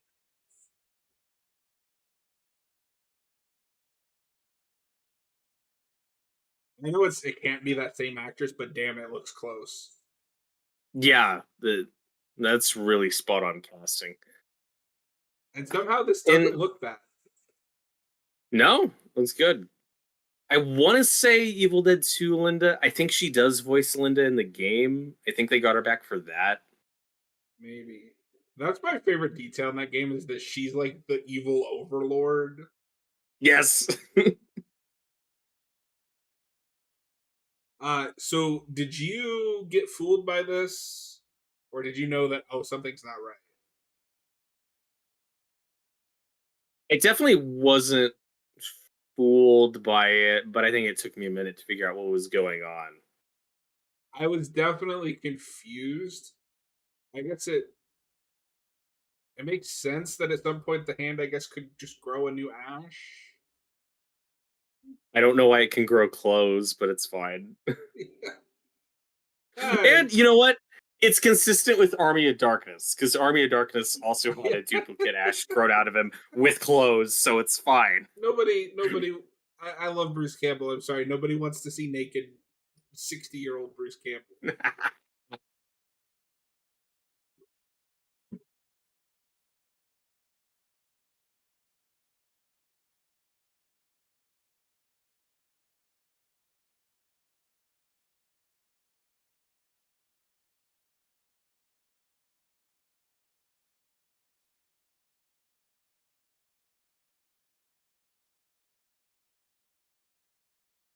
And now the dagger is back to the movie one design. There's multiple daggers. That's the explanation. There's three daggers. I'm calling it. It's canon. I mean, it's possible. There's nobody said anything about 3 books.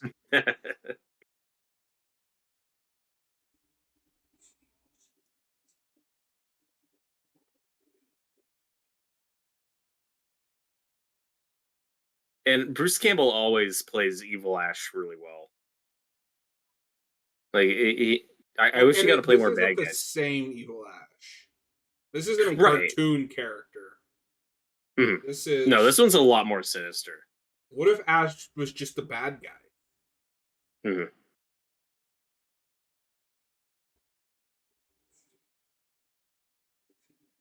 Yeah, Army of Darkness Evil Ash goes from being Evil Ash to Lord of the Deadite Skeleton Army.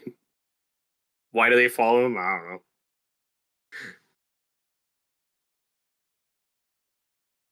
Because he's the anti-chosen one. That's a trope that I we mean, that would don't have been a do a cool thing to lot. elaborate on. That's a trope we don't do a lot. I'd really be interested to see because like you have the chosen one, but what happens if you get like the anti-chosen one? I guess kind of like a Megatron who Or is like an meant to. Antichrist. Yeah, the closest you get is the Omen. That's why I like the Omen too. Oh, sure. And then you get the Star Wars prequels where it's like Hey! I love the prequels. Okay, they're that. fine. It's fine. Who wrote this prophecy? Can I can I get more context? This payoff is really great though with the zombie hand. Like, oh my god. Yeah.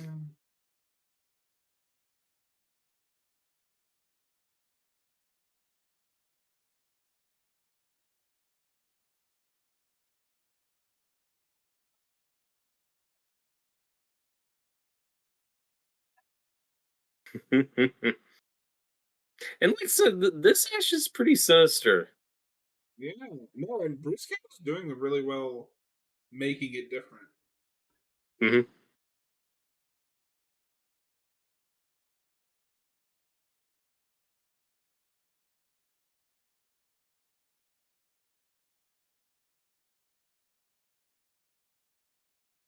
Join me. Join us. So like Join the us. Cabin in the Woods, is obviously a big satire of like the Cabin in the Wood horror film,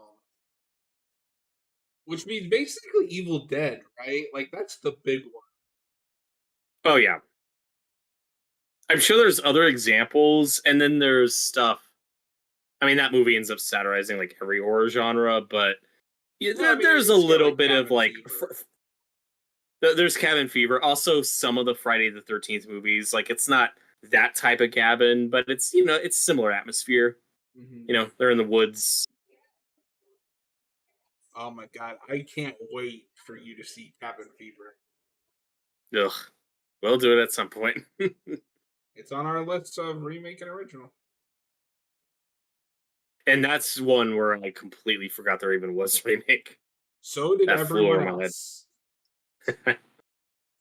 Oh my No, it god. is it is kind of a Psycho 98 situation where it's just a shot for shot remake, but worse. Why can the Deadites possess a bear trap now? I don't know, but it's fun.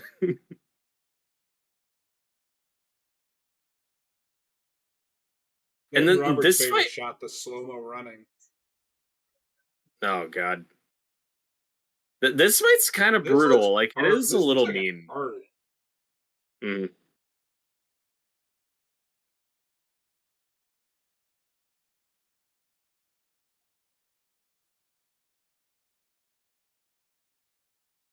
No, like this was a shocking moment on first viewing. I didn't think we'd go here.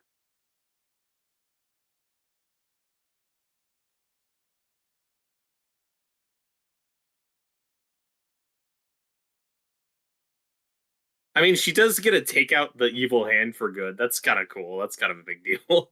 Yeah. I wish it didn't look like that.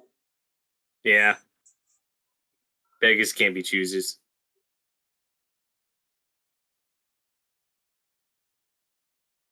Uh, if you're the real Ash, you're bleeding a lot.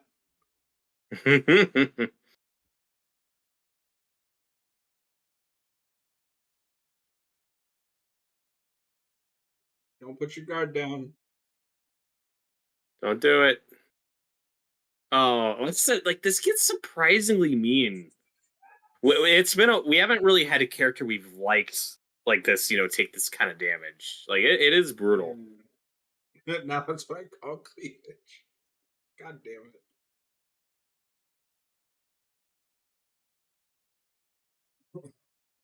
Adam Arch has a fight update. That fight sucked, went the distance, but easy UD for Paul, one and Mike to land one big hit. I don't know what UD means. I assume knockout?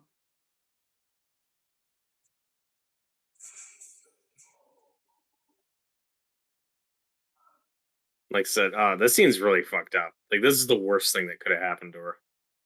Yeah. On first viewing, like this did kind of bother me. I was like, oh fuck, like Yeah, I this is was hard to bummed. watch. I Hmm. didn't have that. I was just like, oh man.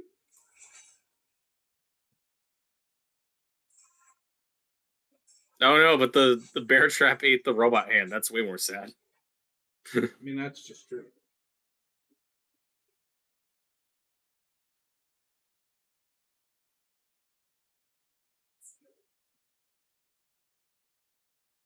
Oh, unanimous decision. It'll almost certainly be unanimous. Damn.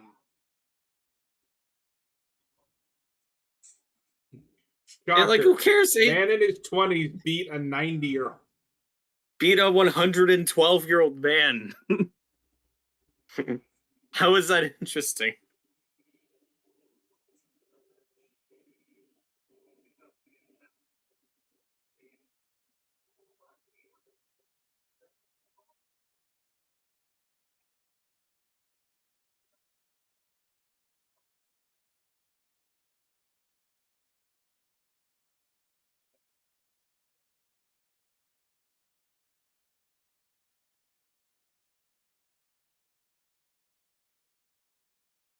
And like I said, though, in the context of this, like Ash did need to lose somebody he actually grew attached to. Yeah. So I mean, it I mean, works. it works. It's a bummer. It is.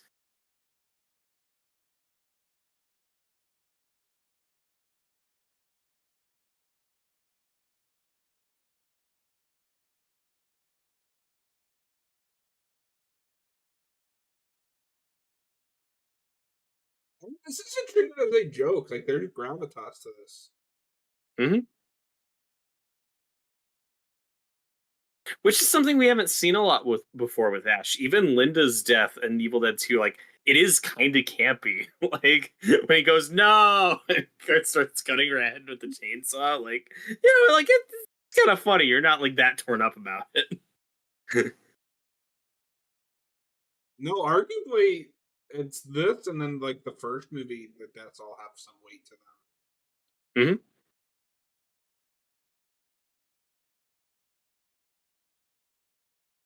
I'm just pissed.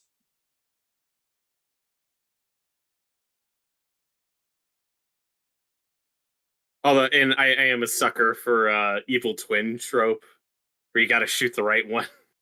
No, that's always fun. Well, now I'm up and I'll watch the last two episodes with you guys. Hell yeah. If you can find it, I don't think it's streaming for free anywhere.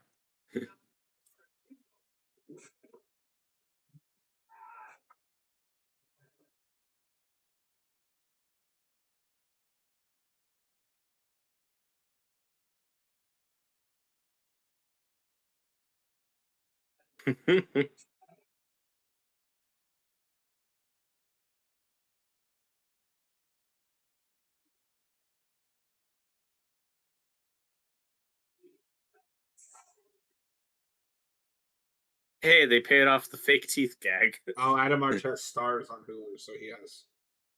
Oh, okay. You're the one guy. Somebody had to have stars. No, this fight is so much fun. Mhm. Although I've already lost track of which one is which.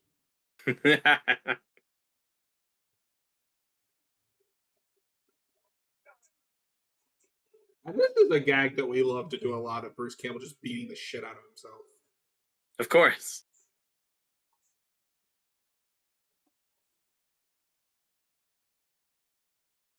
It was Ashes to Ashes. Oh my god. It's a pun title. Ashes to Ashes. Just I figured figured that it out, out. John. We cracked the code. We did it. All right, Yeah, give or that take was 9 years. episode 1, season 8. No, season 1, episode 8 of Ash versus Evil Dead. God damn it! If you're watching after the fact, thanks for watching, and please consider hitting that subscribe button. We'll see you next time. If you're watching live, go ahead and pull up episode 9. Bones in flesh. This is also just nice because if we were doing Stranger Things, we'd be on like episode 5. I mean, that's just true. Oh, I don't even remember why I got it. I love that you still have it, even though you don't know why you have it. It's worth it for this show. This is a good show. I'd also say just buy the Blu-ray and get rid of stars. But he says he has it through Hulu, so probably a discount. No, It's probably pretty cheap. not usually. All right, what did you say the name of this episode was? Bound in flesh. Bound in or and? In. Yeah, Bound like the movie Bound and Flesh. It's a wild episode. I mean, this is a wild episode.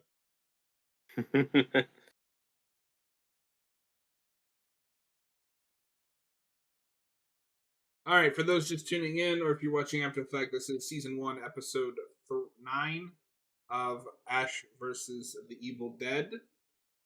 Ashes, no, god damn it. Bound in Flesh. Bound Robert, in are you human ready? flesh and human blood. Yes. Is everybody ready? Homeward Bound in Flesh. God damn it. In 3, 2, 1, go. Stars Originals presents.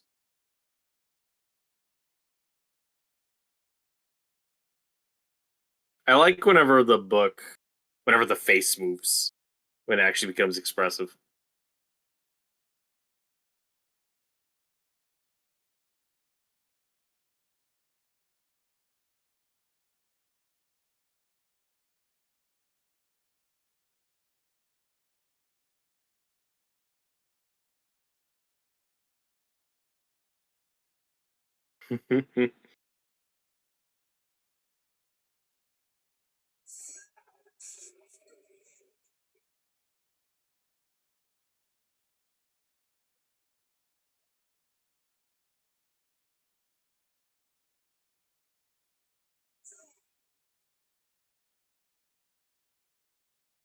I mean, the one, like, I guess you could say the trade off is, well, it sucks when you lose a main character like this, but at least you get to see him as a deadite.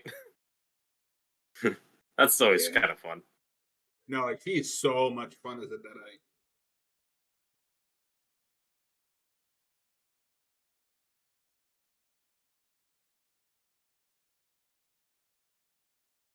And like I said, there's so much attention to detail with the bullet holes and all the damage in this cabin. It's so perfectly matched to the movies.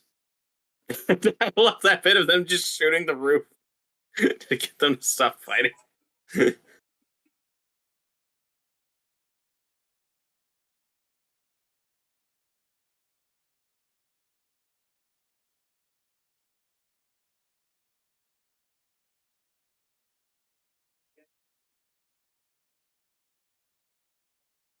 I can't even tell which one's the real one.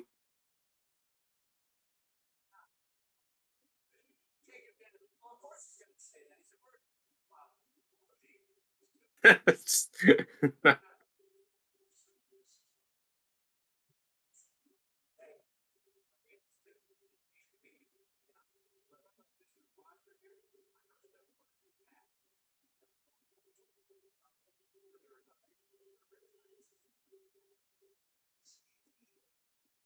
it's hard not to just watch this. I know.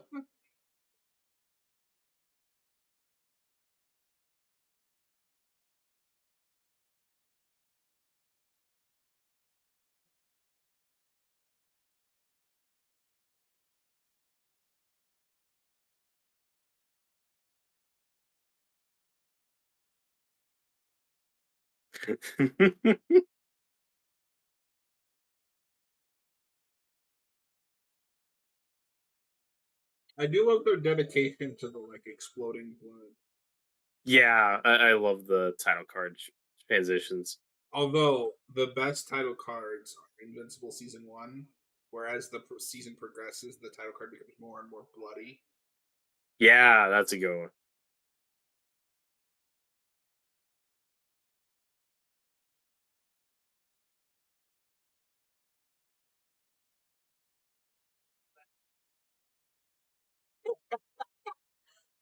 Hey Robert, that's very important to me.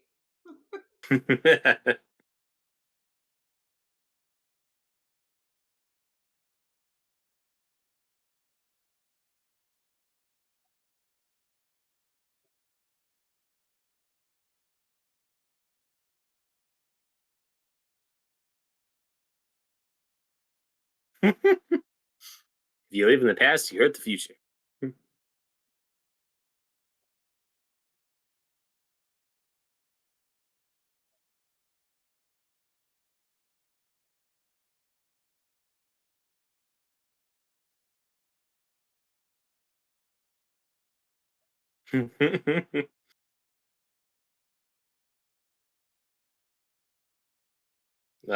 These poor people, they don't deserve what's coming to them. They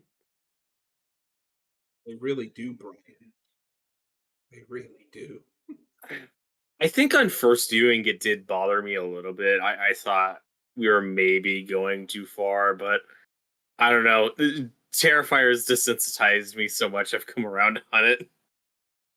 I'm like, all right, I can appreciate the absurdity of it and just how far and over the top we go.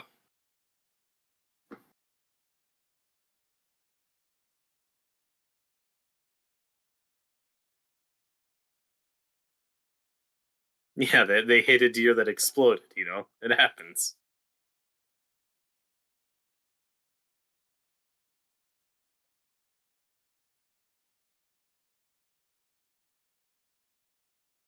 This is one of the best examples of, look, these characters are here for more meat for the grinder, just to ramp up that body count, and it's totally fine. When much These are Terrifier has some. numbed you to everything. I mean, that's probably true. That's I mean, I was already like desensitized by the time those movies came out. it's concerning if you're not numbed by Terrifier. Those change you, man.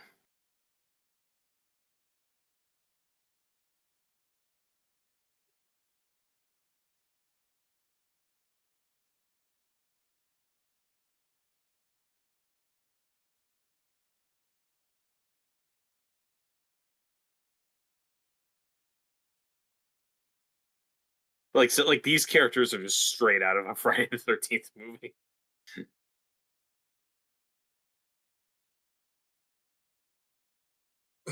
That's true.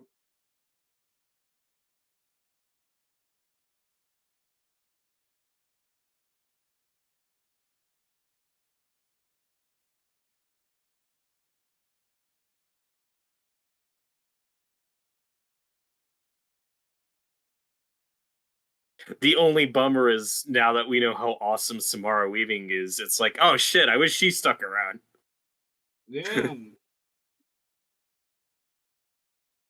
Oh well, we got like the babysitter and Ready or Not. I still need to see those movies. Didn't you just say that you watched Ready or Not? No, I've seen Ready or Not, but I haven't seen the Babysitter movie. Okay. I like that first one way more than I thought I would.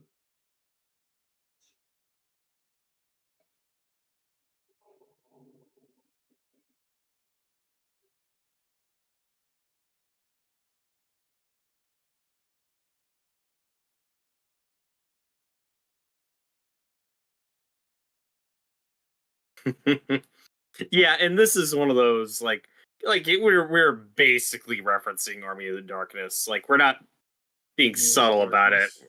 Army of the Darkness, but it's vague enough that it's not a rights problem. Also, Oh, this I like the music shadow. choice. This should be really stupid, but it's just so good.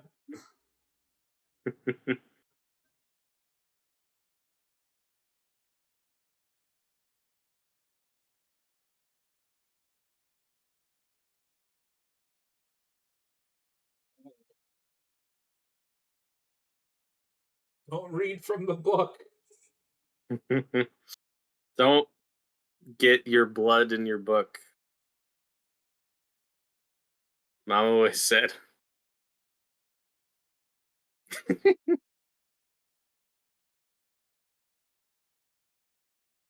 That is a great shadow shot. That looks so cool.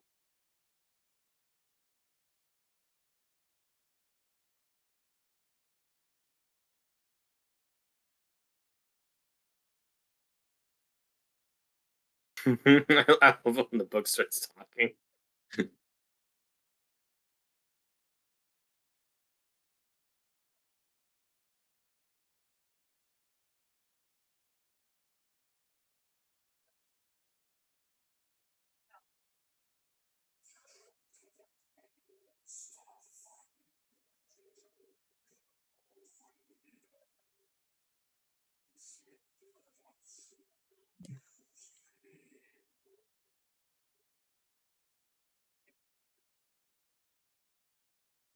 Oh my god, he called him Superman.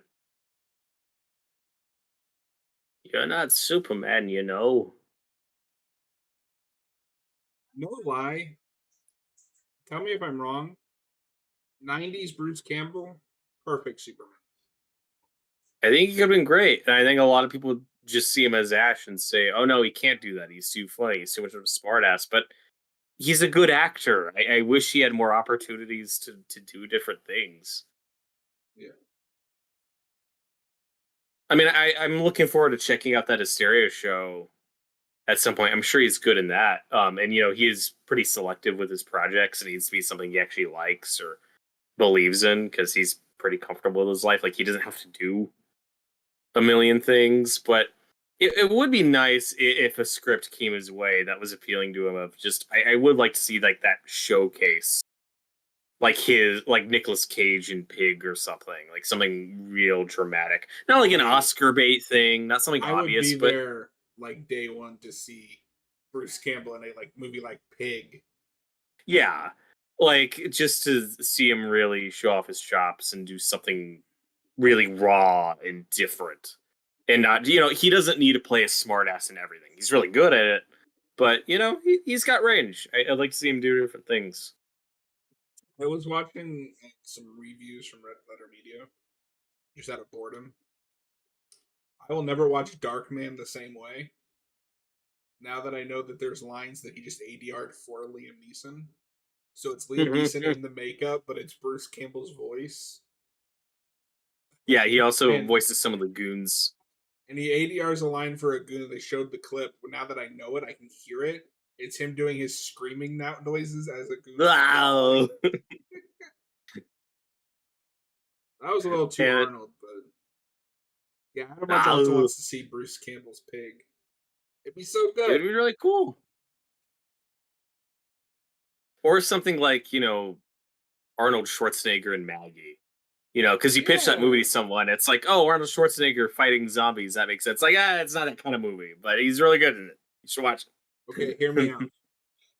I know this is something that people have suggested to death, but his last role is Ash in a completely serious drama, like Logan esque movie. it. If they played it completely straight, I'd be totally down for I'd watch that over Tobey Maguire coming back for a Logan esque Spider that. movie.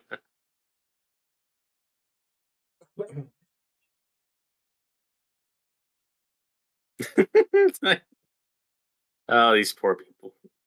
Oh my god. She'll be fine. She just needs some duct tape.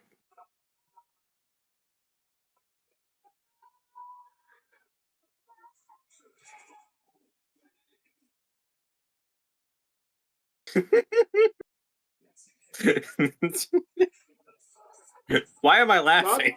shooting her. Oh, this bit's great. Which turns her into a puppet.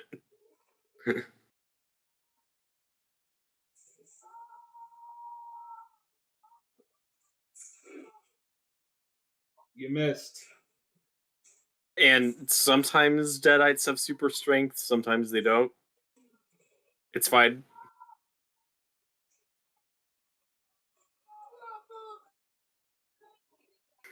No, this scene's great.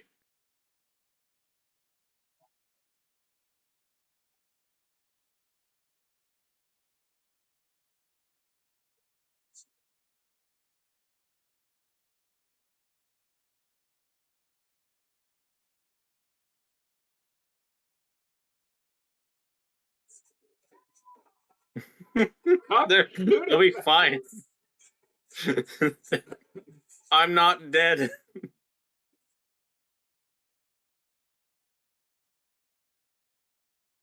Well, at least Samara Weaving's alright. Oh, her scream is just so good. It It, kind of sounds like like a. top tier. Okay, I just had this thought. I want her gun cast her as Black Canary. Perfect. I'm down. You don't Do even it. have to do anything. Just amplify her scream digitally, and you're good. Remember when she was cast as Scarlet in that Snake Eyes movie and then got nothing to do? No, because I didn't see it. It's so Adam bad. Arch, the $1,000,000 question: Camelback is Ash or England back is Freddy? At this point, Camelback is Ash. And that's pretty easy. And again, for me, it's not even something I need in live action. Just do that animated show. He can voice him. It's fine. And I feel the same way about Robert Englund. Like, if he voiced Freddy in something, cool. But we're well past him playing that character again in live action. He's Have just you too watched old. that thing he did for the Goldbergs? The Goldbergs. That Yeah, was it's embarrassing. yeah. I don't know why that The happened. makeup looks terrible. Freddy's fat for some reason. He's too big. He can't do the voice,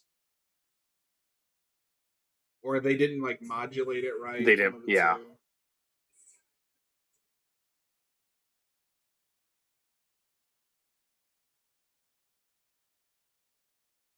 I really like her Deadite look, like the sunken in eyes, the Mhm. eyebrows.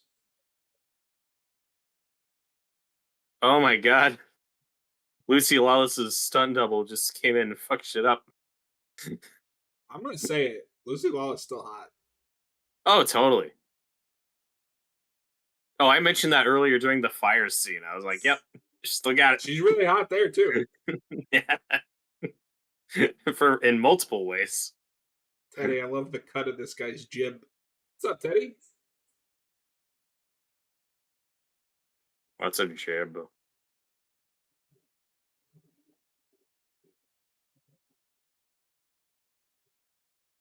At least we get one last little moment for these two characters. Yeah, that's nice. Poor bastard.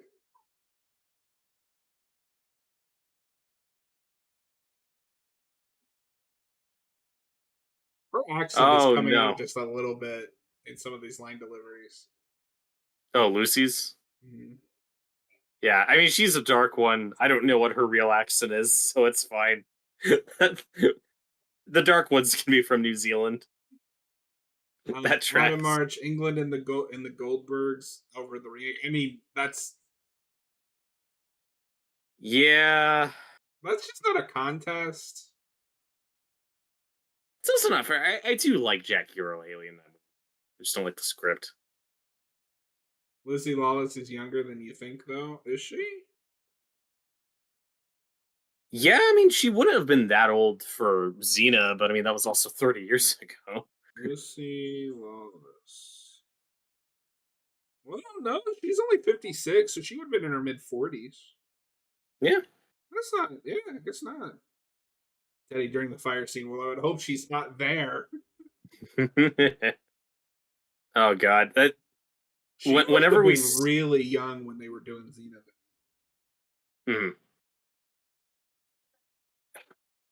Whenever we see the bone sticking out of Samara Weaving's leg, that's when I cringe. Mm. That's the violent stuff where I'm like, ugh, I can feel that. That looks really That's like with painful. Terrifier. I'm fine in that bedroom scene until he splits her hand down the middle. That Oh, is the part where I'm like, oof. or I don't From understand how that Beyond. works because he never shows that he's that strong. Remember From Beyond, where it's like, that movie's really gory and over the top, but it's so campy and cartoony. But then at the end, you get Barbara Crampton's just knee busted open, and it looks so real, and you're like, ah, fine. At age Ah, I don't 56, like that. only 2 years, and Jake Paul would be interested in fighting her. She was 27 when Xena started? Wow. Yeah, I mean that tracks. No, I guess there's just not as big as a gap between Xena and this as I thought there would have been. Hmm? Still about 20 years, but I don't even know what time it is anymore. But hey, I mean, she's still a middle aged woman here, and she looks great.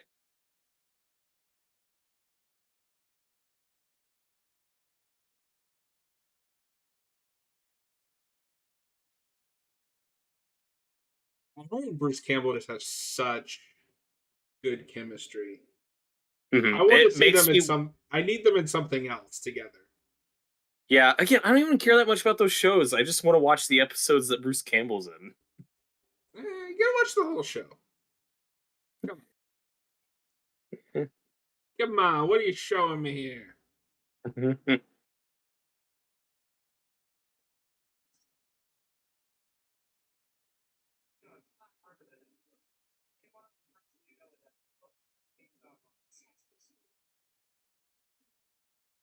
I thought this was so interesting. Of like somebody with like a normal view on reality calling Ash out on all this shit that he's done, and Mhm. then it's all spoilers bullshit. Yep.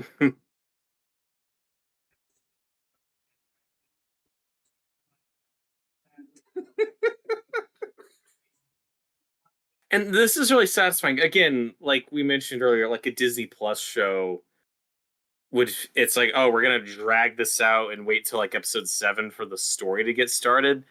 This has that structure to it, but the show has had other interesting stuff to get here. I also love just the parallel. Like she's a really intelligent, powerful person, and he's dumb. Oh yeah. John, are you saying the show is woke? Yes, we love that.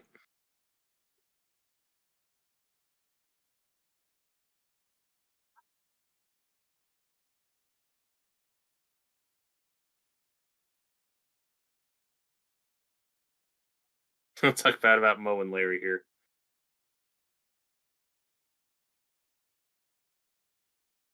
Three Stooges reference. I forget. Does have we had the Shimps beer yet, or is that a season 2 thing? I think that's a season. If if we have, I didn't notice. I'll pay attention because he's. I I think didn't he's either. drinking a beer at the very end. I'll see if Hmm. it's there.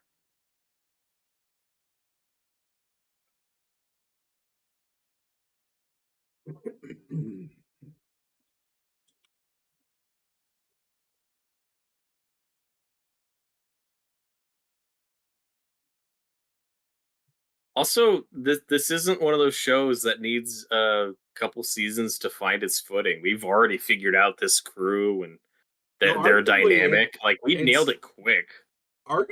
downhill from here. As much as I like season two. Hmm. No, this is the best season, but there's still a lot of fun stuff in the next two. Like you said, it's really hard for me to view the show critically because even when it's not great, I'm still entertained and I just don't care while I'm watching it. The only time where I'm like, kind of wish I wasn't watching this is some of the stuff in season three that I just don't like. I think it's pretty consistently pretty good. I think the stuff Like with Brandy they works. try to redo the morgue scene, but in a sperm bank, and it's not nearly as like disgusting or I creative. think it's pretty gross. I think it's It's a gross, but fun scene. it's like I saw you guys do that last season, but like better. I'm with you though that by the end of three, it's like yeah, we're running out of ideas. We are repeating. And Brandy is just she is really annoying at times. She's a little early on, but I think it all works.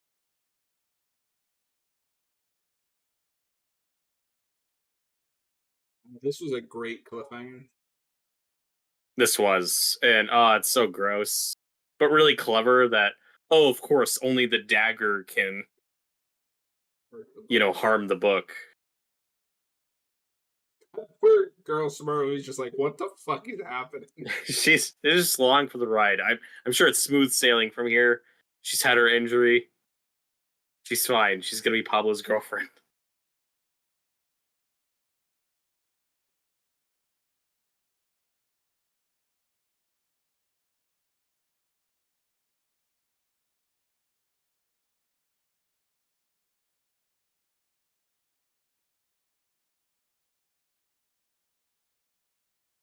And this is also a formula It's I like feel like we can't. sentimental about the book. Like, do I say Yeah. goodbye? It feels like a formula we can't get away from in modern streaming shows where everything has to be an ensemble or like a team. No, the And this Arrowverse one is shouldn't really work. bad about that. Oh god, that's one of the worst. Like this shouldn't work because we're just here for Ash. That's all we care about. But these other characters are great. It's like, why is the Flash part of an ensemble? Why does Yep. Supergirl need a team? Why is Team Flash a thing?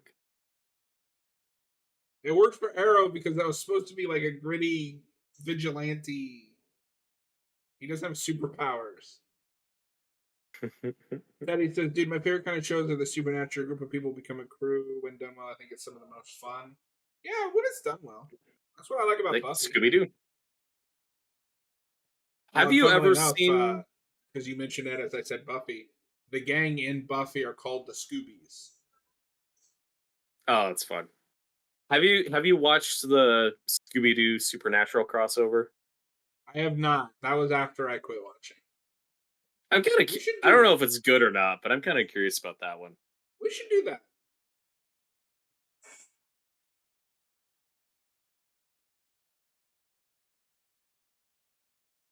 What we're gonna do to Pablo for these last couple episodes is really It's fucked up and really sad to horrifying. watch. Sadie C is weird. I think when done well, they're my favorite type of show. And I don't know if them being the Yeah, Scoobies is ever mentioned in the show, but that's just like what they're commonly called. They're the Buffy gang is the Scoobies, and then when Angel goes off in his own spinoff, that's Angel Investigation, because he's much more of a private eye in that show.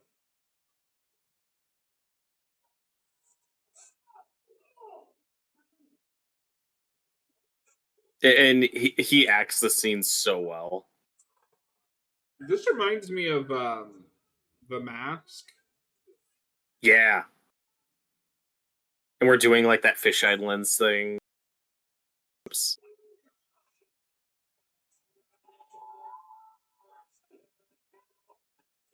I just love that she's all powerful, and the only one that can stop her is a doofus.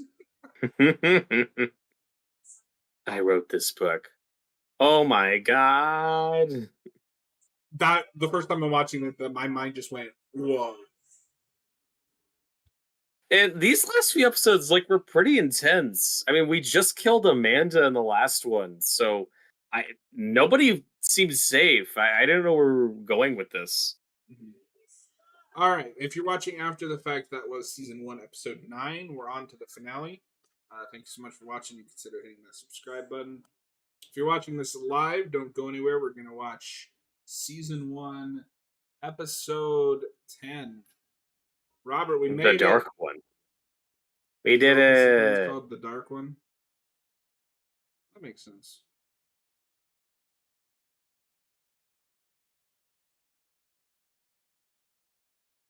What the hell's my?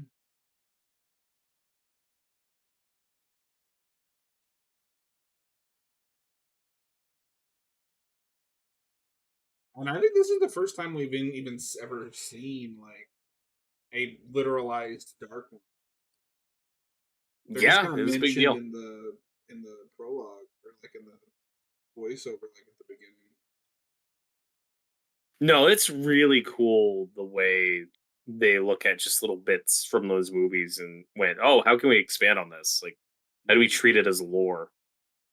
It's really cool.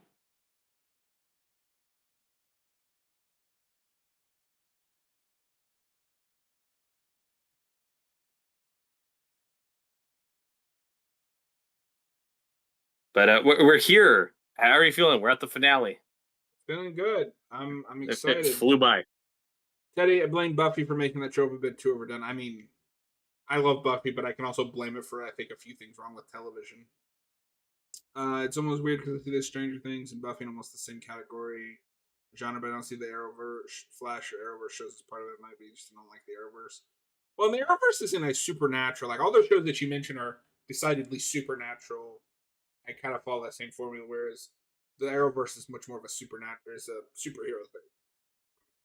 I also don't think the show ever loses Ash as the main character. Everybody's pretty consistently always Which you can support. argue the Arrowverse loses all of its protagonists at some point. Yeah, to the point where so many episodes are just straw man arguments for why your protagonist is wrong and needs to learn a lesson, and it's fucking annoying. And Ash doesn't have that problem because he's an idiot from the beginning, and Yeah. it's part of his charm. Like he's always fucking up, and it's consistent. All right. Is everybody at timestamp 0? Yes, sir. All right. We are watching season 1, episode 10 of The Dark Ones. Robert is going to become a Dark One during this episode. I don't know if you guys knew that. Oh no. In 3, 2, 1, go. Arrowverse loses everything, including its quality. No. Got him. Fun. It's important to remember where we've been, how we got here. No.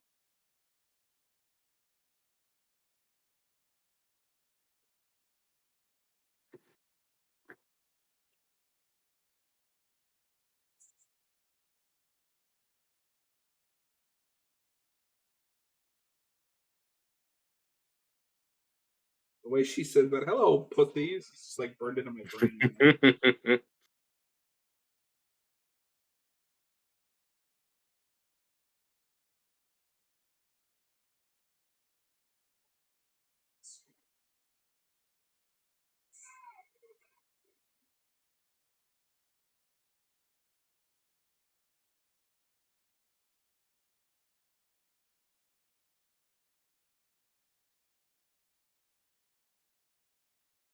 That like last shot of the previously on reminds me of so much of season 3 of Buffy, where each flash like previously on ends with a shot of Faith saying, "I don't, you don't get it. I don't care," and it just becomes funny after a bit.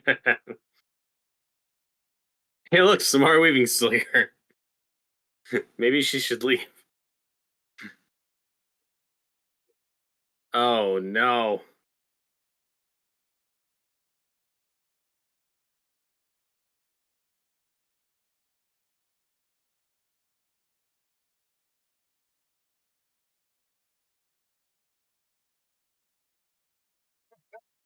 Oh, she's over it. It's Yeah, fine.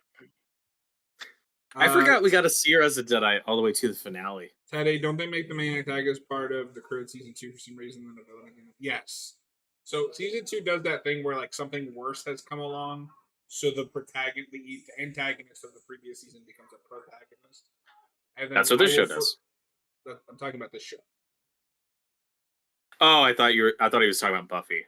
Sorry. No. um, and Teddy, I will forever complain that they just kind of throw that all away at the end of season 2, so we can have evil Ruby again. Like I said, I'm of two minds about it. This Ruby still has a pretty satisfying arc for me.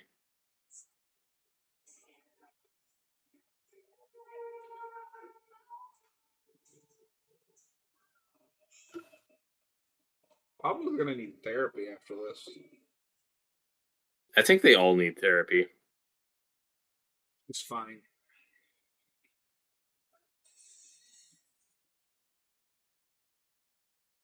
Yay, she said the thing. But does he say the thing?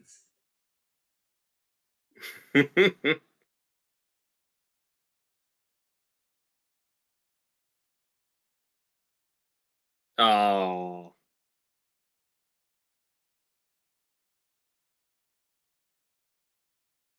No, I really like Ruby as part of the group. She has this like antagonistic respect for Ash by the end that I really like. And they earn it. They take their time with He didn't say the thing. Oh, of course, Smart Weaver. it.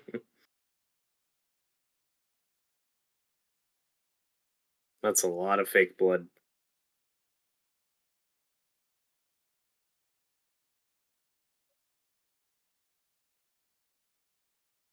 In the cellar. She took him to the Because cellar. everything in this universe happens in that goddamn fruit salad. I've never seen one fruit in there. Well, I mean, I can't say that. I probably shouldn't say that.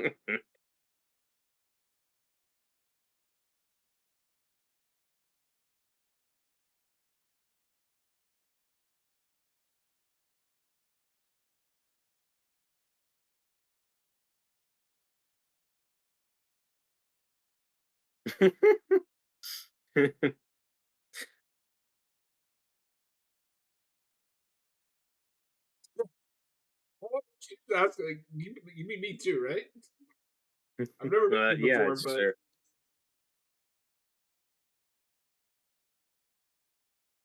That's pretty consistent with Ash's character, where you kind of have to earn his respect and empathy. He generally doesn't care about people. He needs a specific reason to like you, which is arguably a bad thing for a hero, but it's fine. it It's why we love works him. because this isn't a black and white like. Yeah. But as we'll see at the end of this episode, like he does not care about the world. He's done with everything. He has a few people he likes for very specific reasons, and everyone else can literally go to hell.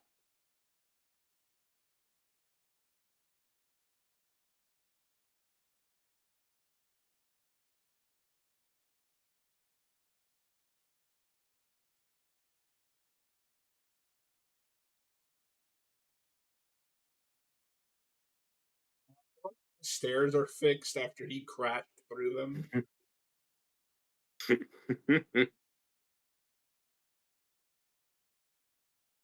No, the stairs are canon with the Evil Dead 1 stair. No, I think those smashed too. I don't remember.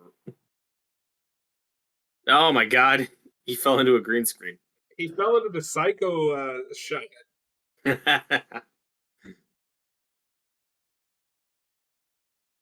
And then they put in those Psycho 98 cut-ins. He Yeah. sees a cow.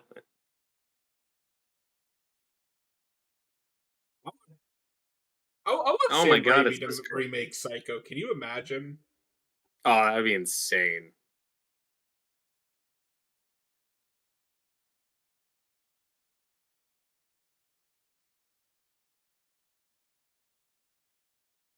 Oh, now he's in Haunting of Hill House.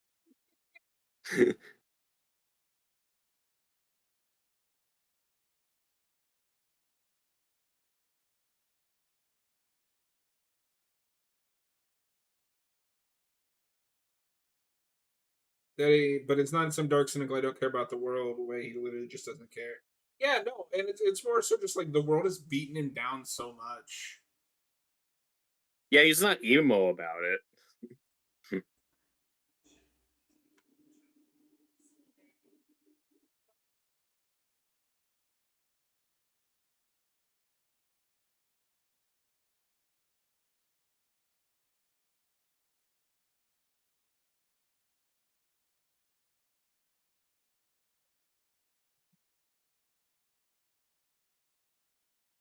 And this is a cool detail that they remember. Like, oh right, like Evil Dead 2 did set him up as a chosen one. He's in the book. It's a nice payoff to that. I mean, the payoff was Army of Darkness. Mhm.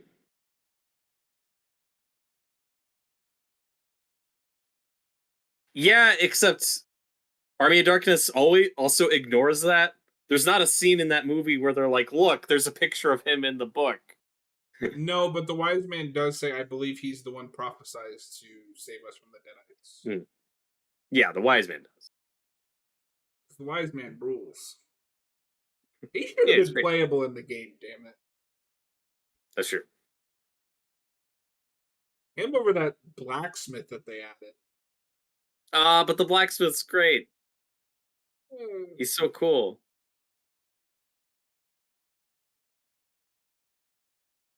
Was Chet one we never got? Ted Raimi. Chet, yeah. And there was a big campaign to add Chet. Bummer. There's like No, five or six. It's like 5 or 6 characters I really wish we got in that game. Samara Weaving's one of them. that That was should have been never the gonna last happen. one. What is her name? Heather, I think. Oh, are you sure?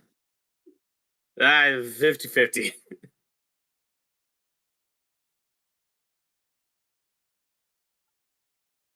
It was just a relief that we at least got Pablo, Kelly, Ruby. We at least got the heavy hitters. Well, they launched with most of what you would want. All the DLC was Mhm. kind of superfluous, except for like the remake characters. Yeah, it was nice to get Mia in there. Also, why And the the fuck does Brock make it before Chet? Yeah, and they both should have been there. The most baffling thing was that game comes out what, like a year before Evil Dead Rise. It's No insane that we Rise never got DLC. Evil Dead Rise DLC. Yeah, like that Right? lady should have been a boss fight. It would No, have been because awesome. people were like really wanting it, and I think that's around the time they announced they weren't doing anything else for it. Yeah, it's unfortunate. Oh no, I'm And sorry. The remake wasn't the only DLC that was good because they also added Ruby and Ball. yeah, those were the big ones. Like, oh, thank God we got those in there. And I wasn't sure which way they would go with Ruby, but I I'm was glad glad she they ended up they, being a they made her a hero. hero. Mhm. Although she was a leader, which is like I think the most useless of them. Yeah, Even though I played I didn't Old play Man as her Ash a a lot. lot. I didn't. He was not my main Ash. I mean, he wasn't I my was main.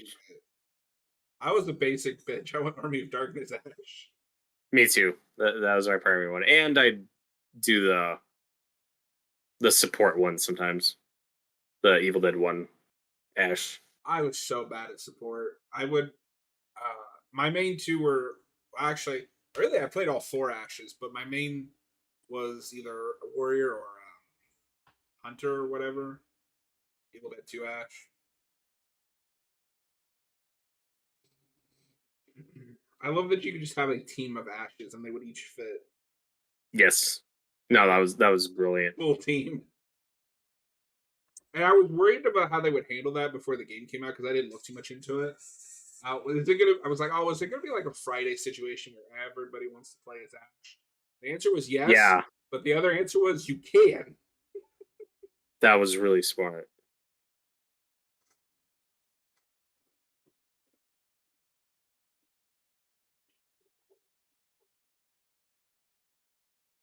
Yeah, she's got the axe.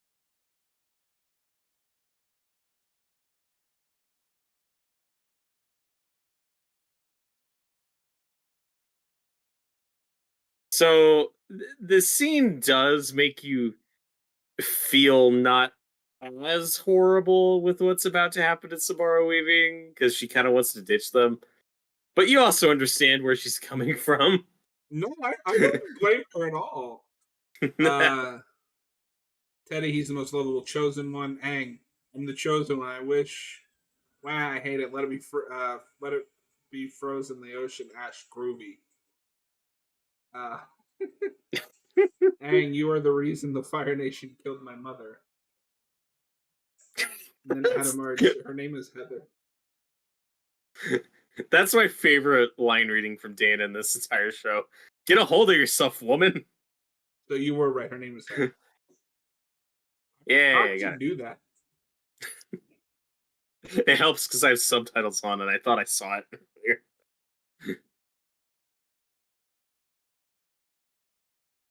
But see, like bits like this though, where she's like, "Hey, I'm studying to be a dental hygienist. You don't get to talk to me that way." It's like, all right, you're starting to get a little unlikable, so that I don't feel as horrible. She's panicking.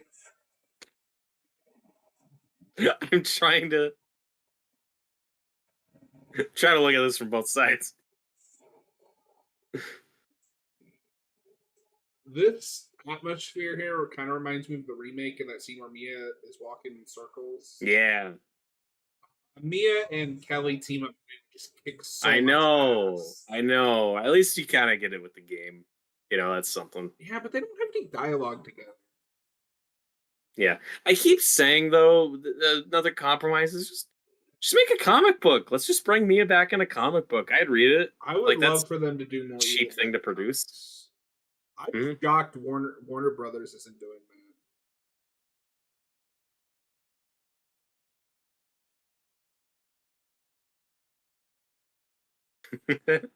We didn't need this Evil Dead 2 footage. It's still funny that oh yeah, his body's still down here. that. No, I love the fact that that skeleton is still there.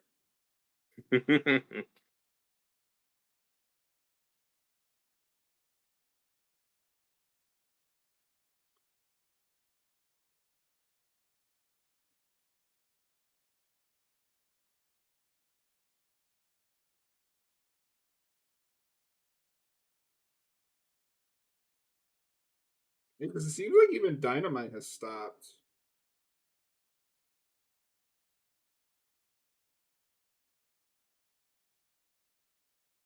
Um,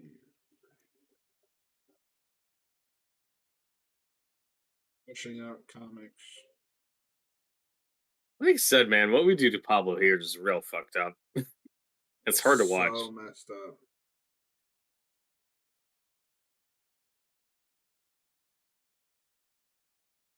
Evil Dead 2 Revenge of Hitler. Oh god. Evil Dead 2 Revenge of Evil Ed. These are real comics. Oh no. Remember Ed? Do you know who Ed Wait, is? Fright Night? No, that's the boyfriend that turns into a deadite for like half a second. Evil Dead 2. Okay. You Where just it said had Evil Ed, and I'm like, that's it's a Fright Night no. character. Oh yeah. No. Remember Annie's boyfriend, and he has like the Yeah, teeth. yeah, That's Ed, and then he's Evil Ed. Yeah, that's the character in the game where people go, "Who the fuck is that? Yeah, Who is this discount Scotty?" check this cover out.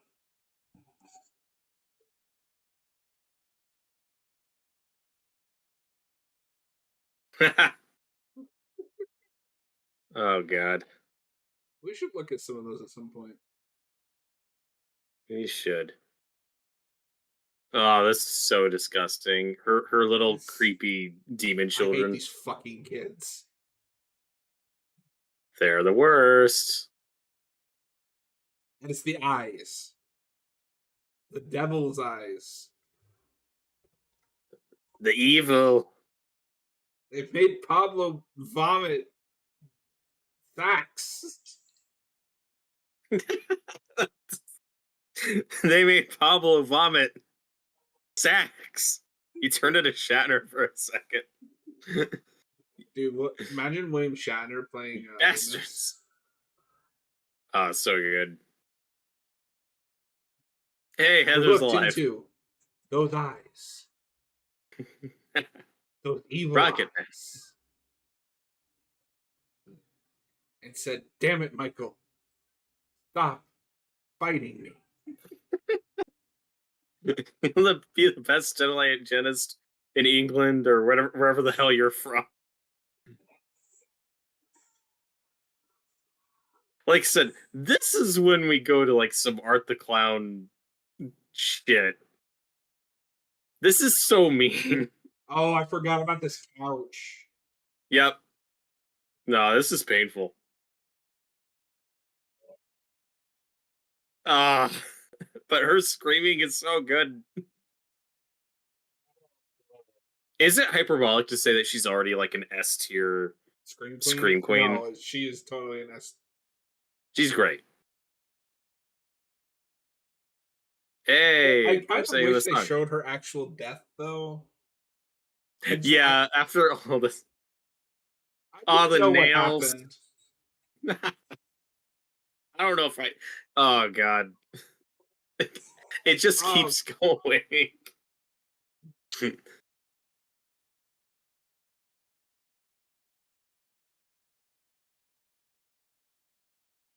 I don't know if I want to know what happens, but it's not good. no, I really want to know what happened.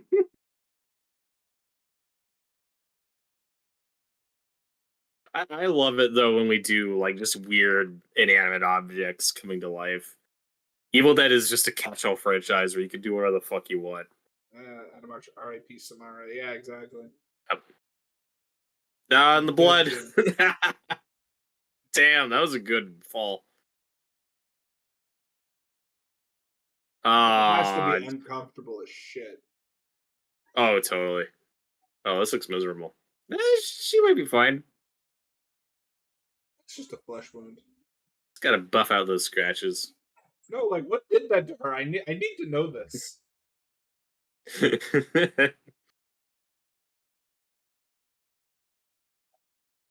She got to be a deadite. That's fun. Yeah, that is fun.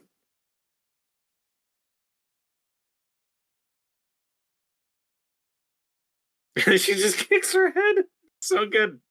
That's the most like pathetic kick I've ever seen. She's had a long day. That's It's true. windy. It's raining. No, this is very 2013-ish. Oh, totally. It just needs to be raining blood. Even yeah, even the bit with the nails reminds me of that bit with the nail gun. I think Raimi likes that movie a lot. Yeah, I think he's proud of it. That's why it was always funny to me when people are like, oh, it doesn't really capture like the essence of that first movie. It kind of does. It's just Hmm. it's not held back by its budget, so it's not goofy. Right. I prefer the original, of course, but Well, that's what's just so nice about having this show is it's nice having the variety. this kid creeps me out. I know. I don't like him. Shoot him. Oh my god. Little Nosferatu baby. Spinning around.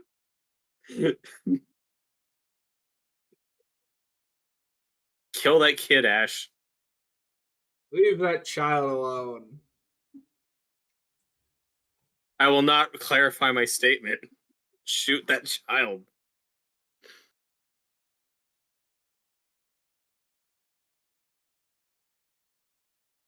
Nice little Three Stooges gag. Ew. The show does a good job of not repeating too many gags from the movies. Like you get just enough. Mhm. No, I think the only time the show loses me with a callback is I didn't need anything with Henrietta in season two. I mean, when you're gonna time travel to the era, it'd be kind of a missed opportunity not to. Oh, that's a great kill. The shadow and just all the black ooze. Yeah. That looks great. I don't know. I just part of it is that I don't like the like redesign. We'll see how we feel about it when we cover season two, because I don't remember having issues with that. I remember the when he kills her being having a good bit though, when he's like, fuck you. I think about that moment a lot.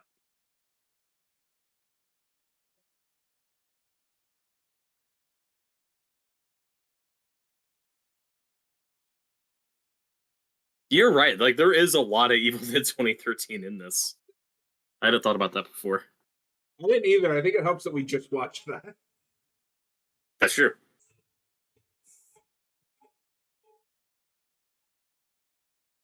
I'm a sucker for the flare shot.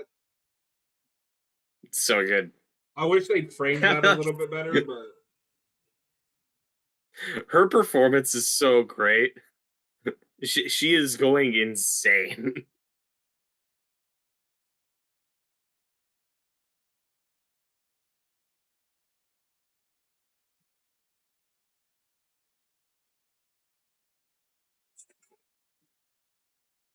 Also, I don't know if you remember by and we're season back two. to where he has to reload. Yeah, and by season two, Pablo's just fucking jacked. Like I remember being like, "Holy shit, dude's in really impressive shape." She's so much fun here. Burn, baby.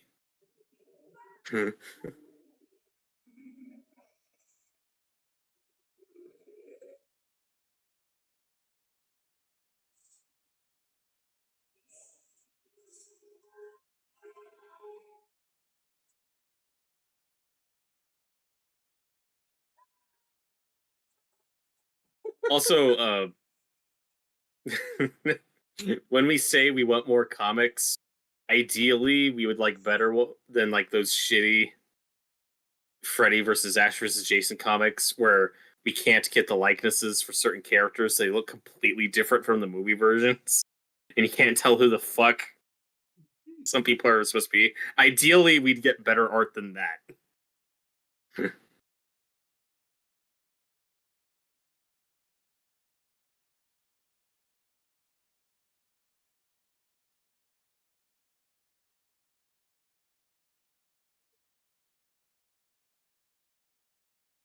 Like I said on first viewing, this is pretty Oh, the intense. name. I did not know where this was going.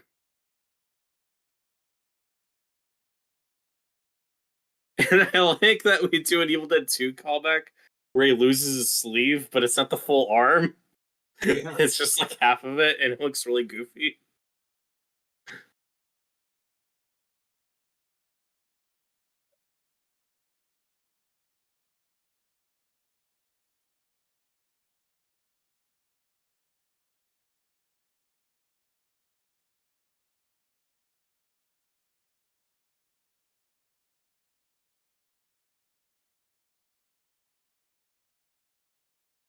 I think this one is also a bit longer because we're already like 25 minutes in, and there's still few more things Yeah, we got to go over.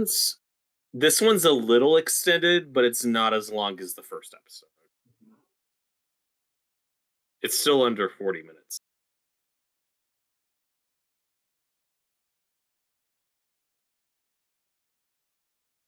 Oh God, I No, just the don't way like that it. was all. That was uncomfortable, but like in a good way.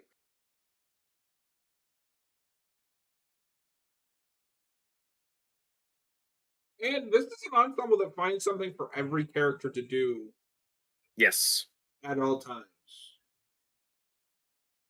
They're not just Ash's backup; like they all provide something. and you're not bored to tears when you're cutting to another character and trying to make them interesting. I have that a little bit with Kelly in season three. Eh, Because we'll that's see the when we get season to where it. she kind of like goes off on her own. And, Mhm. But like I said, I'm never bored. I'm always entertained when I'm watching the show.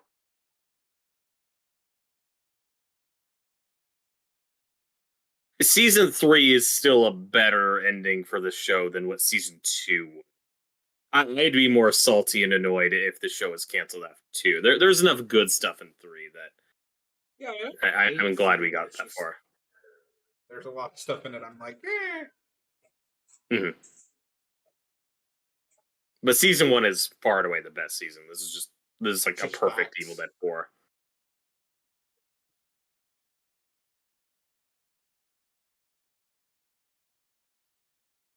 Oh, you could have made this a mini series, and I would have been happy. Hmm. Also, something we didn't talk about, and I meant to bring this up, is the naming scheme for this franchise. Because I like that the Ash versus Evil Dead name kind of is an evolution of the Army of Darkness, Bruce Campbell versus the Army of Darkness thing. Yes, and Ash versus Freddy versus Jason. Yeah. It feels very in tune with all those.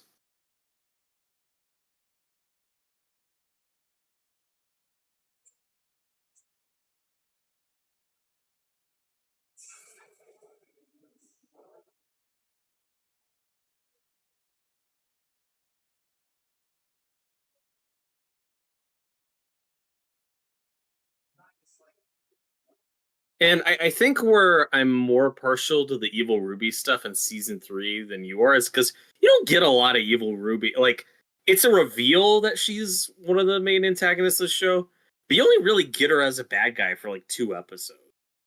And I do Yeah, think but she's in a those fun two villain in three. episodes, she makes Pablo do something that shall not be discussed and Oh technically defeats yeah, Ash. that's effective. Yeah, and like I said, her arc in two is really satisfying.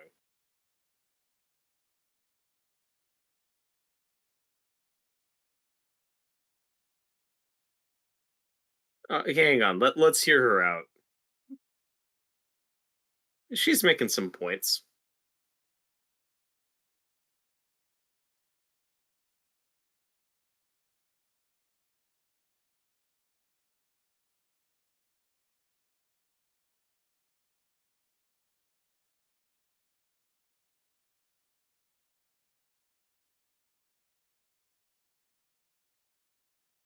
All about Jacksonville, Florida.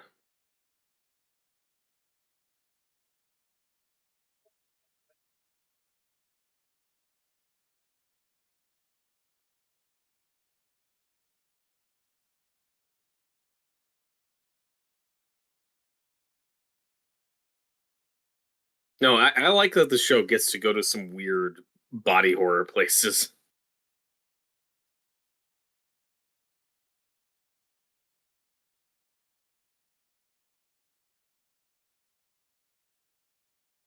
And it's kind of a tragic ending, especially for Pablo. Like Ash does kind of let Pablo down here.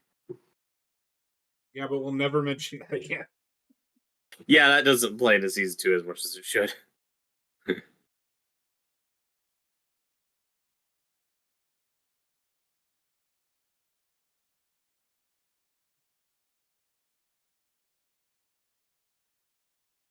I love how he goes from asking for $10,000 and settles for gas money.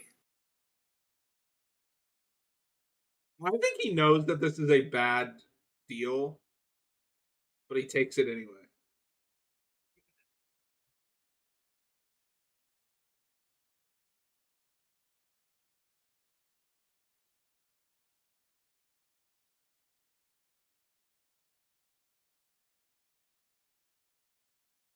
No, and this is where I am glad we got more because this is kind of a dark ending for Ash, and I would have been a little disappointed if this was the note we left him on. So again, I'm glad we got No, I'm happy that we got season two more, and three but for a bit more if redemption. say we never got season 2, I would have been fine with this because it fits in with the endings of the other two of the three. Well, the first two and the alternate ending of 3.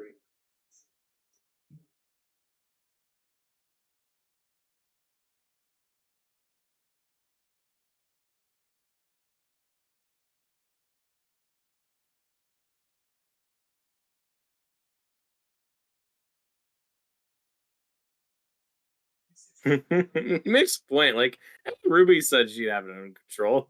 It's fine.